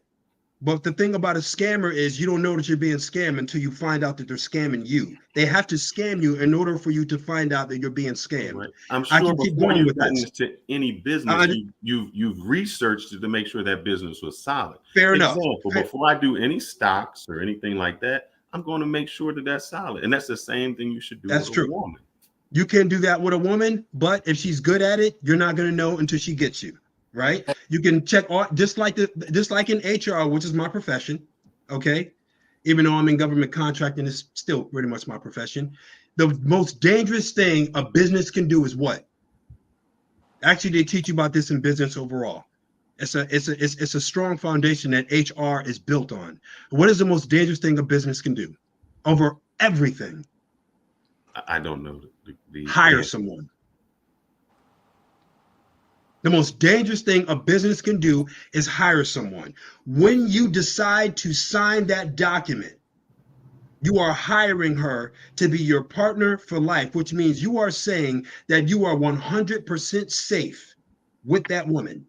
So as a business, you shouldn't hire anyone. Hold on, sir. Fearless. I have a lot of respect for you, dude. I do. I've seen your lives, and I have a lot of respect for you. Thank you, James. Please come on Friday, brother. We need you. I'm telling you right now. I see the reason why Ronan is laughing because he's hoping for a drop dead all out war for someone. No, we're gonna talk about other people. No, I know you are, but the problem is Ronan is part of a group of people who are dying hard to prove me wrong, and it's not well, you are not preoccupied in my brain. You're not gonna. I am. But let me keep going with fair. I don't join your panels. This is the first time we've been on the panel in a while. Why all of a sudden am I against you? Why all of a sudden am I against you?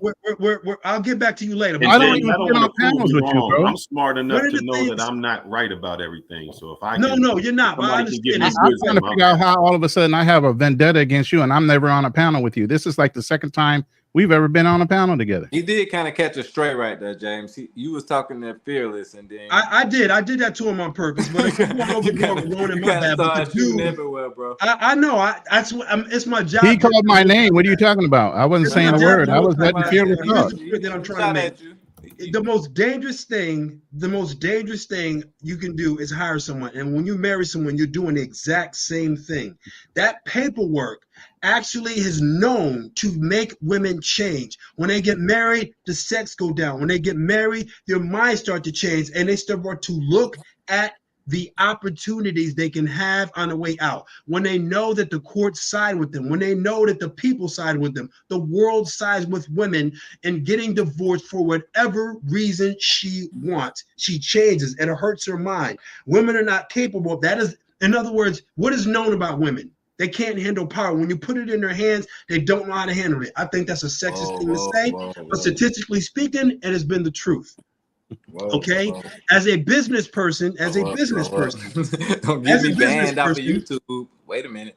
Don't get me banned. These are things that have been proven in statistics. I just said that I disagree with it for the most part. I think women make excellent business partners, as a matter of fact, for a whole host of reasons. However, we're talking about marriage. It has been known. We don't want them pit bulls on the channel, man.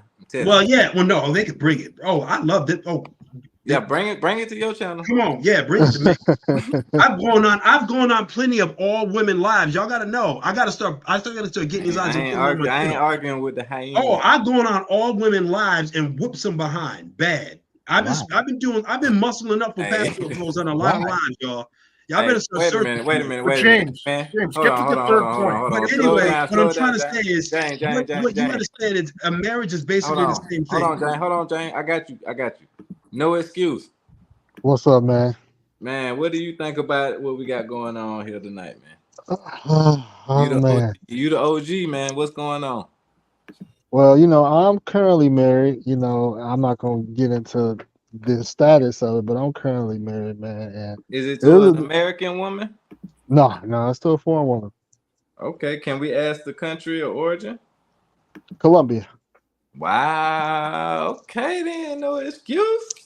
Like the fire bundle, no excuse in the building tonight with the fire, man. Some women in Colombia, boy. Woo. Okay. So what can we do, man, to get like you, man? You the well, let's pump the brakes, man. I'm with James on this. If this was what he's saying, like I can't promote marriage. Because it's not, the failure rate is too high. Wait. Did you bring your wife back to the United States, or are you in Colombia? No. We've been for the most part long distance because I do have residency in Colombia, but I just make too much money to like let it go. Okay. That's a different conversation though. You know what I mean? Okay, I want to get too much into. Can you tell us is that a good thing for you, or is it something that you want to improve on? What? As far as what? Is what a good thing? Like the status that you're at right now with her living abroad and you living here. Is that like something you want to improve on, or is it good for you? Well, here's a couple of things. Like in full disclosure, like it's how should I say this? Man, don't say anything. Don't divulge anything if you don't. Yeah, just leave it that alone. Like I'm saying, he can say vague stuff, but just don't. Yeah, I mean, basically, it's a rocky. We're going through a rough patch. Look, okay. I'll just say that. But what I want to add to the conversation is that we live in an era where it's hard to promote marriage to guys because the statistics are there. Even in my situation, people do change when they get that piece of paper. Women do change when they get that piece of paper because I feel like for women they feel a certain pressure that really doesn't exist, And like I think somebody in the chat said, men marry for love, women marry for happiness. It's very true. I do believe that reasons to get married should be for, let's say, children.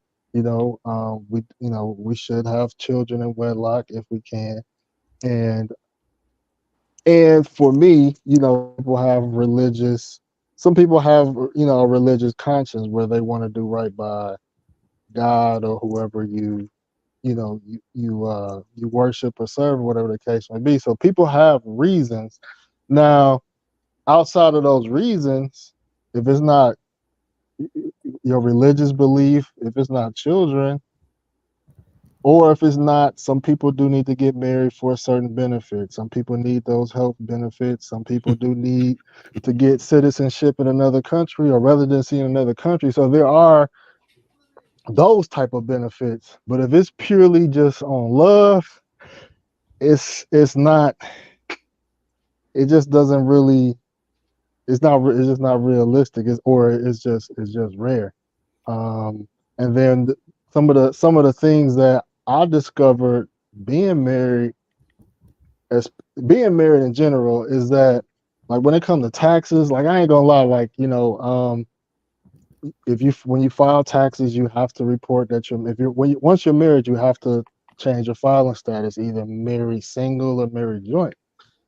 And so, I really didn't know what was gonna happen, but, like, for example, right, when I got a tax refund and I filed joint instead of separate, when I got a tax refund, that refund was in both our names. And I was like, oh, so you got, what I mean? So you got to get, so I mean, we in different countries, so you got to get signature for both parties and stuff like that. And it's cool if y'all, if y'all are happily married, but if y'all in a conflict and you're not trying to say, you're not trying to show that dollar amount. Yeah. You know what I mean? Yes, sir.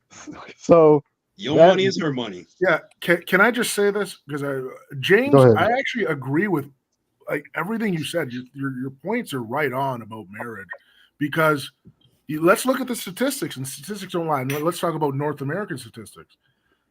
50% roughly divorce rate, right?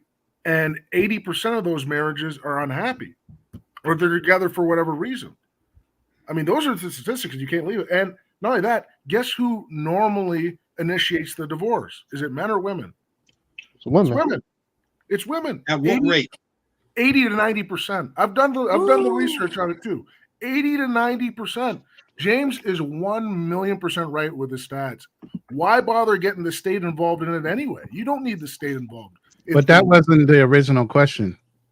Yeah. The original question was about sex. Oh, true. Well, true. Yeah, to be fair to Ronan, so let's go back. I understand. And let's go back. The question was about how important sex was in the marriage. Ronan, to be fair to you and to be fair to Fearless, Fearless was making points of selling me marriage. This is we're carrying this right now from what he was talking about. That's how you respect people in the panel. This Fearless started this and he didn't get a chance. That was his first point, and I wanted to elaborate on that point. Now Fearless has more points. Fearless, what is your next point? I was just going to say that the divorce rate in Dominican Republic is 2.7 per every 1,000. So you wouldn't have had the same issue. Wait, what? Is that about laws though, Fearless, that it's hard to get married, it's hard to get divorced in DR? That's what I heard. I don't know. No, the divorce rate in DR is like 40%. It's like 40%. I'm about to learn something now. Why don't you just look that up? I can put it right here. I'll put it. I can't put it in the chat, but I just. But wait a minute. Now we agreed already that Dominican Republic is a different place. Yeah, I'm talking about U.S. stats here, by the way. Yeah, we are talking about U.S. because to be fair to Fearless again, y'all throwing curveballs in the game. No. That's why I'm trying to help him. Dominican person. Yeah, but still, we know Dominican Republic and how their culture is different, very than ours. But Styles, he was selling me marriage in the United States. Right. He's not selling me marriage in another country. Let's stick to what. Yeah, that's what I'm saying. I was actually just selling you marriage. Well, that's going to be harder to do, Fearless. That's going to be even harder. But can we, you know what? To be fair to the panel, can we just try to respect to make your point easier, Fearless, to sell marriage in the United States? I didn't make that clear either. To be fair, that I cannot help you with, my brother. I mean, wait a minute now. As passport bros, this is a passport. I don't know. Panel now. We already know it. That's why we got passport bros. So. Yeah, because we're not. But to be honest, some guys want to bring the girls back here, and but that's well, also you got one on the panel right now. But that's also different than marrying a westernized woman in the United States. That is correct. So That's right. That's James. Where I would have to say, thing now. yeah, I would have to agree with you, James. Where the Western culture, the way that they are grown up, that becomes very difficult to marry someone because they have a different mentality of what marriage is. Like when I got married, I needed to make sure that I had to look at grandmothers and grandfathers on both sides. How long were they married? And they married into their die. Oh, you down? Oh, he. How was the mom and dad? Yeah. You know. Oh, you're married right now? Until they died. Yes. So those things really mattered. And in the United States, you know, I've dated women who came from single mothers, and it was very difficult because they were very masculine. Their mothers had taught them to be, you are independent. You don't need a man. You're a strong woman. And that's great until that strong woman meets a strong man. And then the problems start. And so in the United States, you said nobody agrees with you, James? I just agree. No, a whole bunch of people. Actually, there's a lot of, most people actually agree with the stuff I have to say on all the lives. It's just that some people will be a little beside themselves about the message that I'm giving, because I'm straightforward, solid, straight, no chaser. It's very militant that I give my message. And the reason why I do that is because I want to give people stuff straight. I don't want people to get sidetracked in their response. Well, fortunately, they still do, because some people just wait for me to shut up just so they can say what they have to say. When you're talking to somebody like that, you can't go anywhere. But that's kind of what my message is. That's when they get lost. You know what I'm saying? And that's one of my other points too. When being a passport bro, my definition of a marriage is a passport bro creator. Why? Because when you go overseas, you're looking for those other pieces that constantly are known to be missing in marriages in the US, which is why they keep failing. My message, my definition of a marriage is a physical, the reality. The marriages in the United States are based on paperwork and business and things like that. And people are going into these business transactions, which is a marriage. And believe me, if you talk to a lot of sisters in the United States, they'll tell you in a minute that a marriage is a business. Oh, it is the most important. They'll tell you that in a minute. And they'll look at you like, you don't think so? Then we ain't a good match. I agree. Okay, I've you know what kind of women, you want to know what city? I know people gonna get mad. There are 2 cities in the United States where I believe that you can find the best business partner marriages. Okay, if y'all down with that, in the United States. And here's my 2. DC. Nope. New York. Wait a minute. Why are you saying New York? I'm gonna give you the floor on New York, Phyllis. I'm gonna give you the floor on that one. Hold up, but let me tell my 2. I can't wait to hear this, boy. No, I can't wait to hear this. No, we're not trying to hear that. Sounds don't want it. That was Fearless, crazy. I know, Fearless probably did this. When I said this, Fearless probably did this just now. No disrespect. He like, hey, my 2 places are DC and Houston. Oh, ooh, Houston. I don't know. Oh no, you didn't. Houston. Oh no, you didn't. Houston and Atlanta. Oh hell no, not Houston. They scammers down there in Houston. That's what I'm trying to say. Where the hell did you get that data from? I'm in Houston. You want to know why? Right the fuck now. Are you crazy? The other 2 reasons why, this is going to be a cheap shot. My favorite kind of sisters are the track running physical. Man, those because you know I said looks are important to me. You know those track. I know. Who run track. You know the kind of sisters who run track, that look, that feature look. That's my favorite when it comes down to sisters, and I meet a lot of that in those 2 cities right there, DC and Houston. And they just bad, and they about their business, and they don't mess around. And a lot of those, if you're one of those brothers, those are the kind of, you have to be really, really, really on yours to get those kind of women out there. My high school sweetheart was the fastest running chick in Kansas. That's my first. Yo, Ronan, you got to agree with me like this. Those are the best looking kind of sisters, man. I'm sorry, I love track women. Believe me, like I said, I had a baby by one.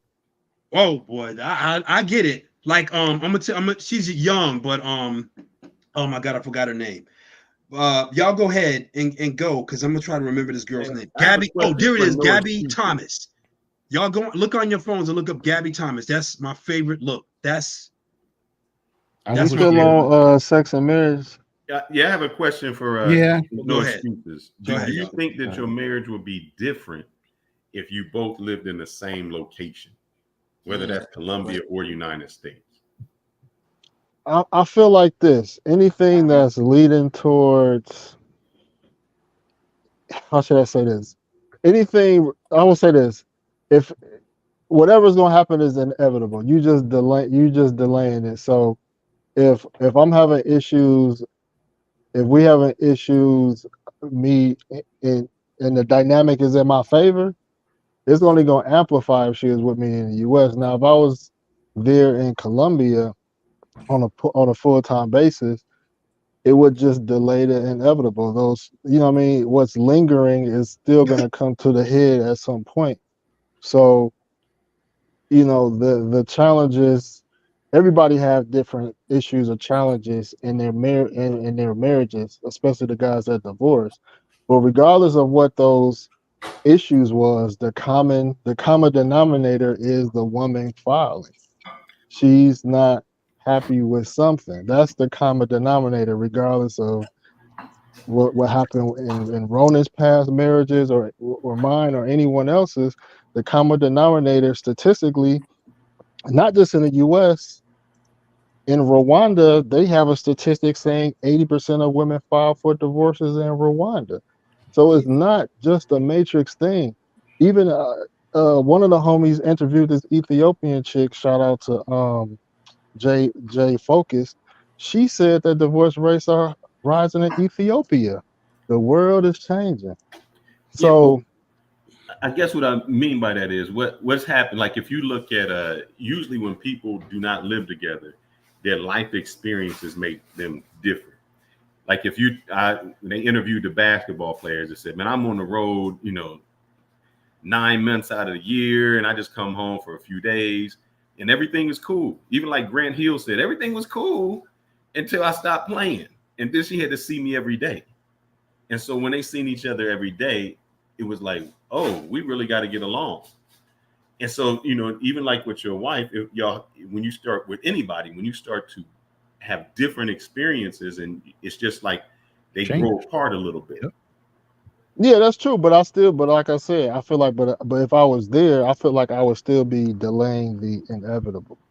So whatever issue it is, whatever issues, let's say she could have or I may have, us being around each other, we can suppress those things, but it could come out 5-10 years later. You know what I mean? So I feel like what I'm trying to say is that nothing, in my opinion, nothing in general can save, let's say, a marriage if the underlying issue is can't be unchanged. So for example, right? In my situation, I wanted a housewife. She agreed to be a housewife. In the interim, she wants to be more ambitious. She wants to be. She don't want to be a housewife, or at least at this age. So, if that's how she feels, that's going to be burning inside of her, whether I'm with her there physically or not. But do you have children? I mean? Do you have children? No, we don't have children together. So if I'm a woman, why I want to stay at home and I'm just sitting at home? If you have, it might change the dynamics. Oh, Phyllis, some women like that. No, I'm saying if you have kids, it's more that a woman says, "Hey, I want to raise my children.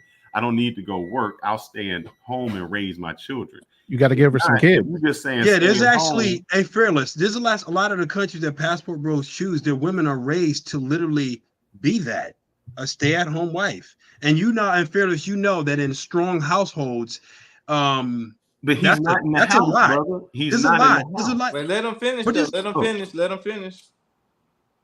No, I understand what he's saying, but you're speaking to the defense of her.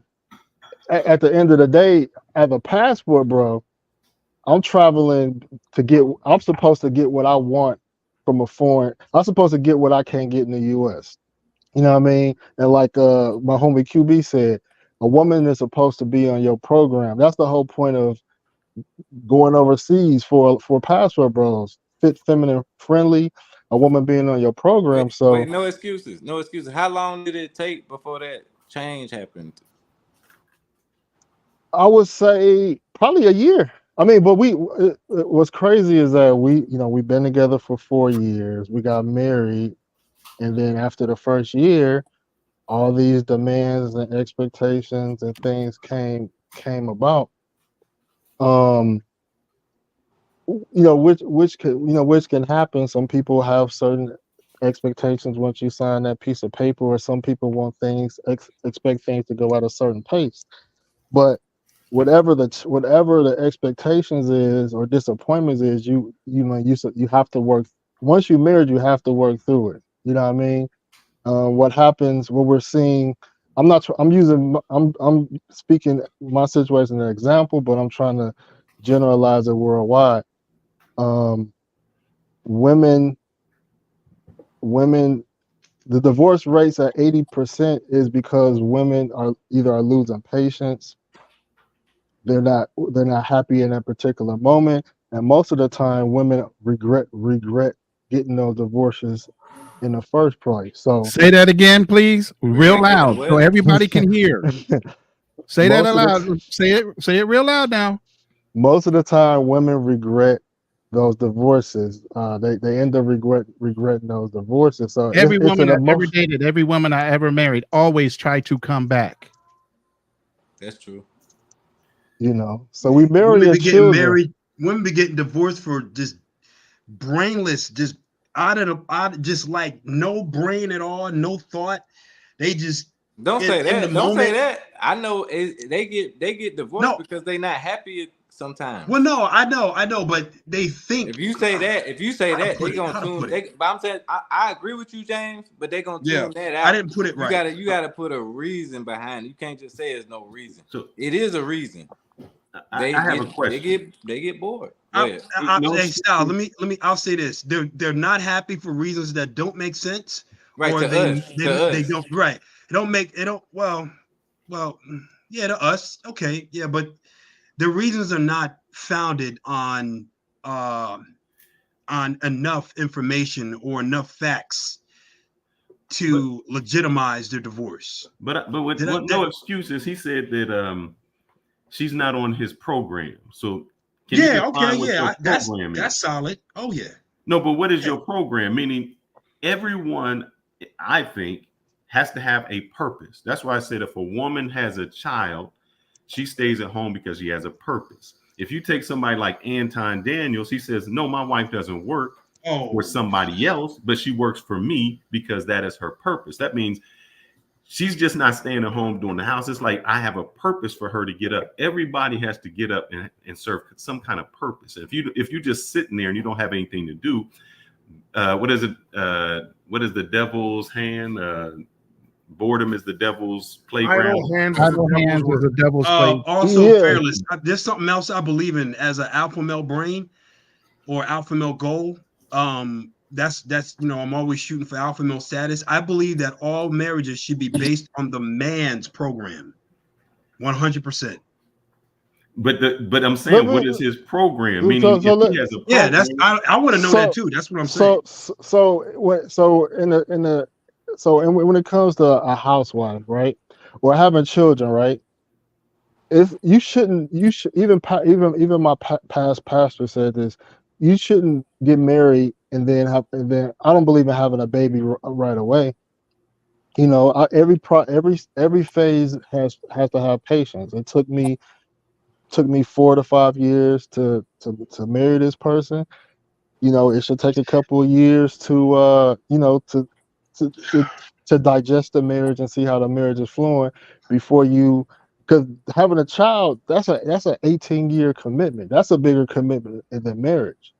You know what I mean? So, and I've had a child in the past before. I had a child when I was 18. So, you know what I mean? So every process for me has to have patience. So in the interim, yes, there are tasks that you could give a woman to keep her busy and things of that nature. If she doesn't want to use her skills to help my business or feels like, I don't want to, I'm not in the mood to do this. If everything is based on how you feel and I have to go to work, whether I feel bad, whether I'm moody, I have to go to work, I have to provide, regardless of if she pisses me off or not. Like, man, we still have to get up and pay the bills. We still have to do our part. But a lot of women say if they're not happy, I'm not gonna do this. I don't feel like cooking, or I don't feel like doing that. I'm just using that as an example. So, damn, bro. The more I hear no excuse, the more I hear no. Hey, hold on. No excuse. I have a question for you, by the way. Wait. I just want to shout him out, man. Yeah, no, I just letting him know. Yeah. The more I hear from no excuse, man. I mean, he's my partner, but the more I hear from him, man. Y'all both, I ain't saying a word, bro. I ain't saying a word. Real people to me, man. So I definitely y'all have to have that offline, man. That's a whole other side conversation. Hey, man, please, after the show, man, hit me up, man. His link is already in the chat. You did? Okay. His channel is already in the chat, but y'all have to have a side conversation when it comes to that other thing. So no excuses. What I'm saying is, I don't know what your program is, meaning you want her to be a housewife, but you're not there on a regular basis for her to even cater to you. So what program do you want her to be on? Meaning if I wasn't there, and like I do YouTube, so I'm like, look, you got to learn the skill, maybe edit my videos, get blogs for me, do things like that, look up property. What mission are you putting her on? Because if not, and I talked about this on Austin's show, there's a reason a lot of guys get divorced when they bring their girl to the United States from other countries. It becomes a control thing. It's like, I want you to just be where I want you to be, and you can't be anywhere else. And nobody, no matter where you at, they're going to start to resent that because there is no fulfillment in that. They don't, people want to be fulfilled. Women have children to be fulfilled. They have family and friends to be fulfilled. So what purpose are you giving her? I would have to pretty much reveal my relationship for you to understand where I'm coming from. So I can't. It's not fair for me. You can't ask me to help you understand where I'm coming from, because then I'll have to be very. Can I ask you a better question? This is a better question. Can women have purpose, true purpose, without having children? Absolutely. You give it to them. Wait, are you saying that's part of your edict as a man? Like, listen. Go ahead. You bring home food, she makes a meal. You give her a home, she makes it. You give her a house, she makes it a home. You give her purpose. If there's something within your business you need help, you train her to help you, assist you in your business so that you can relax and do things better. She's your helpmate, regardless of whether she has a child or not. But you guys are leaving them separate, like they don't. You're not inclusive of them. Yeah. I mean, I just think every woman, not every, I guess like a large percent of women I meet, they have a strong biological need to have children. I just think that's pretty much inbred in most women. And I think that's what grounds them a lot. Not in the Western world, not now, but in other countries, absolutely. It's their main priority still. Yeah. And that's I did a clip. O'Shea clip. I was in Uganda and I interviewed with O'Shea, and he clipped something I said, and the question was, you say you don't want an ambitious woman, why? You know what I mean? That's I don't need an ambitious woman. Most men and most women are on par as far as education and experience. Then you have the very super educated woman and a super educated and experienced male. I'm in that top 10%. So I don't need a woman for anything outside of domestic skills. I don't need 50-50. I don't need her to bring something to the table. I just need her to do the things I want to do. I want to be in control. I want to dominate her life. Damn. You could say that's not realistic. If that's the case, then marriage or future marriage won't be in the cards for me. But I gotta have total dominance and total control. That's the point of me finding that type of woman overseas. Wait. I agree with him though. Before we jump on his head. Now I'm not saying anything. I'm just like, I need a woman to be able to communicate well. If I take her to a business type of meeting, I need her to be able to hold a conversation, know current events, know what's going on. She needs to accentuate everything I do. I don't need a brainless wonder that's sitting there looking all beautiful. I need her to add to, kind of like pull resources. Bro, I agree with you. But I've been in a lot of positions like that already, where when you have a strong, smart woman like that, a lot of times they don't know how to hit the brakes on letting you be the man in the situation. Like I've had a girl. I ain't never had that issue in my life. Okay, well, you might not have had to deal with a lot of different women. I don't know how many. But she needs to be able to carry a conversation on current events within the business I'm in. That's not what I'm saying. Why? But wait. Let me finish. That's not what I'm saying. I'm not trying to say I don't want a woman that's smart. I definitely want a woman that's smart. Just like me, for example, just like Ronan.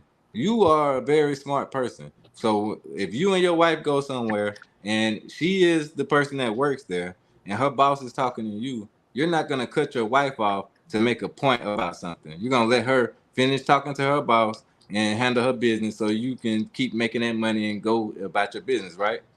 Absolutely. And she's going to do the same in my respect and the respect of me. Yes, that's what we think is supposed to happen. But that's what I know is going to happen. We've had these conversations. I agree with you, but Ronan, listen to what part of the understanding when you have a wife is to get an understanding on what the clear roles are when you have Ronan, you're saying that you're already married. What I'm saying is when you're trying to date somebody to get to that situation of being married, you have to weed out the ones that can't do that. So absolutely, you're gonna run across that's part of your vetting process. Yes, that's part of your vetting process. And that's what we're talking about because I'm not married, so that's what we're talking about. James, I got a question for you. You commented when somebody said, I think Ronan said they want a smart woman or something. You said why? So since you are an HR, if you're in HR, how many of your executives are married? Well, to be clear, I didn't say not smart. I said be able to carry on a conversation about current events. Mm-hmm. That's what he said. And I said, why? I mean, then I had to cut myself off because I do have to take in consideration that some people are very, very, very unique. There's some people that are so unique, they're almost a different species. I'm serious about that. There are people whose brains and their trait of thought and the way they communicate is just completely oblivious to the way we communicate and think. And you know what I'm saying, they talk about those on a lot of different, y'all know what I'm talking about. Well, I'm in the white world, James. So what I found is whenever you want to get into the boss's ear, you said white world, the white world, the corporate world. Let him finish. And whenever you want to get into the boss's ear, the corporate ear, usually it's through the person that sleeps with him every night. And if that and that's how you get judged. When your wife comes with you to a corporate event, those corporate people judge you by the woman you have by your side. If she can't hold a conversation, they think you can't hold a conversation. If she's not intelligent, they're going to question your intelligence because why did you marry someone like that? And so I know in the corporate world, everyone that I look at who's my CEO, my VP, all of them are married. And the reason they get married is because it stops that discipline to go out. And it's to say, I can settle down. I am more controlled. And they look at his wife or whomever's wife as a reflection of him. And that if he can't make a great choice in a wife, how can he make a great choice in business? And I do want an ambitious woman because it doesn't necessarily have to be ambitious outside. Ambitious just means she can be ambitious in my life. She's wanting to go cook. She's wanting to make something better. She's ambitious. Yeah, I'm down with that. Okay, I have a question. Have you ever been to a corporate business mixer? All the Absolutely. time. You have. I just came from one last week. I've been to one. That's why I said let them cook. That's why I said let them cook. Because I have been myself too. Let me. I agree. Go ahead. I'd like to respond to. Go ahead. I'm just saying, let them cook sometimes, man. You got other people. Well, no, he got me wrong. I had to make sure he understood what I was responding to, and it was actually different. I wanted to make sure he understood that. That's the time when you have to cut in on people when they start responding to you when they say something that lets you know that they misunderstood you. So you correct them and then back off. You have to be cut off sometimes. So I've been to unbelievable because I work in government contracting.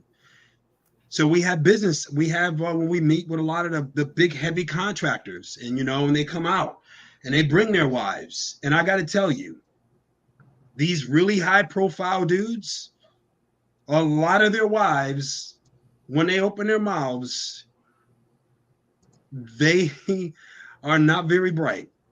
Husbands, wives, trophy wives, partners, just dates, list goes on and on. A lot of people end up cheating from those at people that they partners and wives and husbands that they met at those business mixers.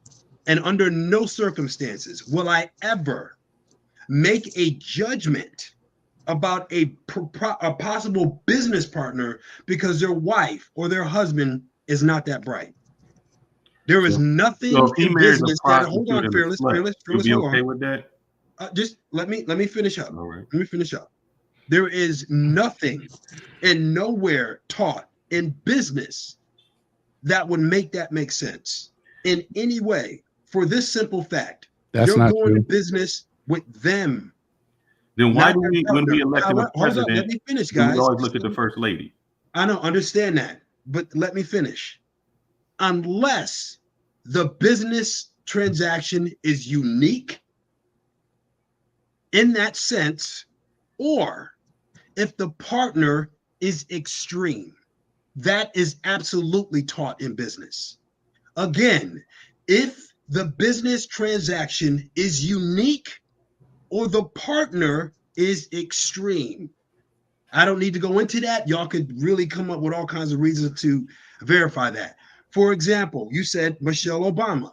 That is a unique business. That is not even a business. That is the president. That is very, very unique. Very unique. We judge the president by the wife that he had. Right. That is very different. That is very unique. However, if you're hiring a contract company like Lockheed Martin, and the owner of Lockheed Martin wife is, she's not so bright. She don't know anything about aviation. Not a thing. Turns out she's a English teacher at a grammar school down the street from where they live.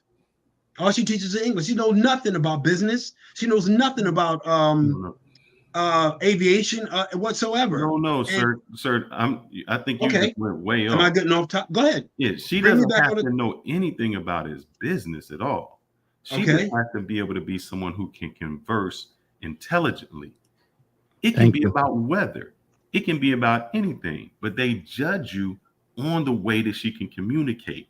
If I go to a place and I got a girl with some green hair, green eyelashes, BBL, gold in her mouth, how far do I get when I want to get a promotion? How far do I get when people want to listen to me and she eating like, that's some good crap. She's slobbing on some chicken wings at dinner and she's picking up some food. That's extreme.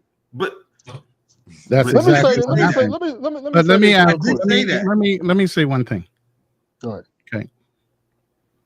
Executive level management, you are looked at on how you handle and conduct business. Okay. You make most of your business deals when you're on a golf course. And most likely the ladies are meeting and having a luncheon or tea or something like that. And if the boss or the person that you're trying to get a deal with, while you're on the golf course, she goes back and offends the lady at the luncheon. That's extreme. That's fucking real. That's what happens. I know it's real, but it's extreme. Oh my goodness. You have no idea. You're in HR. You're not in government contracting, right? I'm in government contracting. But you just said you were in HR. Which one is I used to be in HR. I did state that. Okay. So when you do bids and everything else, and there's an RFI or RFP out, you do meet up with the people that you're going to be winding up winning the contract with before the contract is awarded. Okay. Sometimes. And in some of those meetings, you might be in a comfortable situation where you're bringing a wife or a significant other to join in the meeting. And they're judging you at that point. It doesn't matter. They're still judging you as a business owner and in your ability to deliver the contract. One word or misstep could cost your company money. And you're saying that's extreme. It is not. Okay, now in the scenario that you're talking about, in the things that I conduct, if your wife is in that, then you're actually your business partner. So what she says will matter, and that is a completely different scenario. Your Hey, how wife did doesn't y'all have get to be here, your man? business. What happened? What the hell? What? What? We're What still is on the going part where a on, man? woman needs Y'all to talk, have y'all to be 30 able to years have an into it. intelligent conversation. She can't I'm just not be saying sitting it's there not, but I'm smacking. saying y'all sound We like y'all just can't talking. be sitting there No. smacking on What I'm on saying, it on sounds like y'all collard talking greens. about marriage and into a marriage. What I'm saying is this Bro, is passport bro this has channel. jumped about 5 times. Where you It been? hasn't. I know. I I just came actually, back. I'm sorry. I yeah, apologize. actually, I've been paying attention. And the origin was I asked Fearless to sell me marriage. And what I asked him to do, I'm and he glad was that doing was it, the origin. was to give different points of why to sell me marriage. It hasn't gone past financial. And when we Okay, that's what talked I'm about saying. financial, people was talking about I how the wife can actually qualify as far as why her character should matter. But that's not what And we when we, was. That's not where we supposed to be, man. I understand that, but no, I'm just saying We that's was what talking to happened. No Excuse ENT in the building, man. Yeah, I'm just okay. Go ahead. let me We was finding out things from the origin around here about this passport bro movement. This is passport bro channel. That's what we was talking about. Okay.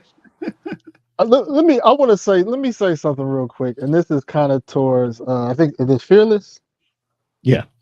Fearless. Now I'm just I ain't gonna say I'm educated like Barack Obama. I'm successful like Donald Trump. Not as successful, but just using those two as the examples. If I feel like Melania Trump is a better fit for what I'm trying to do because she in my program, I don't see nothing wrong with that. She may not be the best communicator. She might accept a lot of BS from him. He may have it his way. He may have full domination over her. Obviously, she found out he had an affair. But if that's if that's what a man wants, there should be nothing wrong with that. It should nobody say, well, Michelle Obama, she's educated, she brings something to the table, we've seen her mannerisms. She done copped the attitude, twisted her face, and she's shown that black woman attitude. You know what I mean? I don't want that. I want a Melania Trump, a You said foreign woman. Michelle Melania Obama Trump used to be a model. She had her own thing, and then as a that's what I was about to say. I'm glad you brought up Melania Trump. You think she speaks up at Trump's meetings? Trump will blow up in her face. Wait. Let me say something now. I don't want to cut you off, but this man literally just said, "That's what I want." Fair. I know. As a black man, we have to respect what he wants. Now, what That do is you definitely want? true. Tell me what you So, want. Don't talk about what he want. Tell me what you want.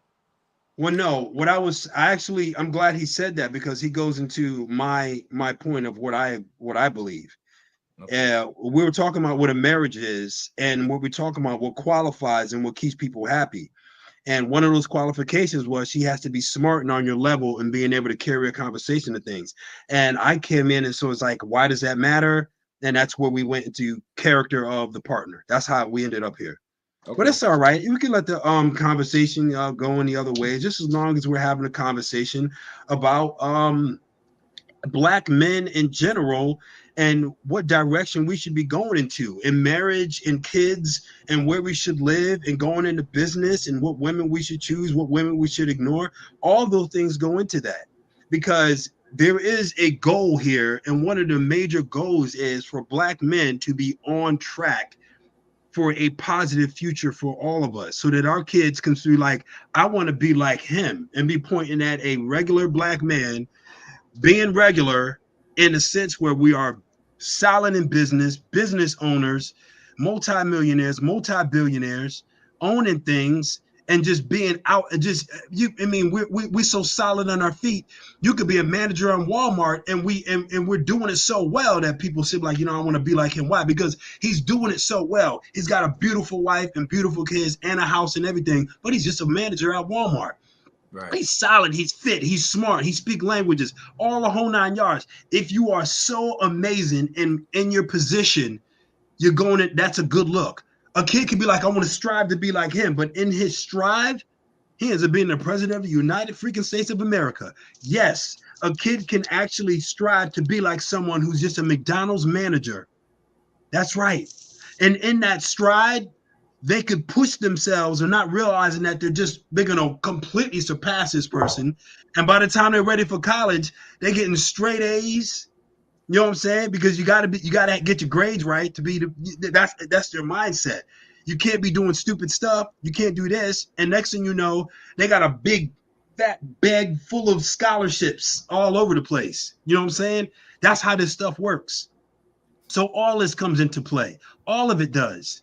And I know one people will say, and our argument with Passport Bros, if you leave into another country, then how are we going to do that? Well, we kind of need to get away from all this stuff that's trying to destroy us, because there are more things trying to destroy us in the United States than trying to help us. I'm gonna agree with the comment that we got up right now. That's how I look. When I want to have a twin that's out there, meaning I need my wife to be able to learn what I'm doing in my business so that in my stead she can operate. So if I if I'm doing houses, I need to teach her, here's what you need to look for, here's what you need to do. Why? Because I can double my production by having somebody out there. I can make sure that when I'm gone or something happens to me, the worst thing, the reason women lose wealth is I die, she don't know nothing, she can't handle anything. It doesn't matter how much money she get because she don't know nothing about business. And now she broke. And now my kids is on welfare 2 years later. But what if y'all ain't got kids? What if you don't have kids? Yeah, you on welfare to 2 years later after you die. You leaving her just out in the cold? No excuses brought up the point, and I think it's a legitimate point where we're missing here is that some people don't want kids. You know what I mean? And what if you don't got kids? Because let me put it like this. I'm selfish, right? So I teach her. Me too. I give her the game. I basically give her my inheritance, right? If we don't have kids and she's at a young age, my resources is going to whoever she's with, the next man she's with, and if they have children. So I haven't even created a generational wealth because I didn't have children with her. Once we have children, I agree with you to a certain extent. But until children are in play, you have nothing to pass those kids on. That's the contention. Yes, you do. Here go the reason why. You make money now, but what happens if you down there getting a car accident and you can't walk? You better my next of kin should be your wife. My next of kin is I mean, if we're married, she's going to be financially take care of you. What kind of situation you in? You didn't teach her anything. You didn't want her to be ambitious. You didn't want her to learn. So even if you don't have kids to pass it down to, she should be able to have enough ability and ambition to be able to take care of you. I can answer that, Fearless. One of the things that I'd like to answer that.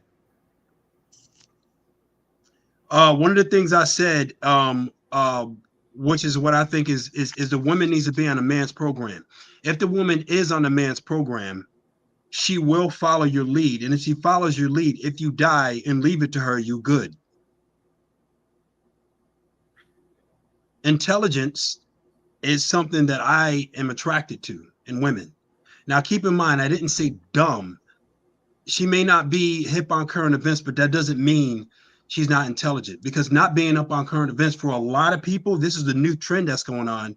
They stay away from current events because current events means a negativity in your head. Every time you turn on the news, it's negative. There's a lot of people who tune all of that out, and they only read books and do their research and get information from their own resources in a way that doesn't bring in all the negativity on what's going on in the world, because you do have to know what's going on in the world, especially if you're going to invest. And if you're not investing, then what kind of business are you going into? But that's my point. So if she's on your program, you will be able to move her. He makes a good point. you do as a man, and I might be saying too much. You don't mind doing whatever for your wife if she's on your program. It doesn't operate. You see. This is how women think. This is how I think. You do something, you get rewarded. Women think is that you spend this or you do this, then I'm going to reward you. No, it has to be in that order. She has to perform before I reward, and that's that's the contention it has. So I agree with everything Fearless is saying. You know what I mean? But the woman has to perform before I do anything. But her reward should be your success. Meaning, like my wife, when she sees me succeed, that's her reward. I've done something to make your life better. That's the satisfaction that's her satisfaction. Right. When it comes to foreign women, and I don't know when it comes to foreign women, their satisfaction is their family being taken care of. So you have to please more than just a wife when you deal with a lot of these foreign women, because now they are expected, especially if she's not working, you're expected, first of all, the daughter, the children put the onus on themselves to reward their parents for whatever their parents did. Mm-hmm. So they want to be able to repay their parents either independently or if they're married, through their husband. But and that's challenges that I have, because we come from a culture where our parent, or at least my parents, said, y'all don't owe me anything. I raised y'all. Don't worry about me. That's the culture I was raised in. So there's contention with that. But for me to even want to support your parents, the marriage has to be taken care of first. You cannot put your family needs before your husband needs. I'm speaking personally, but if a woman is not, I put it like this, a woman is not getting her needs met or she's not happy, a lot of times it's because she didn't make her husband happy first. You know how they say happy wife, happy life? That's a lie. No, it should be what do you say? Happy spouse, happy spouse, happy house. Yep. I'm gonna call you a simp if you say that. But you should have understood this. See, a lot of times when people get married to foreign women, they want the foreign women to conform to the American culture. But you have to understand, you have to conform to her culture. In the United States, we're very selfish. We think of us only. In other countries, they think of their family. I'll give you an example. That's not true, Fearless. If you got a good woman, this is what they usually happen. This is like somebody, a woman retirement. So you a family, you a mom, you don't have 4 kids. So once those kids have grandkids, you become the permanent babysitter. I know in DR that's how it goes. All them her children go out to work, but what they do is bring the kids over first. She cooks breakfast for them and lunch for them. So if you ever go to DR, you see them carrying around their little packs of lunch. She has become like their permanent babysitter, but that's how she earns her retirement income, because everybody contributes to the mom to help her out. That's just how it is in other societies, where it's like, all right, you've gotten so far. There is no such thing as a nursing home. I don't know in Colombia, but there's no nursing home in the Dominican Republic. There's no nursing home in some of these places like Thailand. Your nursing home is your family, because they don't put their family out to pasture. They take care of them until the end.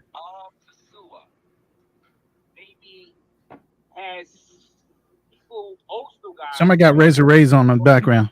Yeah, that's me. I had to chime in real fast. I just got a message that my name came up. They're actually watching this show and hating on me on this. They're watching this show. Hey, Fearless, have you seen some of my hating roasts on a Razor Rays? I'm sorry, man. I am really literally out of the loop. It wasn't until I was on with Ronan this I know week. you are. That's why. Hey, that's why your channel's dope. Because I got called a Negro, man. Matter of fact, you know what? I'm gonna leave you out. You're one of my peoples. Stay out. I don't want to poison you, dog. Yeah, brother, I didn't know there was this much hate and this much animosity in the field. That's why I said I want to do a show about it. I'm gonna explain it, and I'm gonna tell you why I don't even want you to even bother with it, man. You don't need it. Here's what happens. There are people who feel that if they destroy the structure of what they believe and perceive as the passport bros, then they would make nice with the black women in the United States or just women in the United States. It's actually not true. And they go about it in the most foul, the most foul and fearless. I mean, it's just like it is 100% negative. There's no debating in it. There's no structural foundation. They're not trying to solve a problem, which is what a debate is about. Last time I checked, I know you agree with me with that one, Fearless. If you're not trying to solve a problem, then you those two people shouldn't be talking to each other. If you're not trying to solve a problem, I know you would agree with me on that. Correct. And that's sometimes I don't even know what the issue is. We was on that's it. And it was a 50-year-old woman. What's the issue? She was angry at Austin Holloman. I said, Austin is 25 years old. See? What are you angry at this boy for? Or he didn't make 100,000. This is proof that you don't need to be in the loop to be on it. Man. Boom. He's not even in the damn loop, and he hit the nail all the way on the head, dead center, solid, perfect bullseye. End of story. End of story. 50-year-old woman trolling a 25-year-old man. I was going to say boy or child, but that's disrespectful. I remember I was 25 and I got into a fist fight with a 43-year-old man for calling me a boy. I whooped his ass too, but he did get me at first. I wasn't expecting that punch. It was an uppercut. Lit me the hell up, but I won afterwards. But anyway, but that's it. That was solid. That's it right there. Because what problem, like I said, if you're not trying to solve a problem, you shouldn't be debating anyone. What problem is there to solve with negativity toward passport bros? Remember I said sell it? I'm gonna respectfully ask everybody on this panel to start using that against people who come at you negative in a way where they say, I don't want you to do something. I want you to do this. Do this. Sell it. Sell me not being a passport bro. Just sell it. And if they try to ask you to reiterate that, sell it. Because in business, when you do that to people, it's actually frowned upon because it creates a negative room. And when you're trying to debate or something like that, it creates a negativity. What you're supposed to do is compromise. And that word is not a compromising question. And I got caught up in the loop. You get my point, though. Yeah. I mean, I got caught up where, and it was me. I should not have done that. Where it was prove yourself. Prove you. It was all that's still fair. But they don't. But they have no way of proving themselves. It's like the guy was Austin Holloman didn't make 100,000. I was like, okay, so what? How much you make? They don't never want to talk about how much they make. It's all about what somebody else didn't do. And I just didn't understand it. And when you go overseas, that means you don't have to make $100,000. That's one of the passport bro points. Mm-hmm. It's hard to make $100,000 a year. I do, but I mean, there's a lot of pieces that came together and pieces that fell together without me trying that helped me get to this point. You know, it was a lot of falling down and getting back up. Everyone knows that. If you got a man to make $100,000 a year, a black man, he done fell down right on his face a few times before he got up and started making $100,000 a year, in more ways than one. And if you're going to ask that man, I want you to make sacrifices for me because I'm a woman and I'm pretty. Yeah. Don't we know that? I mean, we know that to me, like me, I'm not educated because I'm just jumping in. Yes, you are. No, don't say that, Styles. I mean, I'm educated. I'm educated, just not as far as like, college degrees. I see what you're saying. Yeah, I feel you. All right, all right. So on paper, the paperwork. Yeah. So you damn sure ain't dumb, bro. I see you. You ain't. No, hell no. But let me tell them. But I'm just saying, like, it's a lot of people that don't understand, man. Like, myself, I had to, crawl back from, a bad background to get to where I am now to doing real estate. You know what I mean? Mm-hmm. And I had to do it the right way. I didn't shortcut. I went and got a job. The only place that would hire me after the crash in 2008, which was a fast food restaurant. And then I became every position. I worked up until I became an area manager. I had multiple units under me. You know what I'm saying? Like, so it is black men out here that do that. But and brother, I'm gonna say this. I don't understand how, where, when did this happen where we lost respect for the hard-working man who wakes up every day, puts his shoes on, and goes to work. I don't know where that came. Those are, to me, I'm from the Midwest. So I'm used to the steel workers, the coal miners, the brothers who go to the car factory. Those are the people I admire because those are the guys that work hard. They care about their family. They probably more in their community and more involved with their children than anyone else. Yep. I don't know what happened with this new generation where those things are not admired because those are the things, that hard work, going to work, working your way up, doing all those positions, that built your character. That built who you are. That makes you stronger. You know, it's not when people are born and they got money and they already on third base and they're like, I can get home. That's easy. It's the person who had to work from the dugout that made it. So but the women don't believe that exists in us. I don't know when that happened, bro. Hey, Phyllis, how old are you? You mind me asking? What's that? You older than me? I said, how old are you? You older than me, right? I'm 48. I'm a little bit older than you. Yes. Yeah. I was gonna say you and Ronan would be the best ones to answer that question. Ronan, you the oldest one, right? Yeah, I'm when 56. did it happen? Yeah, 56. Ronan, when did it happen? Like I said, about 45, 50 years ago, when women started having babies and leaving their men because of social services. You know what I think it is, Ronan? It's the microwave dishwasher generation. Meaning, you know, when your mom had to wash dishes by hand, she had to cook like I had to wash dishes by hand. Yeah, now everything is instantaneous. So I still wash dishes by hand. I don't like that dishwasher. But I'm saying now everything is instantaneous. This world is instant. Oh yeah. You can't. You know what I like to say? You can't work your way up from the fries to that's the whole thing. What we talk about with the Generation X, man. You guys grow up with so much. You guys grow up with so much ready access. Yep. You know how I went to bed with a radio. There wasn't TVs in everybody's fucking rooms at night. There wasn't a cell phone that you couldn't use. A cell phone. You know, it was a radio. Matter of fact, let me even take myself further. Computers were invented and started to be utilized while I was in the Marine Corps. I started off fixing a teletype machine. What? And then I started fixing computers, 8088. You double boot them up with floppy disks. All that. I watched this technology graduate, but I started in the military fixing that from the jump. So I've been in technology since the ground floor. We used to run internet with 2-pair wire, not fiber, not none of that. Yeah. We did that with old crypto technology and everything else, man. I've been around forever when it comes to these things. My oldest son is, let me put it this way. My oldest son is 38 on the 30th. Yeah. That's what you said. You said 38, 34, 32, 31, and 26. But I think this is 4 grown sons, 2 grandchildren. I got a really important question, guys. Can it ever get back to what it was? Nope. Women have to correct themselves. Men can no longer add to or try to enhance a woman's situation. Women have to start checking themselves because every time a man does, all of a sudden, I have a term that I like to say, and it's about our women. Our women don't smell like cocoa butter no more. You getting on Trick Daddy now? You talking about what Trick Daddy was talking about?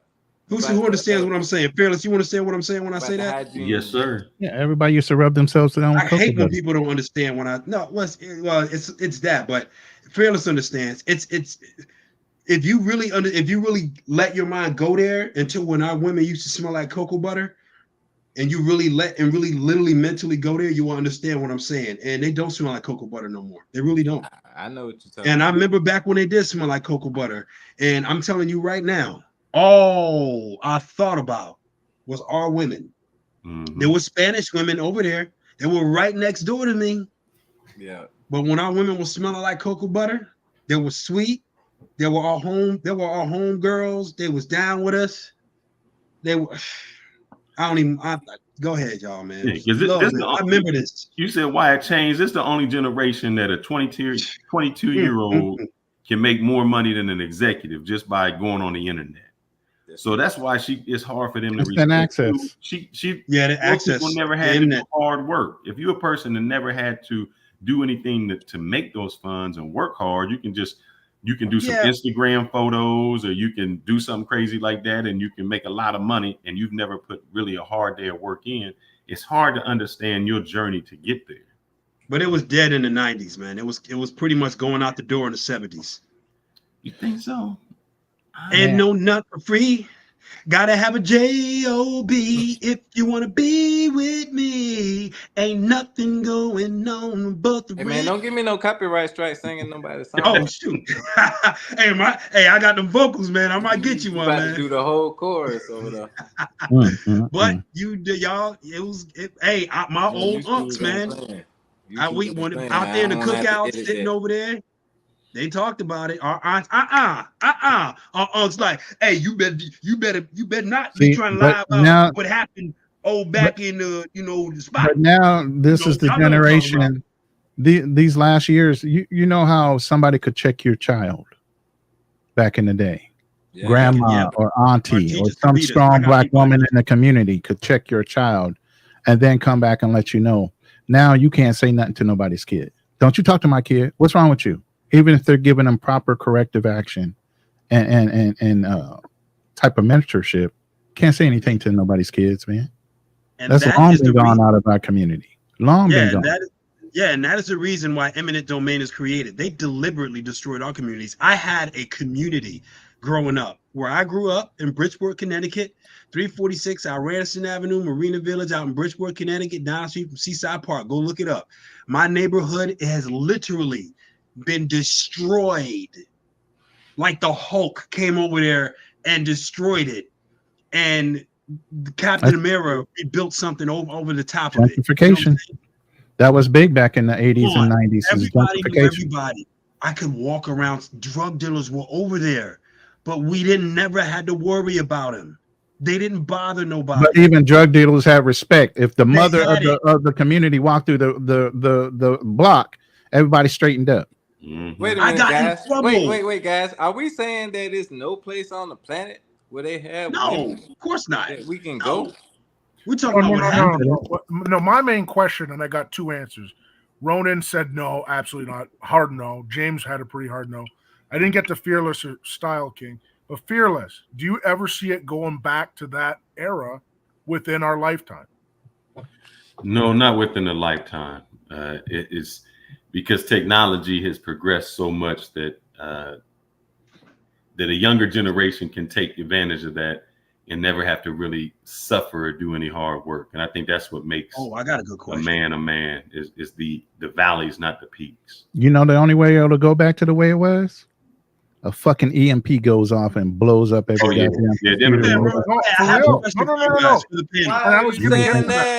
I have a question for the panel, though. It goes right into this.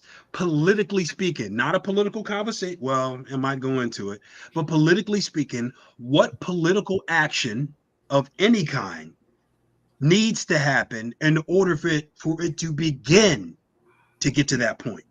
War. Okay.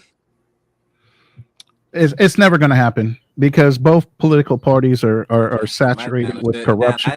That was a fatal snap, by the way, wasn't it, Fearless? Both political factions have been corrupted internally, and they're all being paid by the same companies and everything else. The only way to do it, and it will never happen because you can't get people to agree, is to actually have a strong third party that can check the first two parties that are actually for the people, and it'll never happen. Ronan, I really want to hear Fearless Thanos snap that he just presented to us, because I don't think all y'all understood that was a Thanos snap. Fearless, would you mind elaborating on that? I think Ronan said it when I said war. That's the only thing. That's the only time you really get someone who is you have to go back into your traditional roles when something like that happens, because the only reason, and this is a little political, the only reason women have power is because men have given it to them. We've given them all the power that they have. Yes, and war usually takes that away, because then you that woman can't be that strong person that she finds out real quick that it's just like when what was that, COVID hit, and it was one thing of toilet paper left. I don't care how much of a gentleman I was, I'm getting that roll of toilet paper, boo. How we gonna roll? And what you gonna? And here's the thing: what you gonna do out about of each other for toilet paper? What you gonna do about it? And that's how I look. What you gonna do? Philippines. You get back. Watch that ass. Homelessness. That did. So what about that? Did create a spike in homelessness and single independent women? Yes, it did. So that wreaked havoc on California. Did you hear all the women complaining about? Did you hear all the women complaining about they needed help? You know, not only with their children, but they needed help with carrying in the water and all the different things that was going on. They were getting support when all the stores are closed. They had nobody to talk to but themselves, and they were driving themselves fucking nuts. Man, that's sad. I keep saying that. What if COVID actually evolved? Which it very easily could have. It already has. It was strong. Stronger impact, but like it's been other viruses that were stronger, so it could be worse. Yeah, it could have picked up and basically bonded with it. I mean, I'm let's change the subject, brothers. Maybe we could talk more about Thailand.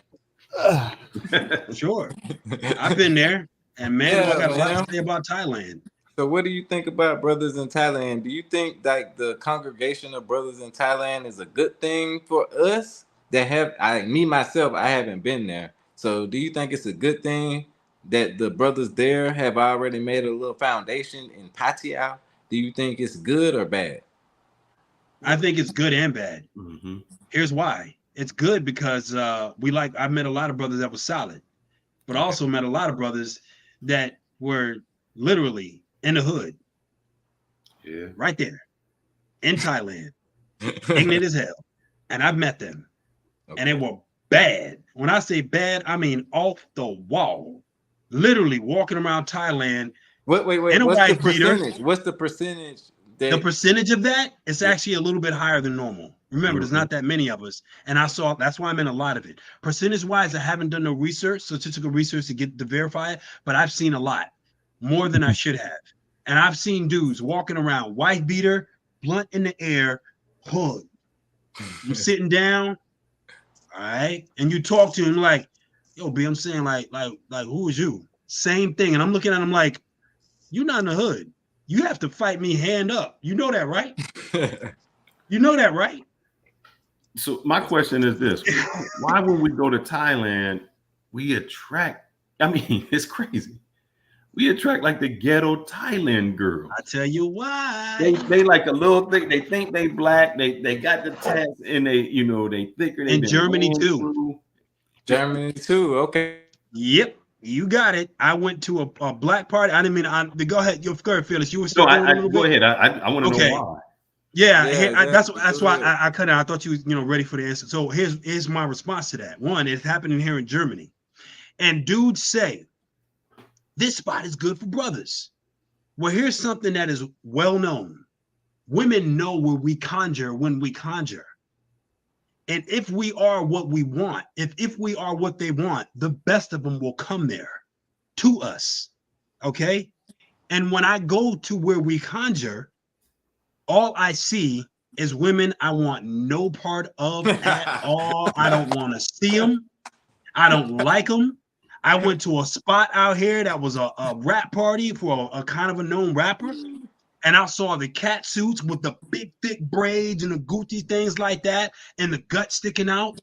And they were German. Okay? It was the worst of them there. And they had the attitude of, No. All of it. Oh, no. It was there. And I'm like. They was putting on a black face without the face. Yeah. And so the recommendation I give to people, right? If we have a place where we conjure, don't go. Because what I did is I went to other places. And like I was just telling my man, Style King, as I met a Turkish woman who I couldn't breathe, Fearless. I had a hard time breathing when I was talking to her when I first met her. That's how pretty she was. Man. She would be caught dead in the two places I went. The reason why I went to these places because I was told that's where to go to find the German woman who like black men. Turns out that ain't the truth. However, in other parts of Germany, that is kind of true. It is kind of true in some places throughout the world where we conjure, they come. Like an Afrobeat festival is where we conjure, where we come. However, not those kind of brothers. James, not like do that. you have a Cash App? I don't. Okay, I should get one. You don't have any kind of way for people to like send you money? I haven't developed that yet, but I will be getting to that. Absolutely. Okay. And because I want to give people a lot more. I got a lot of good things coming. I mean, you're in Germany, brother. Like, we want to be able to. Like, that's true. Yeah, you're right. And there's then, a lot. Myself, I've been researching Germany because I was born there, so I've been watching other YouTubers. They say like Dusseldorf is a good place for black men. They say Cologne is a good place for black men. You got Cologne's boots falling off a little bit. But I'm saying you got boots on the ground. That's so right, boots on ground, and I will be going on. I definitely have a lot of information on what I've learned. There's a lot of things going on in Germany. Like I want to reiterate something too that I learned about being out here in Germany. There's something that is affecting Germany that is also affecting Colombia. Women out here in Frankfurt, Germany. Okay. A while ago there was something that was kind of let out of the bag and it was mostly the Arab and the guys from India and Arabic, and they're the ones who were doing it. It wasn't really the brothers. That they perceive German women as being easy, which is BS. They're not. But when that got out, German women were like, oh no, I am not easy. No. And they're waving their finger at foreign men, not their men. And their men were like this. And now they're like, no foreign men. If you want me, you're gonna have to be unbelievable to get me. And their men were just dating them and just like, whatever. And now they're like turning their backs like, oh, now our men are like, they don't have to fear the foreigners anymore. And now they're just like dating however they want. So German women like, man, fuck everybody. Brother, out here. What made you go to Europe instead of Africa? I'm putting my Dr. Umar hat on. No, it's all good. First of all, I like different races of women. I don't really, it's not like I don't like our women because like I told don't like people, black women, man. It's Africa is right below you, bro. I knew he was gonna try to say, that ain't true. Like I just told y'all, I was just holding up pictures of beautiful African women, like the track star runners. Those are the kind of women. Those are the kind of black women that I like. Past Morocco, brother. What happened with that? I'm actually heard that Morocco was very, very, very, very racist. I heard a lot about that about Morocco. You don't think the home of the Nazis is racist, my brother? What is going on with you? Yeah, that's what I heard. I like what you're doing right now, Styles. This is dope. But no, keep going with it. That's what I heard about Morocco, and I heard it from enough people, and I heard a lot of it on the internet. And I've been looking for positive because everyone knows that Moroccan women, just like Turkish women, they have their features are very similar, by the way. But they say more so in Turkey, the beautiful women, than Morocco. But then I heard people say that about Morocco versus Turkey. So who knows? Okay. But just so y'all know, I've been to Morocco. Ghana, you flew past Ghana, brother. What's going on? Yeah, but no, Ghana. What I heard about Ghana, and a couple of places in Africa is that they're white worshiping, and I saw this white Jesus stuff, and that turned me off of Africa. Now, at the same time, I've dated. But ain't you doing the same thing? White Jesus. Go ahead. No excuses. What? No, I was just gonna say, ain't he worshiping them? Ain't he worshiping them living over there? Dude, I'm dating a Turkish woman. What are you talking about? You want to know why Turkish and Morocco people were brown? Because they got African blood, and they'll tell you that too. I was just talking. What do their Jesus look like in their churches? I have no idea. I don't care about religion. I'm atheist. No, you brought it up. You said Africans worship whites, and you talked about whiteness. White what does that got to do? What's that got to do with Jesus? No, I mean they probably want to lighten their skin. They think lightening their skin, seeing white women, and they worship a white Jesus out in many parts of Africa, many countries in Africa. So you thought you would just go over to Europe and find the white Jesus for yourself? I don't care about culture when I go to these countries. But James, I'm gonna ask you a question. You don't care about culture? Wait. No. No, but do you think that I respect the culture? Do you think I don't that- care about it. Do you think that being in Germany, that how can I say it, that you can be more black than when you can be in Africa? And I'm not degrading. I'm saying like this. I found that when I go to places like that, they question my blackness. Okay. You know, when you go to Africa, they question your blackness. When you're in somewhere like Europe, they embrace your blackness. Okay. You don't know who you're talking to. Out of respect, Fearless. I'm writing a book on myself, and I'm gonna give you some excerpts. Man, he just asked you a direct question. He said he writing a book. He writing a book, bro. I'm trying to answer the question. Book. I remember Ronan saying that let people answer the question their own way. Right, Ronan? I remember everything that was said to me. Whenever I come on live, you guys got to watch it. I'm going to remember everything. I did say that. Go ahead. Everything. I'm never going to forget. I do meetings all day, every day, man. I'll never forget what you say to me. You guys got to watch it. Okay. Here's my response. I said I'm writing a book on this. The reason why I'm talking about this is because he's talking about my blackness and being respecting my blacks and not being seen about that. My book has something like that. Why? Because growing up, okay, at one point in my life, I didn't realize why people were treating me different. I tried to fit in so many different ways. At one point, I even tried to be a gangster, even though I was not a part of a gang. I wanted people to see me at that. Why? It seems like all the kids who were gangsters were all the cool kids. So I figured maybe if I'm not like them, people will like me more. Because God knows I wanted a friend. Man, was I a lonely kid. This is what I looked at. I looked at other people who were prime examples, but they were bad examples. I didn't know then, but I do know now. But as a result, when I tried to come to school, I tried to be a gangster. And as a result, I ended up getting into a fight. I lost a fight. Well, to be fair, the kid was twice my size. As I grew up, I realized the reason why I was being treated like this is they didn't see me as black. Well, how can they be? Whenever I'm around racist people or white people, they absolutely see me as black. So how can they not see me as black? I was confused. But later on in my years, I learned to realize to use this as a weapon to make myself feel comfortable in this world by not caring. Is this the abstract you reading of your book? This is an excerpt in my, it's in my book. No, we got and it goes a lot deeper than that. I just gave you an excerpt.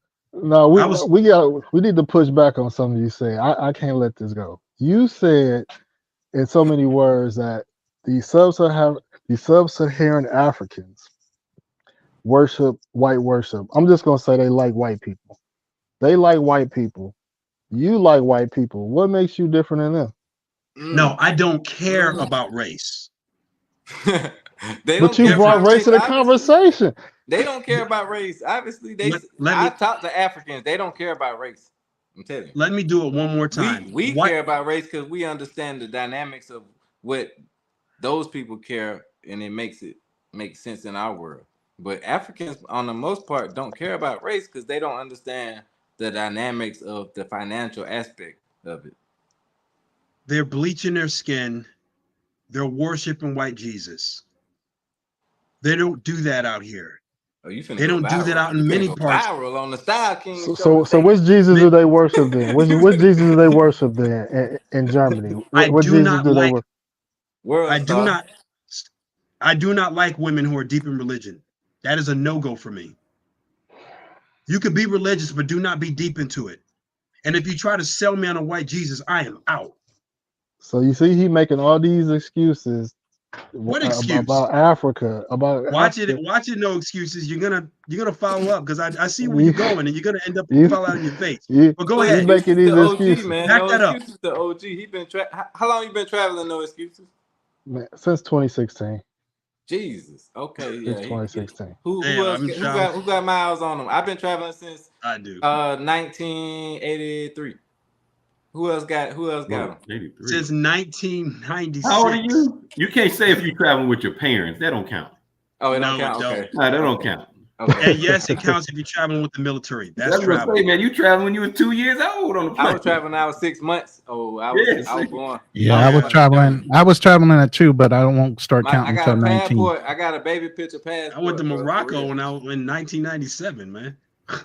Passport. And I've noticed that a lot of these countries have changed. They're not the same. They're not the same. 100%, James, especially Germany. Don't you dare go I to don't a even. country I don't thinking even. it's I don't got no citizenship in Germany, bro, and I was born there. No, man, Germany's changed a lot. A and lot you of can't Europe. speak German, though, right? Hold up. In all fairness, Styles King is a military brat. Yes. So his travel does I count. figured that out quick. Yeah, You kidding me? his travel does count See, shout out because he to got the drug around military. with his daddy. It wouldn't be nothing without the military, bro. For real. Like, Yo, you know what I'm saying? Like, that's the only thing, black men had back in the 1960s when the Vietnam War was going on. So shout out to my dad, man. He put it down for everybody, man.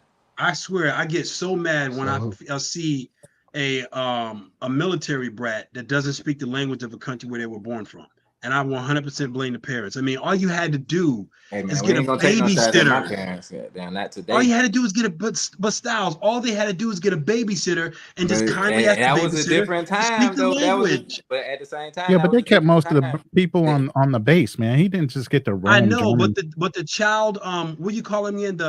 He did the best he could, bro. That was well. No, time, I'm not bro. trying to. No, I'm not trying to attack. I should have said that. That's fair. That's fair to come at me like that. I should have said that. But in 1994, the I know technology was different. You know what I'm saying? I was in the military during that. Had that. a computer. You feel me? Like yeah, I went into '95. I was happy to have just the small technology that he did provide. You feel me? Damn, That's I'm so dated. It's fucking ridiculous. You know Man. what I'm saying? Like, you know what I'm saying? Like, what? I'm good. But what I'm saying, you know, when I started serving, 1987. 1987. Oh yeah, you OG, man. Some of you motherfuckers weren't even born. Salute. What point is that, Ronan? I'm just saying, I'm dating myself real bad in the Oh, I figure. Nah, man, that's real, bro. You know what I'm saying? You ain't old, bro. I can see you right now. You he wants to say you can jump up and beat somebody down. You know what I'm saying? OG. I'm 48. Ronan. Y'all letting him off. Y'all letting him off the hook. Y'all letting him off the hook. Letting who off the hook? Oh, that's why he's supposed to be trying to cook me, bro. Don't you know that trying to cook me is a bad idea? No. Who's trying to what? Bad idea. What is going on? No excuse. What are you saying? What are we? Trying to who's cook off me the or hook? something? Go ahead, keep going. Try again. No. No excuse you. Yeah. He said, you know, he said black out. So this is the thing, right? He asked Styles asked about Africa. He was, you know, I mean, he had nothing but positive things to say about Morocco. Then he changed. No, you didn't have the same smoke for them like you got for Sub-Saharan. Now you get to Sub-Saharan. Now, Styles, Styles, what did I say about Morocco? Oh, let me finish. No, you're not. He went to Ghana. As soon as he went to Ghana, that's when you brought Styles, up what did I Jesus. say about Morocco? That's what you want. Hold to up, no away. excuses. Stop. Styles, what did I say about Morocco? He gave you credit for Morocco. I know, but what did I say about Morocco? You said that it was beautiful. No, what did the negative thing I said about Morocco? I don't remember the negative part. They were racist, and that's one of the reasons why I didn't go there. Okay, what I'm talking about is not racist. Listen, bro. What are you talking about? Nah, there's a lot of Moroccans that don't look like me, not especially my kinky ass nappy hair. You could just go anywhere in Africa. Complexion-wise, yes. Ethiopians don't like us. I know a lot. I'm seen as black. Not like remember that excerpt from my book? I'm seen as black. The only people who didn't treat me as black are my own people. That's what the excerpt from my book was. That's why you moved the goalpost. You went from white. No, I did not. And Somebody said that earlier. Then you said, what goalpost did I move? No, I'm careful what I say. Well, he decided. I really came on for one reason. I had a little bit of smoke, not really smoke, but I want to clarify something for Chris. There's been a long time in the conversation. Chris, you just said something about DR, and you said it's the culture. Like, I guess you see some people riding around, you see 4 people on a motorcycle. You can't judge that culture by the slowest people. That's just like if you went to the hood in Baltimore or you went to the Bronx in New York, and then you try to say that's United States in the culture. That's not. That's the poorest people. When anybody has money in DR, that it's an entirely different aspect. Did you say Baltimore? Poor people. Oh, there's a pool in Baltimore, brother. I seen The Wire. I done seen The Wire a few times. Long after my age. Grown by then. I got peoples out there. But let them I was cook. born there. Now yeah, we you ain't heard can't from Chris judge in a the minute. culture by the poorest people. I mean, the poor people are the ones riding the motor concho with kids because they don't have any money. That's just like us trying to. It's true. Same as my neighborhood. Do the same in the United States when you do that. So if you go to other parts of DR, you don't see that. It's an entirely different aspect. I agree. I didn't mean the reason why I mentioned the motor concho is because there's less. You do that in Baltimore, right? In the biggest ghetto. Hey, leave Baltimore out of this discussion, okay, yo. Okay. Sorry. Another damn city. Okay. You do that in a poor area in the States, you're probably going to get pulled over by the cops and get some type of ticket. Most likely, if you're 4 deep on a motorcycle. That's all I was going. But our rules are different. I mean, if you different culture. Right. If you're selling things on the street corner, fruits and that, you got to have the health department got to do an inspection for you. So we just have different rules. Yeah, but different rules do make a different culture, right? They've got more of a freewheeling culture down there. That's all I was saying. No, I mean I agree with you with that, but I just say that we can't judge by the poorest people that make it. Now, I do agree that how I do judge them is say, I believe that how you behave under the laws may dictate how you do. And I will say this, they don't drive correctly. They drive in the middle of the street. You might be in the fast lane, and that's the slowest person. They don't stop at red lights, things like that. And I think because of that makes them break a lot of rules. And when you're accustomed to breaking rules, that does hurt your culture. See, that's in the what DR? I was going at, Fearless. It's the DR, right? Yeah, DR. I mean, if and I can come look, there are levels, right? There's DR culture and there's Japanese culture, right? We can see and I don't care if it's a poor Japanese will act different than a poor Dominican. You are why? correct. Lots of it has to do with the rules of society. That's all I was going with that. Is there anybody in the back room, Styles? The culture is anybody in the back room waiting to come up? Entirely different. Nah, we good. Okay. Say this, and again, Race channel was going crazy again. Oh boy. Y'all want to jump off? Y'all good? I'll tell you right now, Man Tuition channel at 66. I would love. I would be nice if his channel ended and he would come on here. Well, I'm gonna go ahead and drop. I got this dude literally with the wife. So I will see you guys on Friday. We have a show. I think it's gonna be 9:00 Central Standard Time. Is that the time? All right. Hey, Fearless. It's actually 4:56 a.m. my time. Hey, somebody drop this channel in the link, man. So I already did, but I'll drop it again. Yeah, I gotta check you out, Fearless. Do you got everybody's channel? Can you drop everybody's channel? Yeah, well. Let me ask a question for Fearless real quick. You got time for a question real quick, Fearless? Yes, sir. Yeah, he got to go. Real quick. What you think about? Get your last questions in real quick before you go. What you think about? Do you think it's a problem if passport bros or some passport pros have a savior complex, meaning that they want to be with a woman where they feel like they're changing her life and she's appreciative? Do you think it's an issue with the savior complex? Because some people throw that out there sometimes. I don't think that that's a passport, bro. I think that's a man in general. You want to be the first in a lot of women's life, wherever that is. When you want to share that experience. Oh, you never been on a plane? I took her on a plane. Every guy wants to have some kind of first or some kind of imprint on that. So if I can be that's why guys go. If I can take her out of this neighborhood, if I can show her something different, if I can be this, because we as men, we want to change that woman and mold that woman into what we want them to be. So we all have that savior complex. And that's why it's a lot of times, when they say, oh, I don't want the independent woman or that strong woman or whatever that case may be, it's that we don't feel we contribute. It's like, I really ain't, there's nothing special. You kind of did it with everybody. I don't, there's nothing special with us. You done had a kid or you done had this or whatever that you've been all these places. So as a man, we always want to feel like we can contribute or do something, to change somebody's life. It gives us a reward. Well said. I would disagree with that myself personally. Like, Oh shit! Fellas, you ain't gonna be able to leave, man. Go. oh, my bad. No, brother, go ahead. I maybe I'll learn something. Go ahead.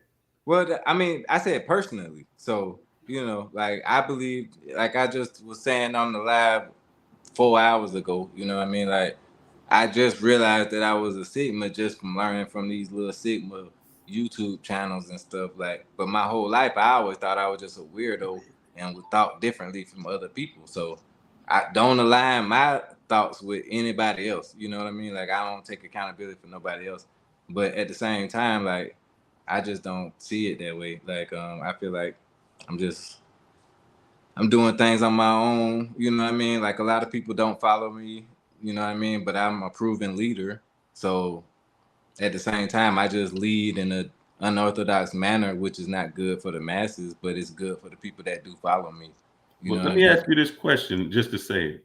You meet a girl. What state do you live in? I'm in Atlanta, Georgia. All right. So she ain't never, let's see, what's sweet peach cobbler. She ain't never had, you meet her, a new girl, and she like, man, I've never had peach cobbler.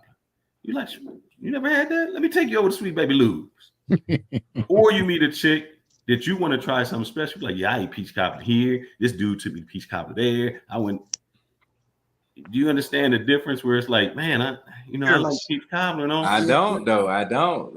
Hey, Fearless. No, I don't understand. What does a woman let me respond? Let me respond to him. Like, I don't see the difference. You know what I mean? Like, I don't care about peach cobbler. I don't drink sweet tea. You know what I'm saying? No. I'm not saying peach cobbler in that sense. I'm just saying a new experience.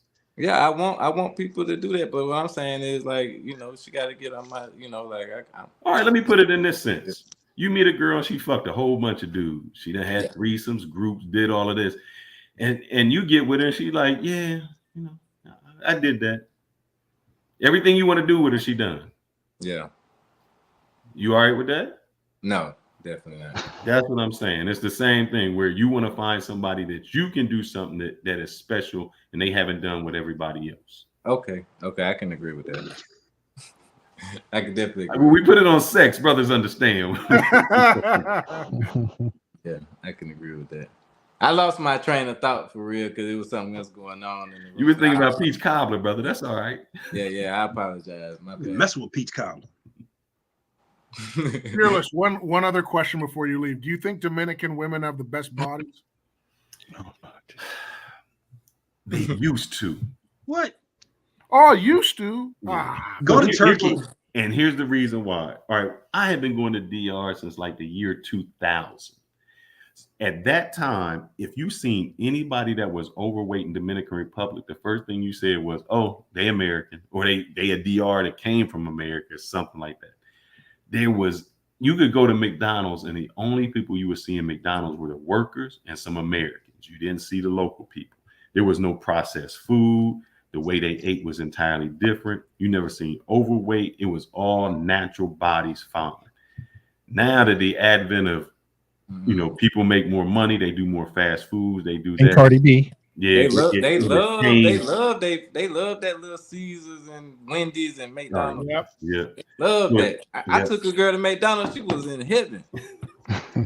So I was like, $4 bet.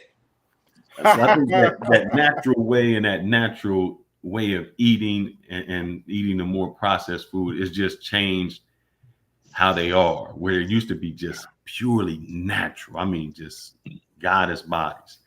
So that's my only problem with them now. You're right. Yo, I'm swiping because I got the open account. I'm swiping in New Mexico City, Mexico. Who want to see my first swipe on open? Y'all want to see it? Nah. We don't want to see Mexico City, man. We want to see some other stuff, man. That's the biggest city in Mexico, bro. What? Oh, okay. Well, what's trying to show us Patia? But Fearless, you made a good point though. Only reason why I was gonna swipe because y'all said that was a dope that they had the best body, so I swiped. Nah, so I swiped. Hey, Fearless, the same things happen in South Africa and even Brazil. Like the more fast food and processed, like 2 years ago, I went to South Africa for the first time, and then I was just recently there in December. And Wow. women are fat. Women are fatter. They, you know what I mean? The diet, you could just see you can see the difference in diet, man, and westernized food. So, Wow. yeah, that's why Colombia is up there. They don't have as much American food like DR does. It's just crazy. Like when you go to Japan, the portions are different. How they eat is different. Yeah. You know, even in Thailand, it's completely different how they eat. We bring very bad things to other places where our fast food eat every day, and we home cook once a month, and it's the opposite in other countries where they, shit, it's an event for them to go certain places. Fearless, wrong, but we talking about that. See, y'all saying y'all speaking on health, but really you're talking about capitalism. Yeah. Mm. We don't care, in the West we don't care about health. We talking about capitalism. That's all it is. But unfortunately, our capitalism is expanding into these cultures that we're present in. Right. And guess what's going to follow up soon is the laws. The laws. That's the political part. We're not talking. It's not a political channel. Unless you go to a country that's not going to allow those laws to be pushed in. True. Not political. It's not like political right now, my edict is Philippines, Catholic-based yeah, country. Get on the political stuff. Okay. Y'all gonna have the stompers on my channel. James, I think it doesn't really happen that fast though. Isn't there certain foods in Germany, James, that you can't put over that maybe from the United States? So they don't have certain ingredients, certain things that. Yeah, German food is not that great. No, I'm saying there's certain like foods that can't be imported from the United States just because of the ingredients. You talking about you don't well, like food over there. There's something else too that people forget when they go to restaurants, and it might gross people out, but it's a reality. The water in every country that's used to cook food at the restaurants in these countries will be different. Why? Because it's the water that flows through their bodies and have been flowing through their bodies throughout the entire origin of the country. Okay, that's a reality. And they talked about that on the Science Channel, that if you go to another country and start eating the same food, but grown food that's grown in vegetables and everything from that country, your biology is going to make it. Your body's going to change. A lot of people don't know about this, but if you look it up, they'll let you know. And there in Thailand, the water is horrifically bad. Mm. So when you eat at a restaurant, know that lobster will be boiled in that sink water. Wow. I repeat, that sink water. When I was in Thailand, I mostly cooked my own food. And what did I use? What water did I use? Big stacks of bottled water, like I do now. Shout out to Ron. Ron and Travis. But yeah, big stacks of water. Okay. And they don't do that. And they're not going to do that because that is extremely expensive for people in Thailand. But here in the United States, they showed it. And I tried to tell this girl that she didn't believe me. When I got a plate of fruit, watermelon, pineapple, mango, all of that, it cost me $1. And she's like, she's like, why are you getting fruit every day? I was like, let me show you. When I got back and I went to Kroger's and I showed her that same platter, that platter was $25. So in the United States, it's easier for me to buy some McDonald's fries than it is to buy me an apple. Yep. Cheap. But I think one of the big assets of a passport, bro, you should learn how to cook, man. I keep saying that. Be able to cook. Don't travel to another country and be bound on only eating the food at the restaurants. Learn to cook. I cook keto, and it tastes good. I be baking. I told this girl, I was like, yeah, I be baking apple pies all the time. She said, how are you gonna eat healthy? All that sugar. I was like, I baked the apple pie. There's no sugar in it. How's it gonna be healthy? There's sugar alternates. For one, monk fruit sugar is actually healthy for you. No, do monk fruit sugar. It's the best. It tastes the best, and it is the best. It's actually good for you. You definitely need a channel based upon that. I remember you telling me about I do have a group. I have a Facebook group for keto cooking. He has very good diet habits, but this is not the time. That is a very good channel. That Yo, you do. I'm telling y'all, Styles Literally. King is gonna be just like Ray's, boy. He be I'm cutting that telling shit you, like, off. no, not Styles, Razor. No, he this get is big not face when Razor. he do. He be like, "Yo, stop, motherfucker, stop doing This that is shit. Stop this fucking is up my live channel, now. nigga." Razor is live right now. He But be what having I'm this saying, ignorant look. He be like, is that "I is a mess with very good Styles." topic. That's a very Yeah, good it's true. topic. But no, it just goes into what I believe Passport Bro should do. Exercise, like I be sitting me on the lives. I be doing bands. I don't need a He gym. going into the black pill content.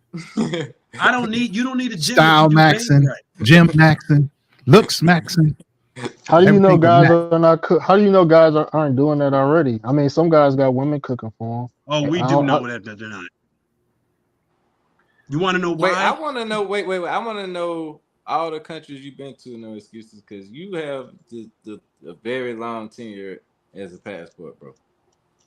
That's almost a 10-year run. So let's go. It's a decade. Oh, Let's get it. good God, she fly. Who Real are you quick. at? Oh, I'm swiping in South Africa. Countries Right. I've been to: Asia, Thailand, Philippines, Japan, Africa. I think I went over to 6 in Africa. Mexico, Colombia, Brazil, Belize, DR. Jesus Christ. Go ahead. So 14. It's 14 countries. He said 6 in Africa. Hey, I don't know, but what? He got me on that. 6 in Africa. He couldn't even buy. Okay, so let's go. Okay, so out of those, because you've been everywhere, because that'll save me thousands of dollars. I've been to DR. I've been to Brazil. Egypt. I've been to Egypt. Where am I I've been to going? Morocco. Am I going anywhere? Should I stay here? And Atlanta, hell no. Hey, let this man answer now. He done been to every country on the planet almost. Now, depending on what your end goal is, if it's like wife, kids, or is it just like cheaper cost of living, whatever your end goal is, what continent is it? Does it matter? Latin America, Africa, Asia? I mean, I want to spend 6 to 8 months out the year in that country, maybe more. Maybe settle down. I'm a real man. I ain't finna be playing around. You know what I'm saying? I got my stuff together. Let's get it. The positive male Time to role make some model. legacies, little legacies Passport, running bro. around. That passport, bro. That's the passport, bro. We talking about. I would say, but I would say experience every continent. I can't speak on Europe, but I would say if it's Asia, definitely check out Thailand. Healthy food, great food, weather. It's the cheapest country I've been to in Asia. Cheapest country I've been to ever. You know what I mean? That's the only country I always come home with money. So Thailand, if it's Asia, if it's Africa, I would say you want to check out. Definitely want to check out Kenya. That's easy to transition to, and then once you get your feet wet in Kenya, maybe you could check out Rwanda how do or they treat you Uganda. in Kenya? How do they treat you in Kenya when you show up? If you, they're friendly. So Kenyans are friendly. Yes. In general. Now if you meet a lot of women online, they do beg. They have a very begging culture. I'm not gonna lie about that. Okay. Very needy, very begging. Austin was talking about that. So there's other countries in Africa that I want to visit before I kind of narrow it down to like 2 or 3. But I would say, if it's Africa, you definitely want to check out Kenya, Uganda, or Rwanda. Tanzania is cool too, but it's not a welcoming country as far as welcoming people to like live. Like it's cool to visit. Okay, but wait. You giving me. So I need to know. Like, is it a certain time frame that you need to spend in these certain countries, or do I need to just bounce around? Like, how do you? Because when I was in Brazil, I found out that I needed to spend years there before I was gonna find somebody that was worth my time, probably, or at least 6 months to a year. You know what I mean? Like, you got to actually get interwoven into the culture and the people and know their grandma and their mom. You know what I mean? Like, Nah. is it? Let me know the time frame the passport bro needs to spend in that country to He get. said, "Grandmama, I got This to know is grandmama." this is how I move for every country I've been to. Now I've been to 14 cities in Brazil. No, I'm saying like you get a sense of what you need to do to secure the role that you want in that country without actually getting it. Just like in Brazil, I mean, I was there for 2.5 weeks, but I know that it would take me 6 months to a year before I actually found somebody worth spending my time with. But I feel like it shouldn't take no more than 3 months to know if a place is exactly, is sweet for you. You know right. what I mean? So the same apply in the United States. If you move to a different city in the United States, for me, after 3 months, like I already know what it's gonna be like for the next 5 years. How I'm received by women, how I'm treated by people. 3 months is all you need totally, but you know, you have to decide. This is how I move. When I visit a city or a country, it's the first trip is a short trip, the second trip is a short trip, the third trip is a long trip. So the reason why I do it like that is that I don't want to spend too much time in a place that I may not like. So if I come back a second time, that means the first time was good. And so and then the third time is confirming my first and second trip. So and then that's when I decide to like either if I want to spend like a couple months there and so forth. So you got to take your time when it comes to traveling. You got to identify. You got to take a lot of short trips to different countries and different continents. And then you figure out which countries that you want to repeat. And then once you find the countries that you want to repeat, then that's when you kind of narrow things down. I haven't heard you say Colombia though, brother. Like I'm listening, I'm waiting for the Colombia. Like you, so it's not Colombia. No, I didn't get to Latin America. So so I said Thailand and Asia you want to check out, and then I mentioned the countries in Africa, and then in Latin America I would say if it's for Afro-Colombian women, I would say still go to Colombia, but non-black Colombians, I just feel like they just don't have, there's no genuine love there for the most part. Wow. And El Salvador, I've been hearing a lot of good things about El Salvador, but I haven't been to El Salvador yet. But yeah, I'll still say Colombia. Have you been to Nicaragua? I'm sorry, go ahead. Have I been where? Nicaragua. No, I haven't been to Nicaragua. Okay, me either. I'm just asking.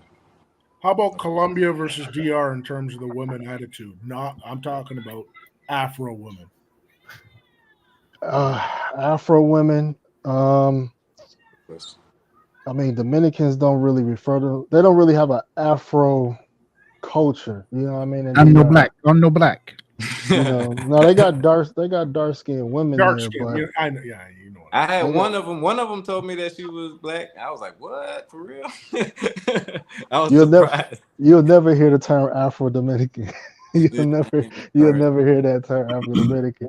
But I would say the attitudes. I mean, I ain't gonna lie. I interviewed an Afro-Colombian woman on my channel. Like they have very feminist ideologies.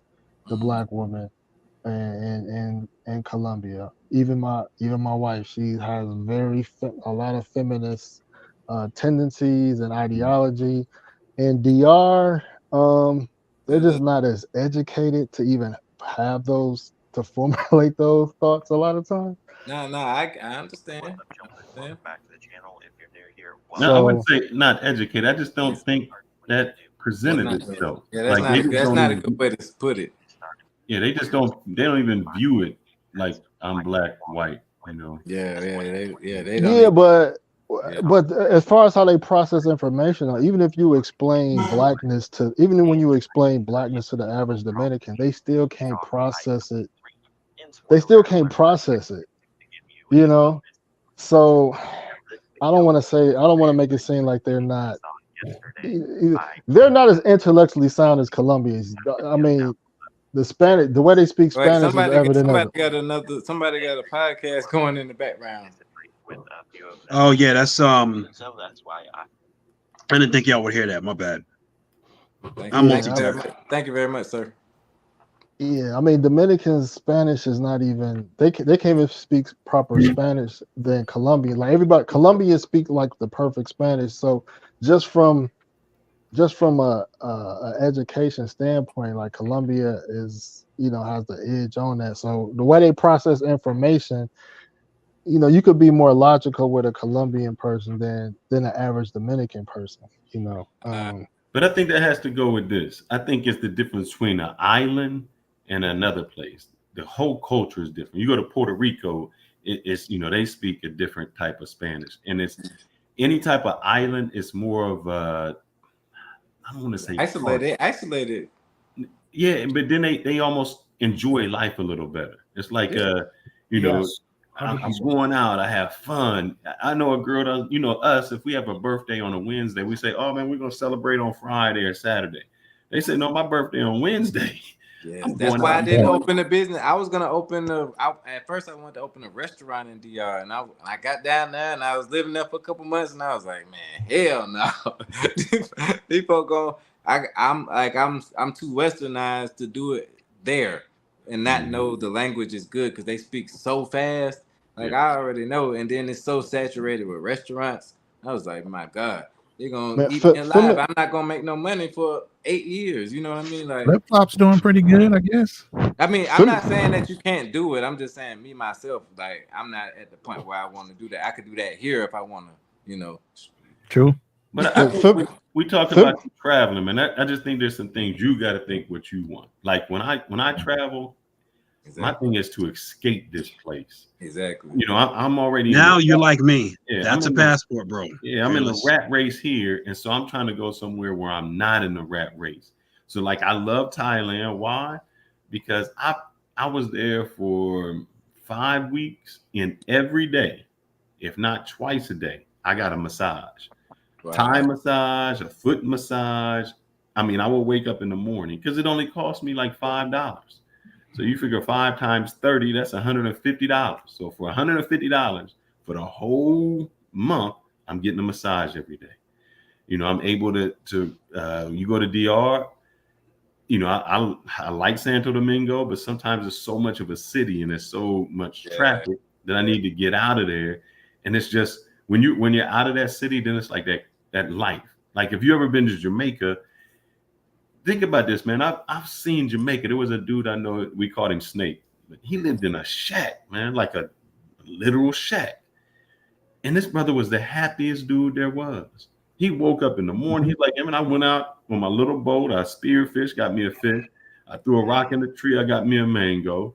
I'm good. Like that was cool for the day, happy and content. And I think that's if you got to see what your travel is. You might travel somewhere for business or I need this, but if your thing is just, I need to get away, your options will change as to where you want to go. Hey, Phyllis, tell us about the worst parts about the rat race. Man, you got to network even when you don't want to. This is the one thing I found is your work does not speak for itself. I mean, you can be the greatest worker, but it's the person who goes out to those brunches, those lunches, those golf places, working overtime, trying to satisfy, I can't say I have a lot of work, but there are a few times a year when it gets like, it's crunch time. It's keeping up with the Joneses on that, because there's always somebody out there who knows something more, does something better. So you have to always position yourself in a way that you can bring value, to a company, because that's what it's about. How am I bringing you value? How am I improving your bottom line? How I'm improving on a system? Anything like that, it just gets like that. And it's different. I don't think especially when you motivated or somebody, you've never reached a level of peace and satisfaction because it's always trying to do more. It's always trying to go higher. So that's where the difficult part comes. But fellas, I know I said I was gonna get off. I know the wife looking at me crazy because we was watching a little series on Netflix. So Which one are y'all watching? Well, he was no, that's actually snippets that I pull in from a military channel that Fearless said him and his wife was watching a series on Netflix, and I asked him what series it was. This one I think is an older one. It's Killing Eve. So she want to know about the little. Oh, okay. Hey, there's a new Korean one out. It's called The 8 Shows. It's a number 8 shows. Oh yeah, I seen 8. Yeah. Bruh, it's even better than Squid Games. Oh, okay. You like Squid Games? Yeah, it just came out then. I just seen it just come out. Yeah. It just came out. I binge watched the shit out of that thing. I'm done, but it's good. That's what we'll do, fellas. This has been interesting, man. And my brother, you on Friday, wherever you pick, it's easy for us to tell you some places, but it's just like me trying to find a girl for you. I mean, I can tell you this girl, she's chunky, she got a nice body. It's still up to you to figure out which one you find. No girl for nobody. Yeah, and there's an exception. No. It's just suggestion. Everything's suggestion. Yeah. Bro. So you go there, and then something is going to be fitting right for you. Yeah. We can go to the same place and have 2 different experiences. For sure. Exactly. There's always exceptions to the rules in every country. Yep, man. Appreciate you. See y'all Friday, brother. Oh, you already know. See you, brother. Thank you, brothers. All right, Fierce. All right. Yeah, man. This might be the longest live stream I ever did right here. That's my fault. I did that. No. Nah, ridiculous. Man, you know what I'm saying? I did. Y'all want to jump on Razor Raid? That's fine. I don't. Yeah, that's more James's thing. I don't do Razor Raids. That's not my. The only reason why I go on Razor Raids because everyone pays attention to me. I don't even have to say anything. If I show up on Razor Raids, the whole live will start hating on me as if I've been talking for like 100 hours and saying everything. All I gotta do is just and what's called style. I remember when they first said that you talked to him. I was like, he ain't talk yet. I remember he said that he ain't even talk. I was looking at style. I was like, what they don't realize it, but what happens is I have a manly stature when I speak. It's heavy and people get offended by that. But there's a lot of people that have that same stature and they can't take it. And it makes them feel inferior because if there's a lot of feminine dudes. I ain't mean to have this long of a live. It just happened, that's it's all good. But there's a lot of feminine dudes. Like your average neighborhood thug is feminine. That's why they get argumentative real fast. When you a man, you ain't supposed to go 0 to 100 real quick. James, I'm gonna tell you what be pissing people off. Your resolution, man. Please get a camera, brother. Please. It just makes man. Get some good resolution, man. Why? It's easier. It's a better experience. I told you you're gonna cook yourself. Okay, no excuses. Here's how you're gonna cook yourself. Watch. You cook yourself, now. If you want to know why, I'm the only one that ever really cams up on Razor's channel. Everyone is hiding behind. Everyone's camera's cut off. So how is that pissing people off? No, because everybody be roasting your ashy linen. No. You said that's why people get pissed off. So explain that. No, I'm saying you wouldn't get roasted as much if people had a better experience. If people had a better experience. What are you talking about? What experience? When they're on YouTube, they're on YouTube watching a video. This is a video, so it's like who is this guy in his ashy? Who has no camera? Most of the people who are running their mouth and on the live with me doing that, not you guys, don't want to run their mouth on the live with me, are all not cammed up, and I am. So how is that pissing people off? I'm not trying to. I said, brother, get it. I'm asking you to get a camera, brother. No, you said that's why people are getting pissed off. Yeah. Qualified. So let me just get to the point, brother. No, that was your point. Qualified. You already said it. Now qualify it. Let me just take that back. Let me just get to the point. That's a good idea. Want to try again? Asking you to get a camera. Asking you to get a and my question to that is why? This sees me just fine. Why do I need to get a camera? Because it just looks seedy. Who cares? Hey, man, why does that matter? Subscribe to Traveling Tony, man. He got 50 videos. I don't want to go back. Let me help you out. Stop while you're ahead. Just know this: when you try to cook me, you're gonna end up looking stupid. You can't cook me.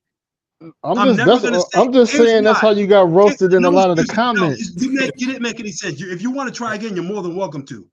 But here's the problem. Here's why you can't cook me. I'm not gonna say nothing to give you reason to cook me. I'm not gonna say anything crazy on the internet. So you're not gonna change your camera. So you're not gonna change your camera. You're not gonna get a better quality. Why do you want me to change my? You want to see me better? I'm just saying, like everybody else got everybody that came up.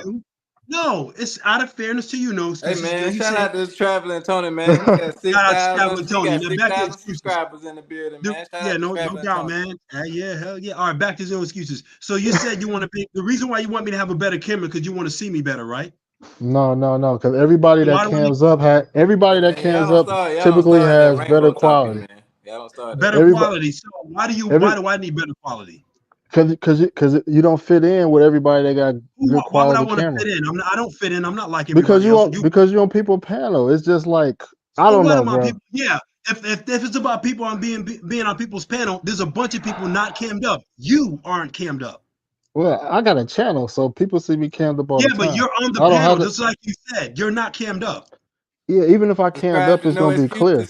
Subscribe to No Excuses channel, man. He's already in the. We got him in the chat. Yeah, he's already in the chat. Okay. And I just dropped Traveling Tony in the chat as well. And Traveling Tony like a little player, man. That's what I'm talking about. He's from the A. He might be African or something, but he look like a player from the A. Shout out to him. Yeah, no doubt. Shout out to him. Okay, no excuses. So you're saying you want me to have better quality so you can see me better, right? No, I didn't. Then why do I need better quality? Okay, why do I need? Okay, why do I need better quality? I think you just think that, bro. I did answer it. I just said. What did you say? I didn't hear no qualifying response. I answered your question. What was it? I guess I got lost. I said because everybody else that cams up has decent resolution on camera. Okay, they have decent resolution. Okay, I'm not under. I don't really see that. Thank you, Will. You said I need better resolution because other people on the panel has it. When most people on the panel on Razor Ray's channel don't have no camera at all. Real quick, I want to shout out Wills for my Cash App for today. I appreciate you, sir. $20 Cash App. Thank you very much for the support. I appreciate you, brother. Thank you. Love, man. For the love of the game. Let's get it. Now you see the crack he had in there because I was in the panel. We were on a panel yesterday with Zed, and unfortunately Zed was Zed. Yeah, Zed banned Will. You just not bringing it up. Listen. Zed banned Will out of her chat because he donated to her, but he didn't donate enough.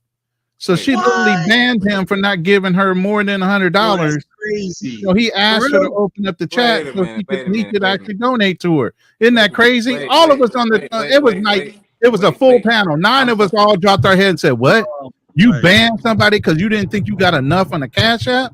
Bro, I'm not hearing you correctly, bro. No, you heard me exactly right. Look at the chat. Will even put it in there. He said, "Don't ban me since it wasn't $100." He got it in the chat. Brother. Are you telling me that you and Will were on Zed's platform watching her? No, the Andrew show. They were on Andrew's show platform. Okay. I was wondering. Andrew's birthday was yesterday, and we were on a damn near 8.5 hour fucking live yesterday. Okay. And here I am today on a 6 hour live today. I thought y'all was supporting degeneracy over here. No. Okay. This is a whole nother topic. You didn't, but you said he donated money to Zed. And she banned him for it because it wasn't enough. But how could she ban him if it wasn't her channel? No, on her channel. He went on her channel. On her channel. You gotta ask Will. Will's right there in the chat. You asked Will's why he was in her channel. Will. I'm just telling you the story, bro. That's why if you look at the chat that he left, he said, "Don't ban me since I'm not sending him $100." For supporting the people that are trying to destroy and be degenerate. Will, he said you're donating to the ops. That's why you got banned. I didn't call her the ops. I just said she's a degenerate. She's supporting. She's anti. Her channel is hilarious, especially when she cooks Floyd. I guess he's That following her might because be she's true. employed. That might be She true, just but that's you a know, troll. like her channel is definitely about degeneracy. She That's told us that. stalkerism right She there. told That's she what told she's me doing. that on a live. She said that she's destroying anything because she's 48 years old. She's single with no children, and she's trying to buy. She said she's trying to buy a dog, and she think it's good, right? Oh, she said some outlandish shit. No, we're talking about the reality of her life. She said that she's 48 years old. She hit the wall. She has a dog and no kids. That's what she said. And she's trying to make other women follow in her footsteps. But she claps cheeks, and she's willing to marry 3 men. What she does. I don't care what she does.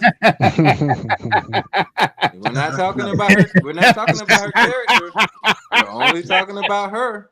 That's what she said. She's happy being alone, buying a dog.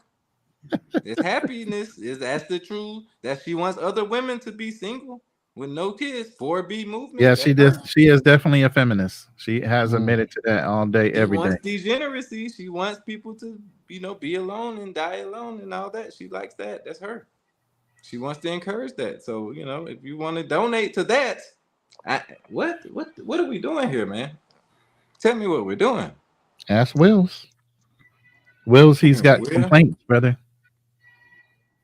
One thing too, when the other thing I was talking about with my channel, I want to be able to have like people log on to our lives, have a 9, 10, 11-year-old, 12, 15-year-old boy log on the channel, tune in and learn something. And by the time he logs off, Will said that she's joking. She's making money off of that, brother. You're my brother, man. She's making money off of that. When you watch her channel and you look at the commercial that comes on, and then you hit skip, she makes money. You don't have to donate. So when you donate and do that, I'm not trying to stop her money. But what I'm saying is, as a brother of mine, when you do that and you don't donate to me and you donate to her, you're supporting her cause of degeneracy. That's all I'm saying. No problems for me. But that's just, that's the fact of life. All right, let's move on. I'm sorry, Will, but that's just the facts, brother. All right, Travis Tony.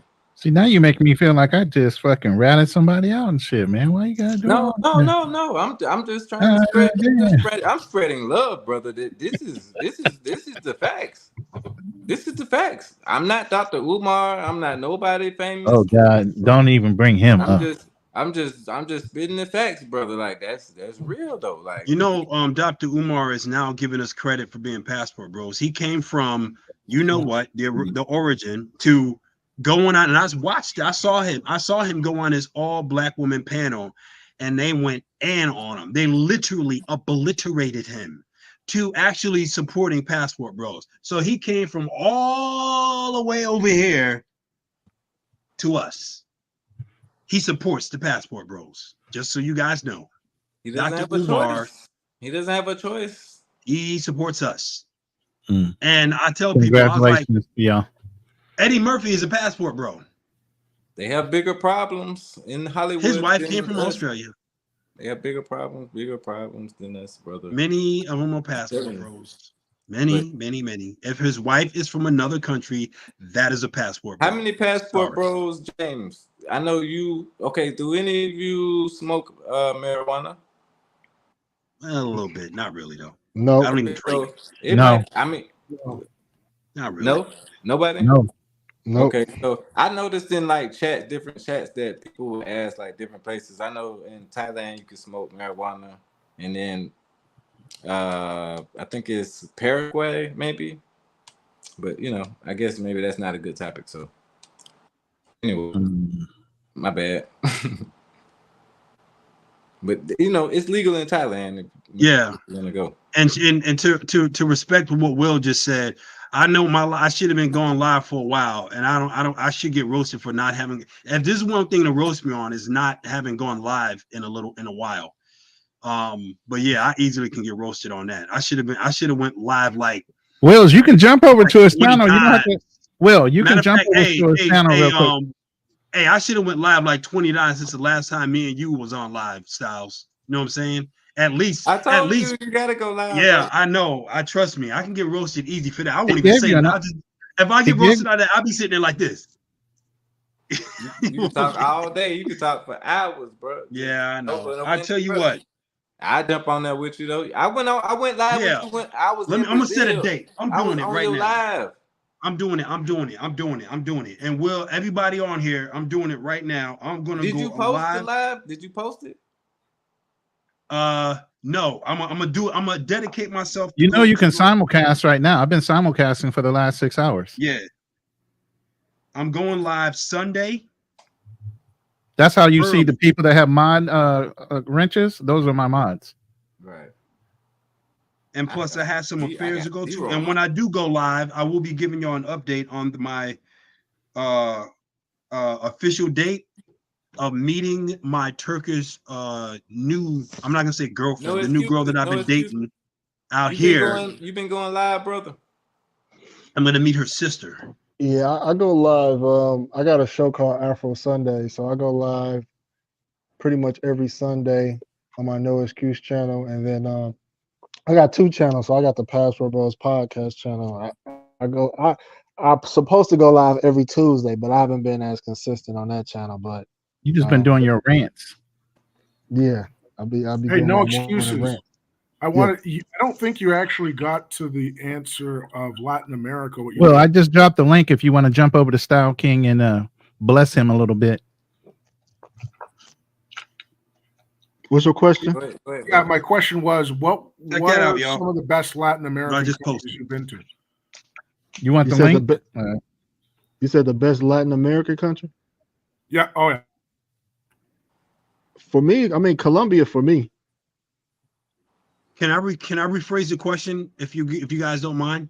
Go ahead. I'll reinforce it. The best country for the best Latin American country for the nice guy black man, the kind of guy who's not street, the guy who's not walking around looking for trouble, the well-educated. That's supposed brother, to be the clean cut. passport, bro. What are you I know, but you have to ask that though, Styles. They don't understand that. When I started the conversation, I said the prototypical passport, bro. The guy I know, but still they have to. That's why I asked. That's why I asked Bazard to do that, so it doesn't seem like I'm trying to. But I'm saying, don't answer the question for the degenerates. They not traveling like that. They not gonna be able to stay for 2, 3 months, 4, 5, 6, 7, 8 months. Yeah, well, still Colombia, right? That's yeah. However you want to phrase it, it's still Colombia. 30 days or more, man. Now, what city in Colombia do you like more? For me, I would say Mexico, but hey, Mexico. Yeah. The city For the nice guy, for the African American black nice guy, Mexico. Wow, that's really close. We don't have to Okay, tell us about it. for that. Yeah. I mean, it just depends on what side you want to go in. They're very used to us Let being me down let there. me They're very hospitable. let me answer this man question real quick before I get out Style of King here. Marco. Style King Marco. I'm the only one on Cash App. Style King Marco. Hello, can y'all hear me?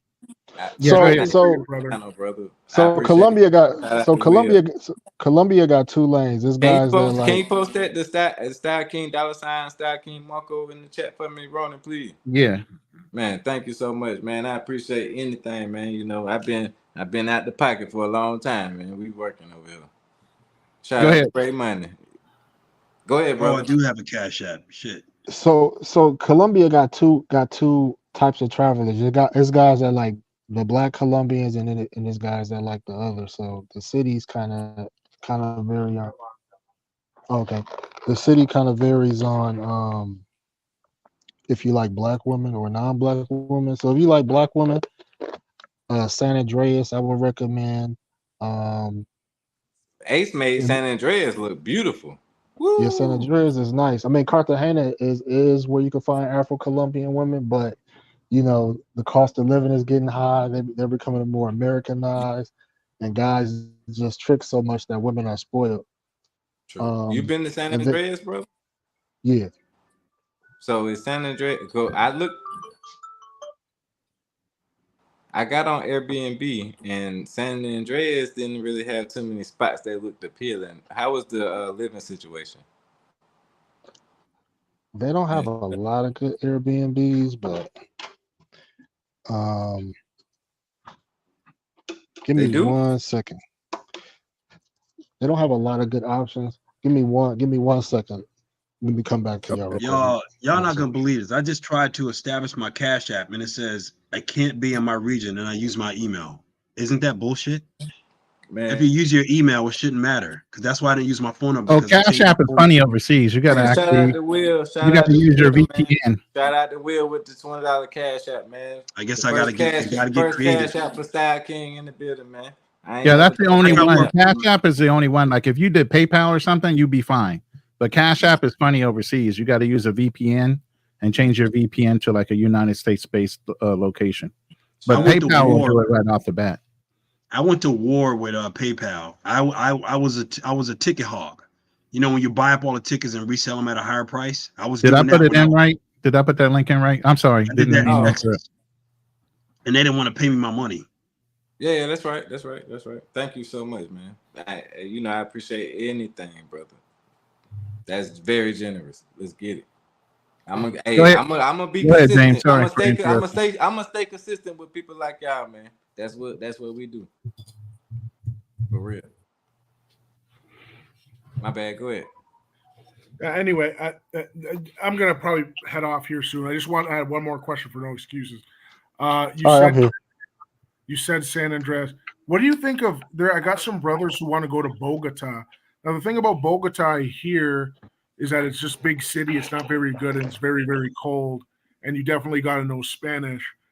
Have you been to Bogota? I guess I should ask you that question first. Good. Yeah, I've been to Bogota. I've been to 14 cities in Colombia, so I've probably been to more cities than most people that have been to in Colombia. Expand, please expand. Please, yes. So out of the 14 cities I've been to, 4 of them are majority black. So the majority white cities, it's just the level of crime is so high. So Bogota is just dangerous. I just heard a story about a YouTuber was scoped and found on a sidewalk on a piece of cardboard. So and I know somebody personally that got robbed, from their taxi by motos in Bogota. Medellin, we hear the stories of Medellin. They got Cali. Cali has an element of danger. When shit pop off, it pop off. Bucaramanga is cool. It's a nice weather city. But if you're going to these majority white places as a black man, I mean, the odds are low everywhere you go when it comes to women. Yeah, you could pull a mestizo or a light-skinned Colombian, but you're pretty much attracting maybe less than 10% of the female population. You know what I mean? So the reason why I like black cities, Africa, is because 90% of the women like me as far as my skin color goes. So, so I just, it's just hard for me to really advocate and kind of push predominantly white places because the odds are never in the black man's favor. You know what I mean? So did you say never? It's never in a black man's favor. You're a needle. You're still looking for a needle. You're looking for a needle in a haystack. Not so really. You are looking for a needle in a haystack. You know what I mean? How many brothers? In some places you're not. Most of the time, it is a needle in a haystack. Because if you put could it say like most, this, I can't argue that because I need to trot the whole globe. But I have to say, a lot of places, it's not like that. What I'm saying is that, James, if you pick any sub-Saharan country in Africa, and 90% of the women there will date your skin color. Will date your skin color. You know what I mean? That goes into what I was saying about white worshiping. I thought people were against that. You changed the I told conversation. you I remember everything you say. You have more available women at your disposal when you're in black places if you're a black person. That goes into what I was just said. So, and as it pertains to Colombia and the white cities, there are some that you can check out that I've been to, But they all are very dangerous places. Every city in Colombia that I've been to has a high element of danger. You know what I mean? So we're Whether talking it's about being danger, not the race robbed, anymore. whether it be I'm talking about everything, whether to be robbed, drugged, available women, you know. So 90% of the women. No Go ahead. excuses. I don't want to cut you out, but so when you're in these type of cities in Colombia, do you feel like, because I've run into this a lot of times in my life, because I tend to make women emotional sometimes.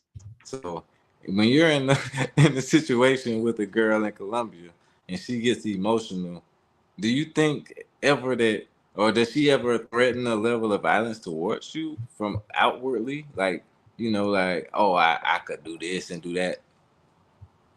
Colombian women, say this: Colombian women are more feisty than American women, Black American women.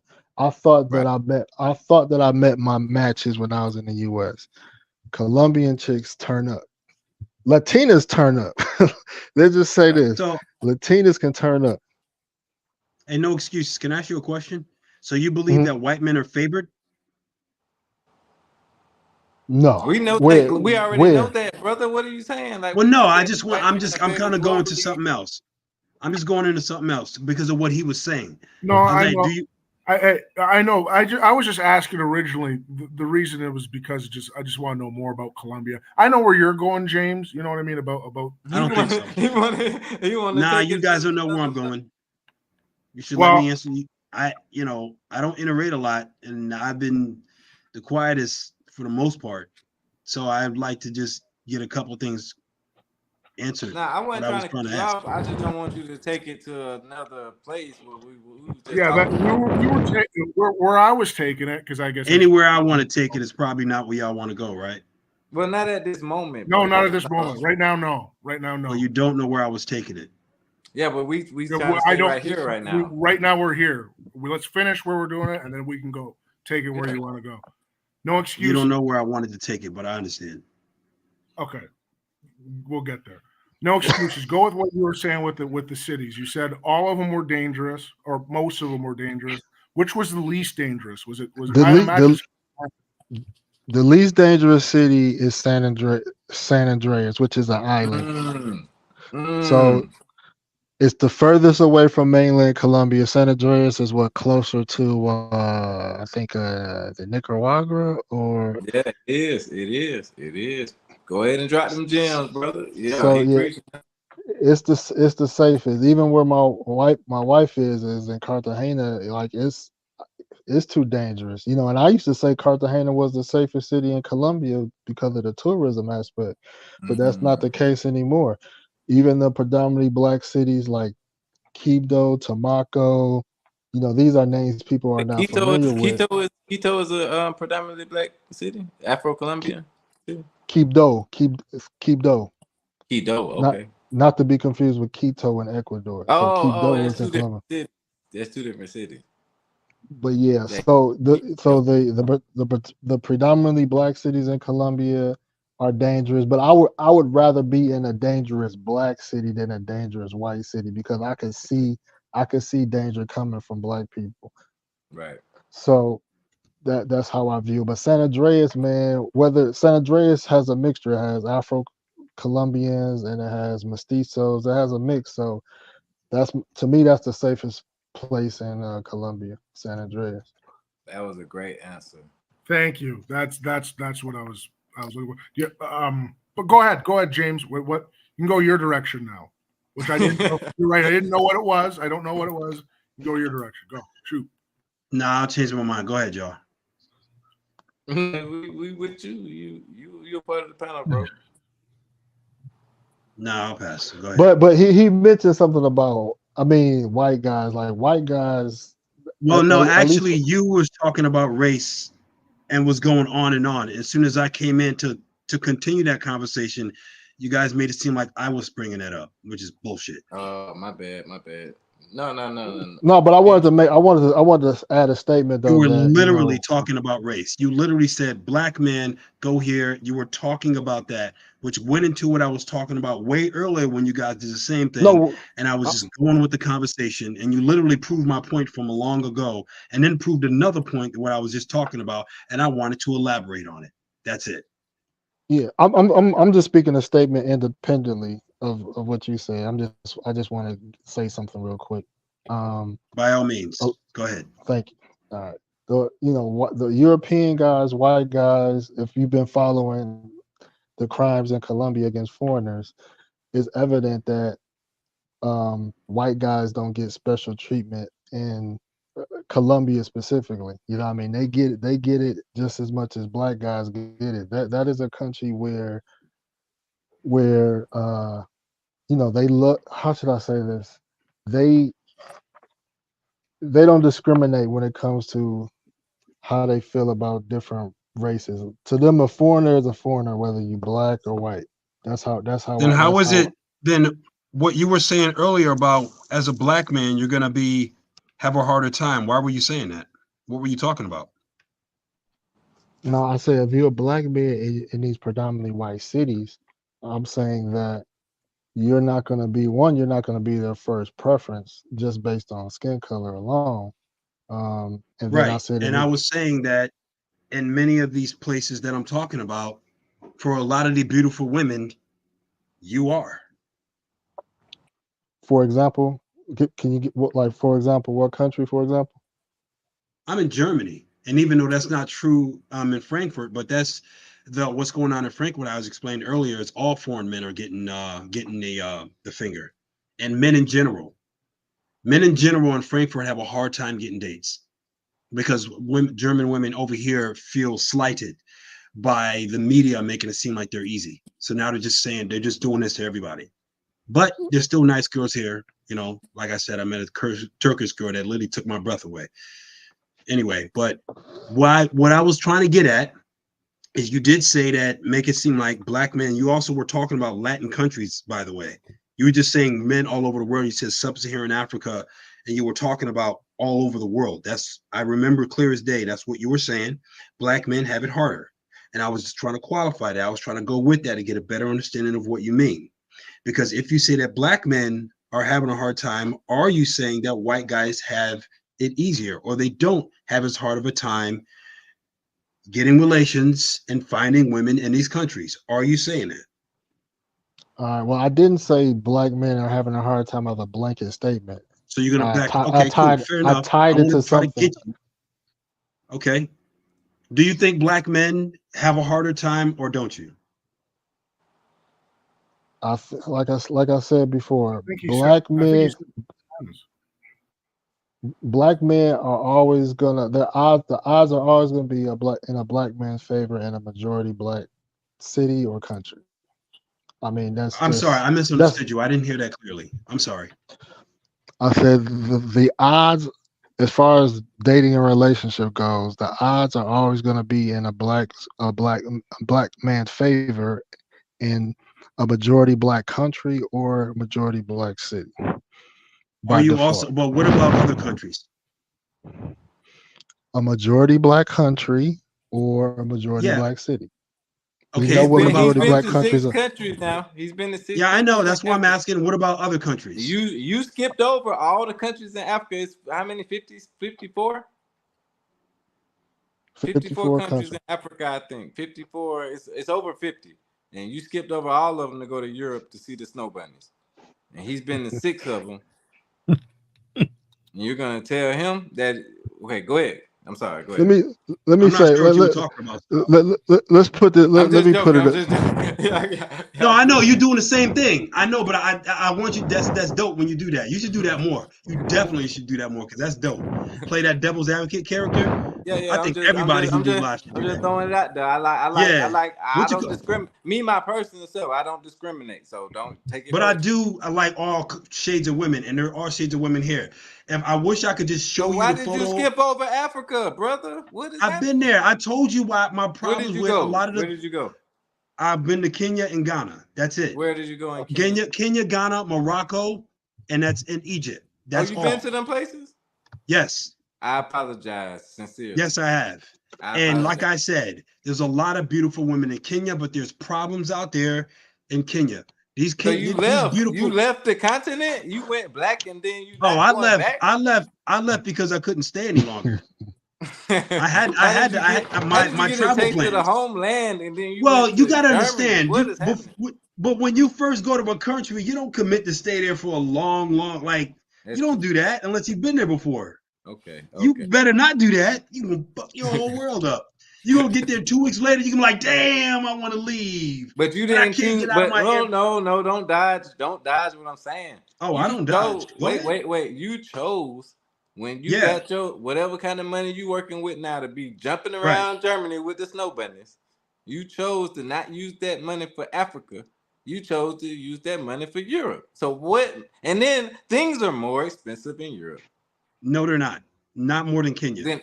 than Africa. No, We're they're talking not. about a continent with 50-something I countries. understand that, but are you saying I should have gone to another country in Africa? I'm not telling you what to do. I'm just asking you I'm why trying to why understand you, made the Styles. decision. Are you saying that you believe I should have gone to a country in Africa? No. Oh. Me myself personally, I have never been to Africa, but I want to go. But I'm asking you, why would you, somebody that has been to Africa before, to Right. all these countries that you've been to, Right. and you've traveled around from the military, Right. why would you, as a discerning gentleman, choose to skip over the continent of which they have the booties of goddesses to go to Europe? He going hard with it. to This see is not the Styles, y'all. snow- This is the man. the Here's snow- why, my the brother. snowiest of the bunnies. I've been to the best parts. I believe I've been to some of the best parts of Africa, and I've seen these women, and they are very beautiful. Kenya has the best. Nairobi has the best of all the countries in Africa. That continent is known that women in Kenya are very hard to get. Wait, don't say that. Did you just say that you can't get the women in Kenya? This man, Traveling Tony, is laughing. What did right I say? now. I said that. I didn't say that. Traveling I said Tony has a I laughing said they're emoji hard to, right now. Do you no, see I that said laughing they emoji? are. I said they are hard to get. They do play hard to get. And Yeah, everybody but knows that about. this is on TV, and people. I'm trying to. People can I'm- run it back. They can take it out Oh. and edit what you said. All right, but Verify. they're gonna run it back and gonna ask you why the fuck won't you let us finish this goddamn sentence? That's what they're gonna say. Women in Kenya are some of the most beautiful in all of the continent of Africa. Those are facts, and I love people keep talking about what's that other country? Could y'all think of it? The other country that people keep talking about, Eritrea, and I'm like, no, not better than Kenya. Also, Zimbabwe. They say even Zimbabwe is better than Kenya. I said Zimbabwe is a messed up country. It is. That's a messed up country. Y'all better stay away from them. You have to elaborate when you say that. This is the whole country. No, their infrastructure, the crime, their government is literally a gang. It's literally How long criminal did gang. you? Zimbabwe has. I only know, but I've never been to Zimbabwe. I only heard about it, and I've read about it, and I've got a lot of research on it. Hey man, don't say that. This is. Hey, but you do have to do this. You do have to do this. Okay, that has boom. I was just about to say that. A lot of European influence. I was just about to say that. You do have to take into consideration the information that you get the information that you find out online in books and through people. That is the research that you're doing. You're supposed to do research before you go to a country. And all of my research is negative as hell about Zimbabwe. All my and research very is positive negative. about Kenya. All my research is negative about Bogota. But today, mine too. But listen, I just met somebody today that said they had a brother that moved to Bogota and they had a great time. They lived there for 10 years. That's a reality. That does happen. I can't lie. I can't knock that. Are there people on the internet who went to Zimbabwe and had a great time? Absolutely. Because we all know that one man's experience will not equate to another. It's not a city. It's a country. We can't say that it's a bad country. It can be a bad country, but people can live there, like you said, man. This is, But you do know that the whole white Jesus worshiping is probably more stronger than it is in Kenya and Ghana.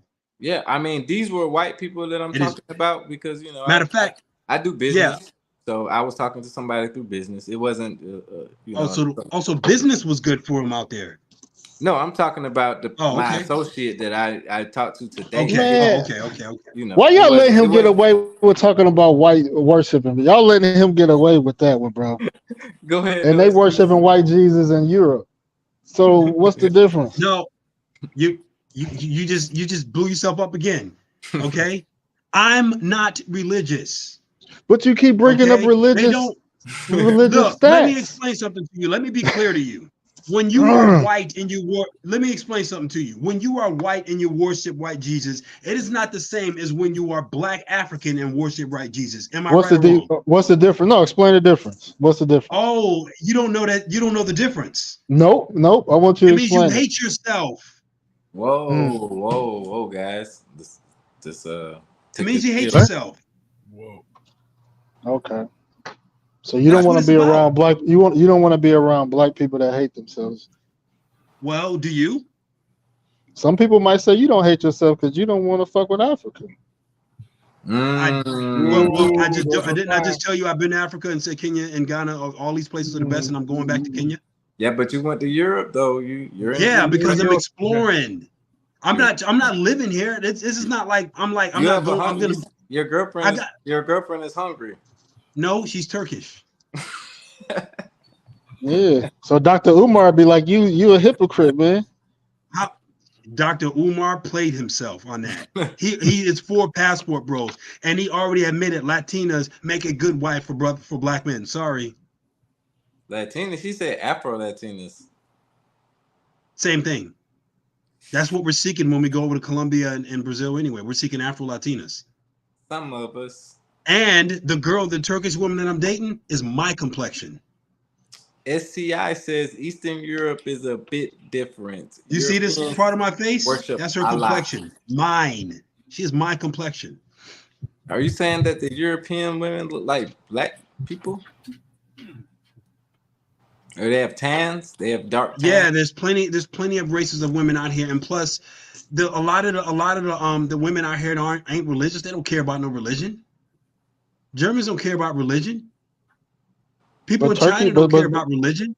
People in Japan, girls and women in Japan. Why are we talking about religion? That has something to do with He brought it up. Every time somebody brings something up and I start talking about what they talking about because they're talking to me, it makes it seem like I brought it up. Okay, well, let me know what's going on. Tell me how. Yeah, he brought up religion. He made it a point about religion. Excuses. What are you saying? No, he brought up the white worship, the white Jesus worship. White so worship, that's bringing. Yes, that's not about religion. That's about skin color, race. White supremacy. You mentioned about white Jesus. I just said white Jesus. That's right. But that white Jesus. It's already documented. It's in the Bible what color he is, man. We know that. At the end of the day. At the end of the day, and Tony could have. Jesus worshiping thing is also about race, not religion. Just so you know. The minority of Africans that do that quote unquote white worship is low. It's not even worth. You can't paint a broad brush. I'm sorry. You know what? You just made me realize something. I think that it's not low. It is. That might be a problem that we need to get over, man. Because I know a lot of white people. White people don't worship each other the same way, man. They look at each. Nope. They look down on each other a lot more than we realize, man. Yep. It's just like how we look down on a lot of other people. Not me personally, but I see it. But it's the same in their community. They spend a lot of time looking down on each other, just like we do, man. It's really sick. Not to mention that the race of the woman that you bring into your life should in no way matter. Why? Because what did I say? What is one of my major qualifications that I said earlier? She needs to be on the man's program, my program. So her skin and race color should be completely irrelevant. But now you're talking about software, and that's what I was talking about earlier. So I agree. How can it possibly matter? And I'm gonna tell you right now, when another race of women marries a white man, you really think her race is gonna matter? and according to what his program is. Do you watch O'Shea? Like, shout out to O'Shea Duke Jackson. You know what I'm saying? I think O'Shea. I don't mess with O'Shea because he used to be on some I don't mess with you niggas and all that stuff like that. When he started doing that, you ain't in Africa. He in Africa. That's all. It doesn't matter. Maybe I still worry about what's coming out of his mouth, and not to mention that going to Africa is not in support of black men and women in the United States. So stop doing that. That does not support us. How can it support us? Tony, man. They don't even see us as their brothers and sisters a lot. Some of them do. Matter of fact, if you want to go where they love us the most, okay. Wait. He made a great point on the show that I watched today. It wasn't a broadcast from today, but O'Shea did say it is our responsibility as the educated ones to anoint the ones that are uneducated. And we are our brother's keeper in a way, because we are always held to a standard of other black men. And I know that for myself personally. No matter how high I rise in the game of life, people always anoint me with the 20% that's at the bottom of the black men.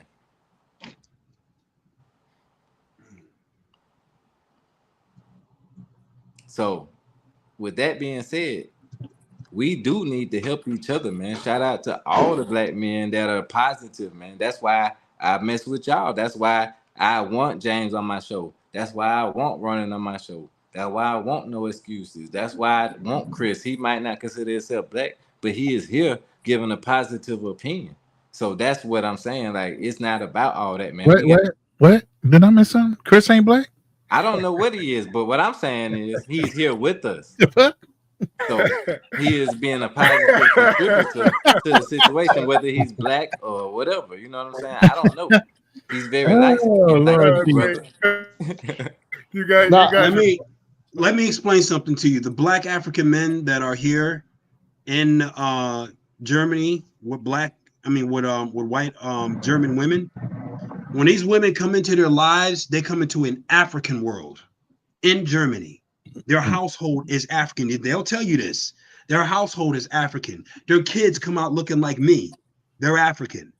They don't care about German anything. They do not care. They come into their world, their program, that African man's program. And none of them go to these African guys and try to put them on a German program. They don't do that here. They don't do that in any of these places. These African guys go and get married. Read that statement. All that behind these. Read that statement to Uncle Guns. By the way, my mod is white. Okay, yeah, go ahead and read it out. Go ahead. He goes, I agree with that. I see a lot of fellow white people that fuck it up for a lot of us, the rest of us. Ha ha ha. Oh, okay. I see why you made that point. I mean, me myself, you know, like I said, I'm a military brat. You know what I'm saying? I like white people. I don't have a problem with white people, but I also am a realist. You know what I'm saying? So I understand. Like when I was in DR, I wish I had this interview that I did. I did an interview, but without the camera. It was a young white kid. He was about 24 years old. He was working for the Dominican Republic government, and he had just graduated college. And he said he was down there trying to help them with environmental stuff. But he was apologizing to me as a black man for the way things are in the world, because outside of America, he actually got a chance to see the impact of colonialism and the tragedy of all dark-skinned people on the planet. And he really felt that in his heart to apologize to me. And that's why I said I wish I had it on the interview, but he's a great guy. Like I'm in contact with him, but that's just, you know, a small tidbit of the things that people don't realize, especially the new generation that's coming up that has no idea about the atrocities. They just know all these lies that are, I mean, not lies, but it's truth that people are saying to throw them off of the path of the righteousness of things that actually happened in the world. You know what I'm saying? People know, but they don't want to no accountability. That's why on my channel I've been telling people, like, I got a podcast already about like feminism actually is the same playbook as racism. That's why That's why it works so well. You know what I mean? Because it's the same exact playbook. I don't want to go into it because I know there's politics, but I want to say something real quick on legacy. You know what I mean? And this is my personal beliefs. But like, if I have a child with, let's say, if I had a child with an African lady, right? That child has obviously my American citizenship via me, but also in her home country, he still has power because I didn't dilute the race. So if he wants to go into politics or whatever the case may be, he has no disadvantage in that African country. Now, if I had a child with a European, it's going to be a mixed child, and let's say pick a European country, let's say England for the UK. He's not going to have that. He's not going to have power as a mixed child in that country. So I'm creating a lineage of a man that doesn't have power in neither country. In the US, he might have some in the US, but in the UK, he's gonna pretty much be in the same position. So I'm creating a lineage. I'm perpetuating a lineage that has no power because a mixed child is still black by default. And if he's in a white country, he's still gonna be lower class. You're saying a white country, but that's very true. We know that. But do you feel, because we know it's colorism globally right now and everywhere. So do you feel the same way about other countries like the Philippines or China or anywhere? Yeah, China the same way. If I had a baby in China, you know, the likelihood of him being the next leader, political leader is zero to none. Hold on. It's okay. I just want to see how you was going with that. Okay, so what do you think is a solution? Because we are a solution-based group on Style King Network here. But like, if I birth children, I want them to be able to have an opportunity to be the next president or leader of their country, or have some political influence. It's gonna be hindered if you're a mulatto in a European country, because you're gonna be looked at as black. So where are we having the kids at then? Where should black men? With black people. With black people on a black continent? Yeah, because you're gonna have a child that's gonna have power in their respective country. They're gonna have power. They're not a mulatto is not gonna have power in a European country. If you were born and raised in that country, there's a lot of European countries that if you were born looking like me, they'll vote for you if you're good. What's an example of a black? You think they won't vote? You think they give won't me a current example in Europe of a black? Somebody needs leader. A kitten, a puppy, a glass of milk, and some cookies. Give an example of a black political leader in Europe. You see that picture right there? That's what original Filipinos look like. Mm-hmm. They got a whole island called Negritos. And Filipinos will tell you that. They know. Just as long as you don't talk about Floyd. And they actually have Black Jesus in their churches. But they kind of like Dominicans at the same time. No, they actually have Black Jesus in what their I'm churches. saying, I agree with you, but what I'm saying is they still need you to acknowledge their Filipino-ness before you acknowledge their blackness. A lot of them have been promoting morenas. They say morena a lot, American which black is darker. men, as American black men, myself, I acknowledge my blackness before I acknowledge the slavery. Yeah, but that's because you grew up in a culture where it was required. No, that's not the reason. That's definitely not the reason. The reason is because I've been teaching myself years and years of knowledge. That's why I said I was raised in a military family. I grew up. My dad, when I was 6 and 7 years old, my dad was in Desert Shield, Desert Storm. I was standing out there with the flag, waiting for him to come home. I was singing the national anthem. Yeah, my son was too. Okay, so that's what I'm saying. I was raised like that. So you can't tell me that I wasn't gun-ho about America. But what I'm saying is once you realize what you're up against as an adult, trying to make money and provide for yourself as an adult, that's when your mind starts to say, oh my God, this is not what I thought America was supposed to be. I thought it was supposed to be this and that. That's what I was raised on. And that's not the I'm truth. sorry. Chance, why you have to put that in the chat? What I'm saying is true for a lot of black men. That's why they are on drugs in the community. You can laugh if you want to. It's a lot of no. people. I'm That's laughing why at people smoke Chance's weed. comment. That's why I'm people have been laughing at doing crack. Chance's No, comment. we was referring to you, Style Kings. I'm laughing at Chance's. I'm about to say I get You laugh at me, but I don't laugh at you. No, I'm laughing at Chance's comment. He said you go to the Philippines and say Floyd Mayweather, and they're gonna have a problem with racism because of Manny Pacquiao. Okay, I'm about to say don't. I care about black people now, like deep down, like for real. I'm still trying to figure out a black political leader in Europe. If I said you can become, you can. So we're in 2024, and it hasn't, and you can't produce nothing evident of a black political leader in Europe. Chase cracking jokes in the damn chat and shit. Yeah. My bad. Well, you My have bad, to. You have to actually become popular. I'm good.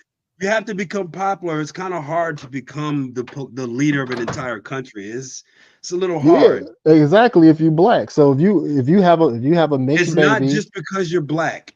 If you have Cuba has white president after white president, right? And they last forever. Look at Cuba. They got 80% black people in Cuba, man. I couldn't believe it when I was about to go down there. There was so many black people. You have Latinos and people from Spain sneaking into Cuba and gaining political power because they understand the system better than a lot of locals because they don't try to learn it. But you're gonna have a baby with Becky, and your child is not gonna have no power, and they're not gonna have no power. They're not gonna have no power in their mother's country. What do I care about having political power in the country? And by the way, your bullshit about a home having kids with a Becky, you take a good look at my face and Ronan. What about me? We're mixed, you dumb fuck. What about me? But we're racially mixed.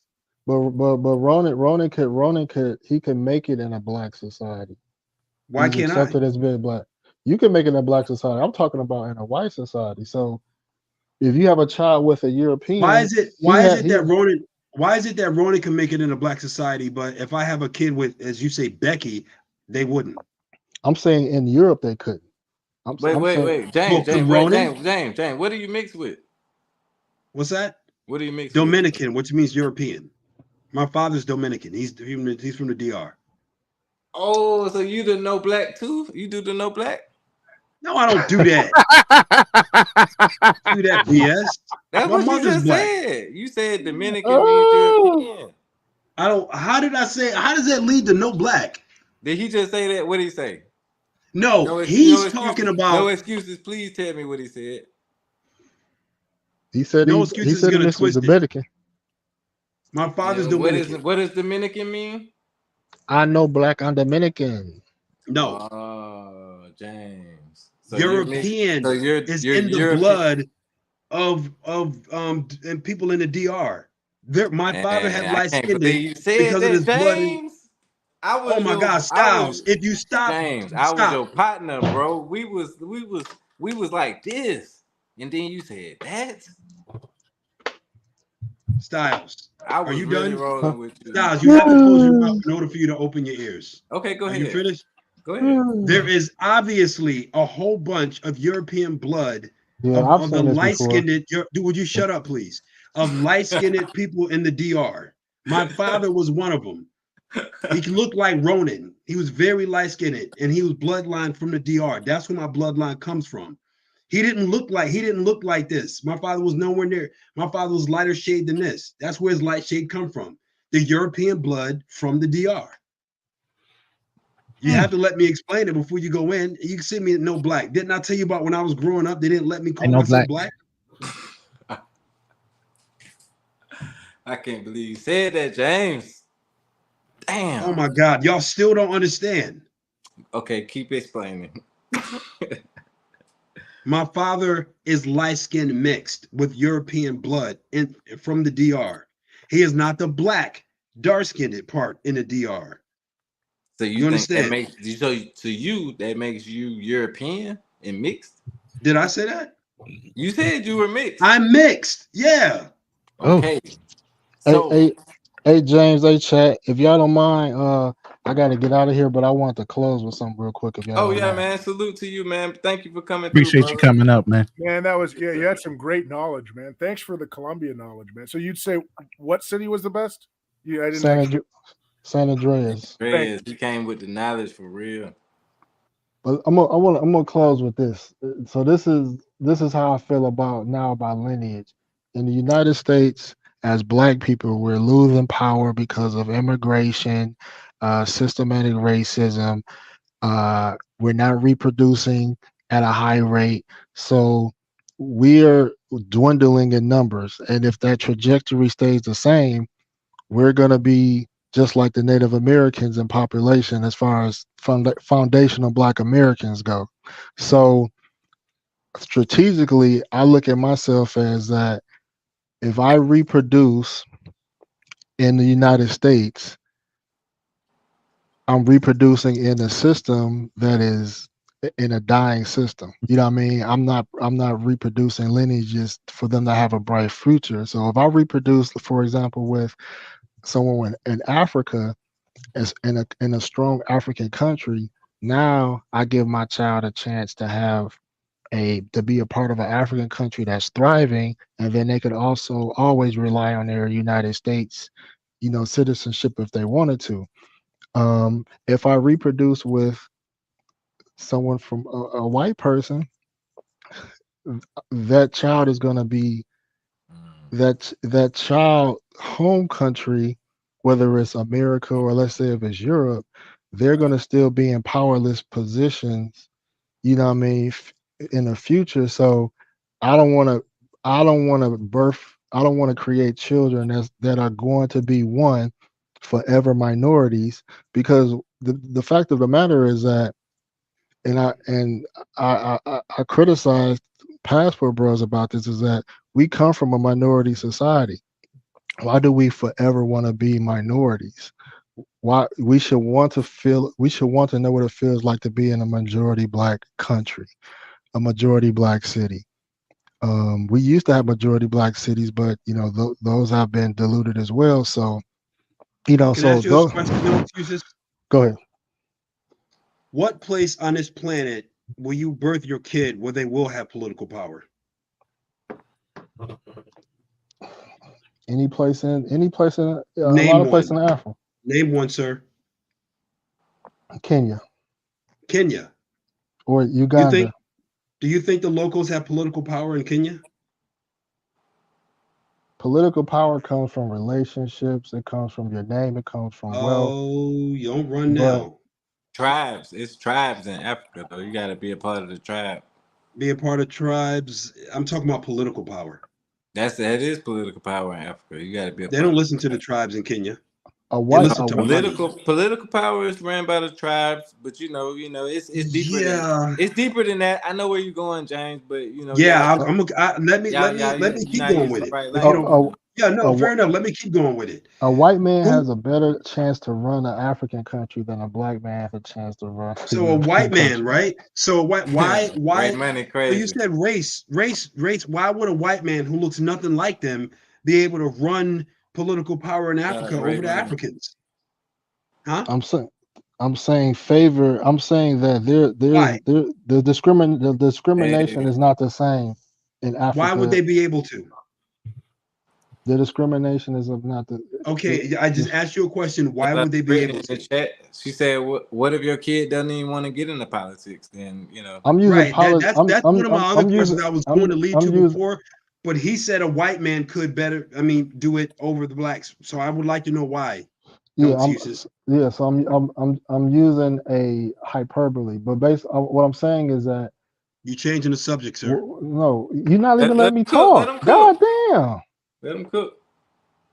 in Africa, discrimination, oppression against whites is nowhere close to what discrimination and oppression is like for blacks in Europe. Evil Dork, they have visited Kenya and Uganda. You came in way late if you missed that. So if you have a mulatto, 50% black, 50% white, if you have a mulatto in an African country, they have a better socioeconomic their socioeconomically ladder or position will be higher than it will be in Europe, that mulatto. So why would I put my mulatto child, or why would I have a child where the odds are less in their favor in Europe but more in their favor in Africa? You know, so you got to think from a kid. If I'm a child, I would have wanted to be. If I'm mulatto, I'm gonna want to be in a country where I have the potential to have the more power. That is smart. I never thought of it like that. I started to cut you off, but that is good thinking, man. I never thought of it like that. But wow. Yeah. So if y'all get what I'm saying, I don't need to elaborate anymore on that. That was genius. That is deep, man. No, on it. This is why I come to these chats, man. But that is some deep shit I've never thought of until now, and you're making a 1,000,000% sense in my mind. I mean, 100%. You blew me. Yeah, that was crazy, man. No diddy. Yeah, I don't know where James went, man, but you know, I'm, you know, he wants his kids to have less power, so you know, what I mean? more power to him, man. And that goes back to what I was saying about being a real man, period. Like I was saying the Sigma stuff, but really it goes back to just being a man, period. You know what I mean? Like you have to care more about your children than you care about yourself at some point, because your life is gonna end and your kids gonna still be here to care. Hello, welcome to my world, Style King. Yeah, I haven't even dealt with that, but I learned that from my parents. You know what I'm saying? So. And the thing is, and through past, I didn't even think now. No excuse, you got me through a whole other mind of thinking. We got such big advantages here in the States where you can have a kid overseas and she still has the backup plan of coming back to the States. Exactly. Hey, Evil Dork coming at you, Ronan. Well, miss me with that. What? Be what? Is he from your channel? Miss me with that. Be what? He said Ronan would never go to Africa. Miss me with that. BS. Bull. Why would I never go to Africa? I don't get that. How would you even say that? Is he from your channel? He is from my channel. He could be one of these trolls that follow me in here. I don't know. From your channel trying to get you, bro. Believe me, I get all kinds of them. I don't know this guy. But why would he think I wouldn't go to Africa? Salute, traveling. I have no idea. He probably doesn't even know I understand my ancestry either. You know, but again, like I said, that's somebody that doesn't know me. You never say anything weird or out of place, so we don't have any problems with you. I get on No Excuses channel all the time. What you talking about? Afro Sundays, I'm usually on the panel. Yeah, man, I appreciate y'all coming. Even as light as I am, guess what? I'm really not that light. Nah, you not inside. You a real one, brother. Like whatever. You ain't never. That's the thing brothers don't understand, man. You don't understand. Don't judge me by my skin tone. Nah, man. I'll be the blackest one in this goddamn room in a second. Me, I don't judge nobody by their skin tone, man. I'm telling you. Because I've been raised around Vietnamese people, Chinese people, like everybody. So I don't care about that. You know what I'm saying? I judge people by how they act. So you act like a real one, I'm going to treat you like a real one. I grew up around real ones. That's the whole thing. They don't understand. They don't know my background. That's what it's about. I might look like this. Who says the rest of my family looks like this? And honestly, brother, that's what made the United States the greatest country on earth, is because white people, Mexican people, black people, everybody worked together to make this country the great country that it is. But we introduced all these divisions, just like feminism and racism, to, you know, sway people to vote for different people and make different laws. But in order to be the greatest country on earth, we all have to work together. And that's what absolutely. And that's what made us the greatest. But like I said, you know, like we gotta pay respect where it's due. You know what I mean? And that's the problem that we having in America, where we're not paying respect where it's due. But see, that's the idea. Even with me going to the Philippines, is there's a whole sector of black people in the Philippines that aren't really being talked about. My girlfriend is a descendant but the Filipinos of those. The Filipinos do pay homage to the black people. They have. Well, they do you understand why? Island name. They have an island name. You understand why? It's no island name Black Americans around here. Do you understand why though? If you know Filipino or American history. I don't understand fully, but I do. I'm a history buff. Okay, so Spanish-American War, the Spanish-American War. Americans went over and fought against the Spanish in the Philippines. Guess who went over to help? Buffalo soldiers and black soldiers went over there. So we beat the Spanish. The Spanish sells the island to the Filipinos. Or no, I'm sorry, the Spanish sell the island to the Americans. The American white soldiers turn around and start wanting to call the Filipinos niggas. Just like they were already treating the black soldiers that went over to fight. So guess what the black soldiers did? They flipped the script on the white soldiers and started fighting with the Filipino fucking rebels. Won the Filipinos' independence away from the Americas. And most of them were killed, but there was a lot of them that had escaped. Matter of fact, one prominent guy had actually came back with a Filipino wife and settled in Louisiana. So Filipinos are very aware of their history, even though there's a lot of them that are in denial because of colonization. And they do still whiten their skin. A lot of them now are a lot more prouder about calling themselves Morena Filipino, which if you know Spanish, that means dark. So they actually call themselves that, the darker Filipinos. And they have everything from nappy hair all the way to, my girlfriend has long, wavy, curly hair. She has curly, her nickname is Kulat, means curly. Because she looked like a little black Cupid doll. If I showed you a picture of her when she was a baby, she looked like a little dark-skinned black Cupid doll. Yeah, Stal, I remember when I taught you told me what is the best place to find a wife, and I told you I think every single guy I know with a Filipino wife or Pinoy, whatever you want to call them, very happy, very loyal people, very nice, very hardworking. Yeah, of course you can find a wife anywhere. You know what I mean? I'm not just saying that. I'm just saying the most people I see very happy marriages stays are with Filipinos. I see it a lot. Somebody said, Evil Dork said most Filipino aren't attracted to black males. That's not true. I mean, I think it's the colorism thing that's global, like I said earlier, but at the same time, they aren't as ignorant as. Yeah, I think this is one of. I think this is one of Kim 123's fucking channels. I can tell right now. Because he does a lot of review videos of different people, especially black people. So, he like to review black people. I would like review me. I would like that. But anyway, like we already understand that white males are the epitome of a lot of people's desire because of the movie industry and television industry and a lot of other things culturally. I mean, and that's okay. That's okay. Yeah, we accept that. We're not trying. I'm not trying to cope with it. It's fine. I'm personally fine with myself as a man. But what I'm saying is, I still have my pick. So what I'm gonna do is I'm gonna explore the earth. So if you have a problem with that, sir, I think you might be on the wrong channel. But anyway. Yeah, you get trolls that come in through all kind of sources, and I've been on different channels where trolls start to come in. But this one in particular looks like he's a Kim 123's disciple.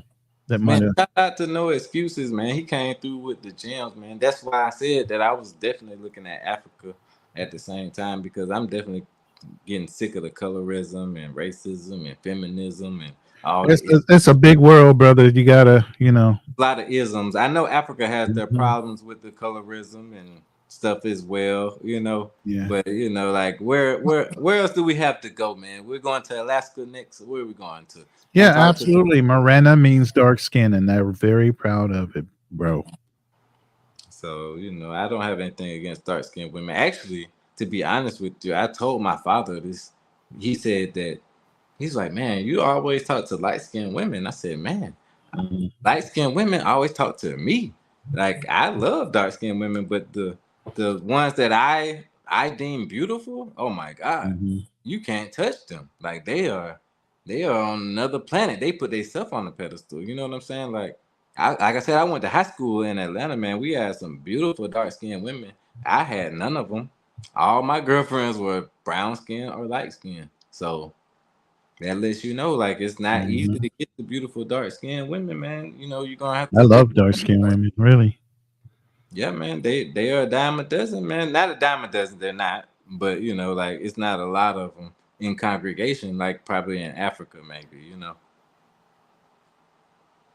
to get that, you know, the ones that you want, like you said, the 9s, the 8s, the 10s. You know what I mean? Like the girl, I just seen the African girl that's on like social media where they showing all the white girls looking at her, and she's so beautiful and this and that. I'm like, dang, that is nice. That chocolate skin, man, you can't beat that, man. Yeah, you can't. I agree 1,000,000%. That's why I love DR, man. I've been to DR now. I'm embarrassed. 5 times in the last year, just because I love their women. You know, I love Colombia too, but love their women, love the culture, love the just love the island attitude with it. And those, when you get those Haitians or whatever, those DR people are super black, man, fucking love it, just great, man. Do she got her hair though? Hey man, this SCI guy is on point with that. I do. It does. I'm tired of the wigs and the weaves, man. I do agree with that. Like, I would love for my beautiful black women to wear their natural hair. I'm tired of seeing guys like myself with all this long dreads and then women wearing wigs and weaves. I'm not trying to bash them. I'm just saying I appreciate the beauty. Like my mom, like she had a big afro in the 70s. You know what I mean? Like she ain't never do none of that. You know what I'm saying? That's old school though. She's old school, but that's what we like, man. You know what I'm saying? Like I tried to get my Dominican little chick to do it. She did it one time for me, but you know, like I had to force her. You know what I mean? Like it's hard to get that wig up off the head. You know what I mean? Like it's tough. That's her. Oh yeah, she look like she thick. Yeah, she's beautiful.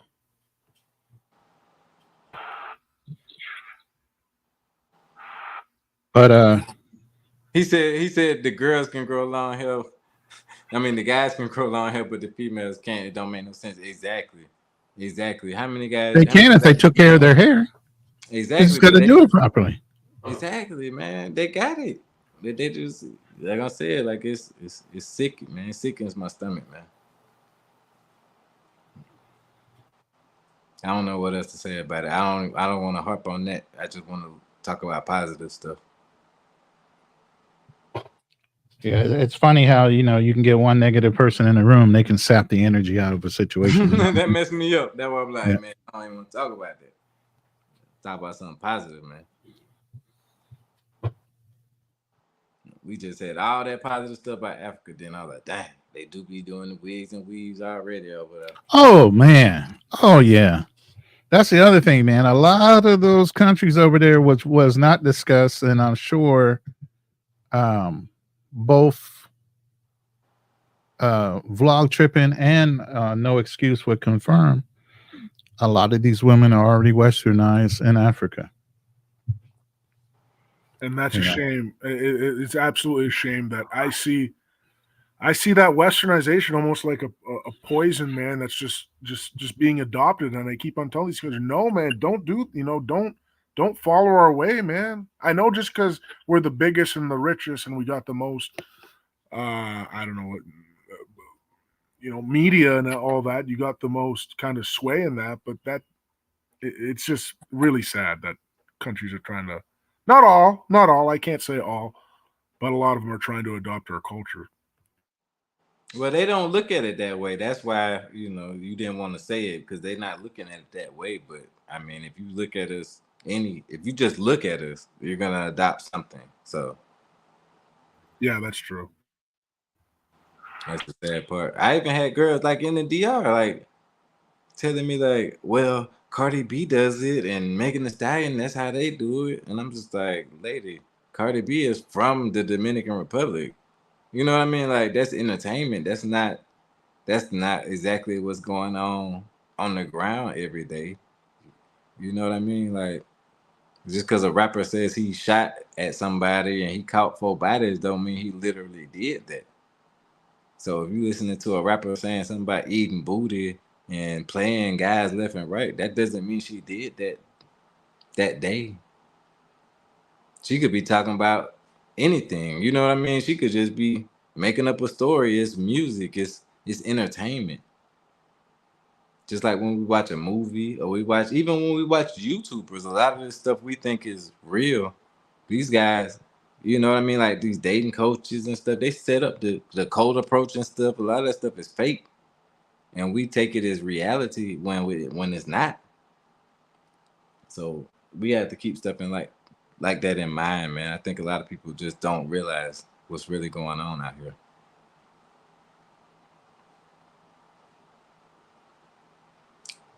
But it's damn, this is 7-hour live, man.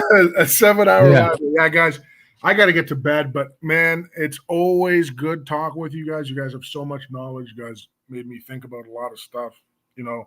And I'll be up on your panel, man. If you have another one, and I see it on, I'll be on. And you guys, you know, You guys are more than welcome to join us on the Lion's Den on Friday night. It should be around 9 p.m.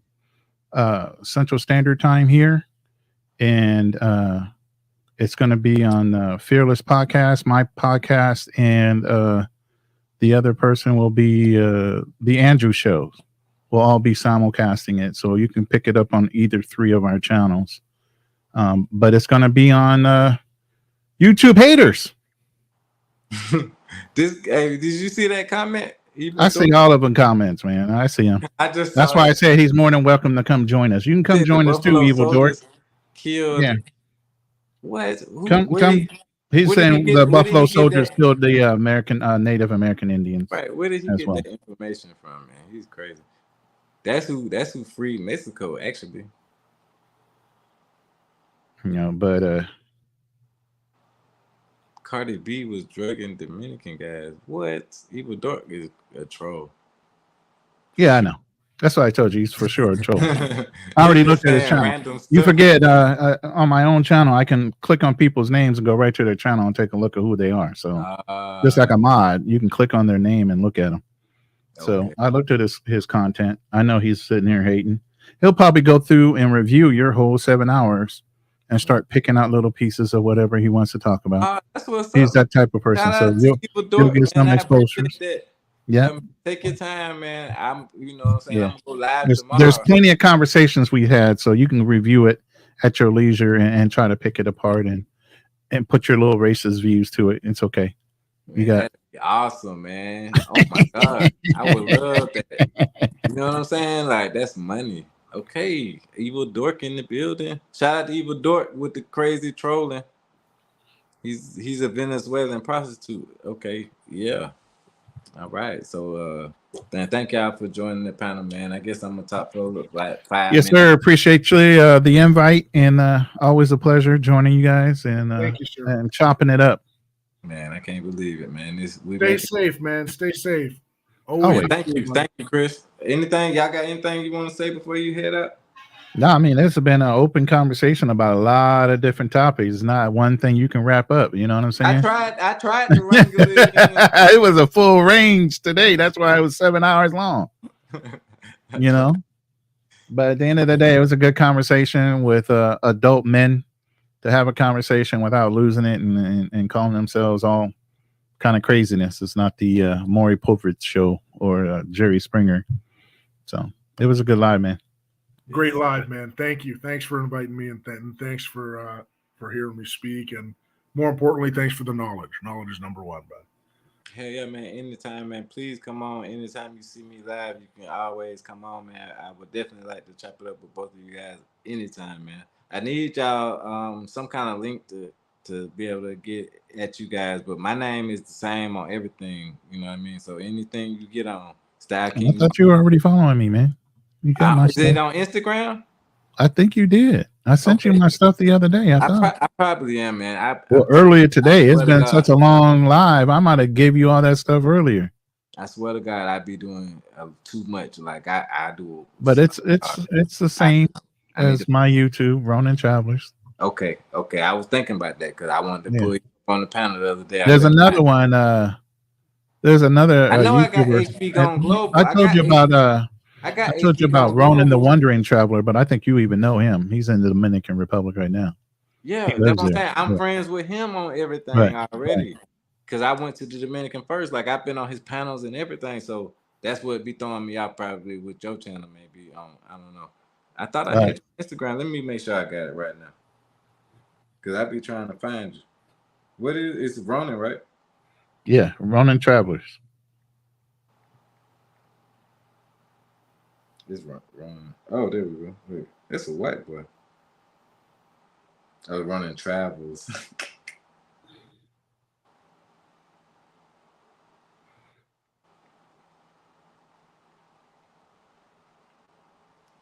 Is no picture?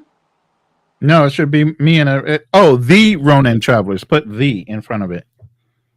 THE Ronin Travelers with an S. I have an orange beanie on. Got it. Yeah. Okay, now I got you. Perfect. No problem. All right, we on point now. All right, brother. Man, thank you so much.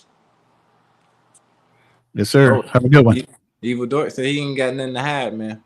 Yeah, okay. Come on Friday. We'll see you on Friday then. All right, man. Salute, bro. Yes, sir. But yeah, man, that was a great episode of the show. Man, thank y'all so much for tuning in to the Style King show again. I did not expect to go live today. I was just at the bar having drinks. And I said, oh, let me go live on Instagram. Boom, I went live on Instagram. Then I said, oh, let me go live on YouTube since I'm live on Instagram. So boom, got live on YouTube. So that's how. But shout out to the whole panel, man. I had the best guys in the game. The next generation of Passport Bros making it happen. And we had the ultimate OG in the house. So I want you guys, if you didn't catch the broadcast, I know you're going to catch it on a replay. If you don't know, I'm Style King Marco, StyleKingMarco on everything, Spotify, YouTube, Instagram. Hit me up if you got any questions. I do consultations right now on the Dominican Republic and Salvador, Brazil. But I will be traveling soon, so please stay tuned. We're going to make things happen very soon. If you got any questions about stocks, bonds, well, not bonds, but crypto and real estate, hit me up, inbox me, let me know any question you got. And we're going to make it happen, man. Thank you so much. Great fucking show.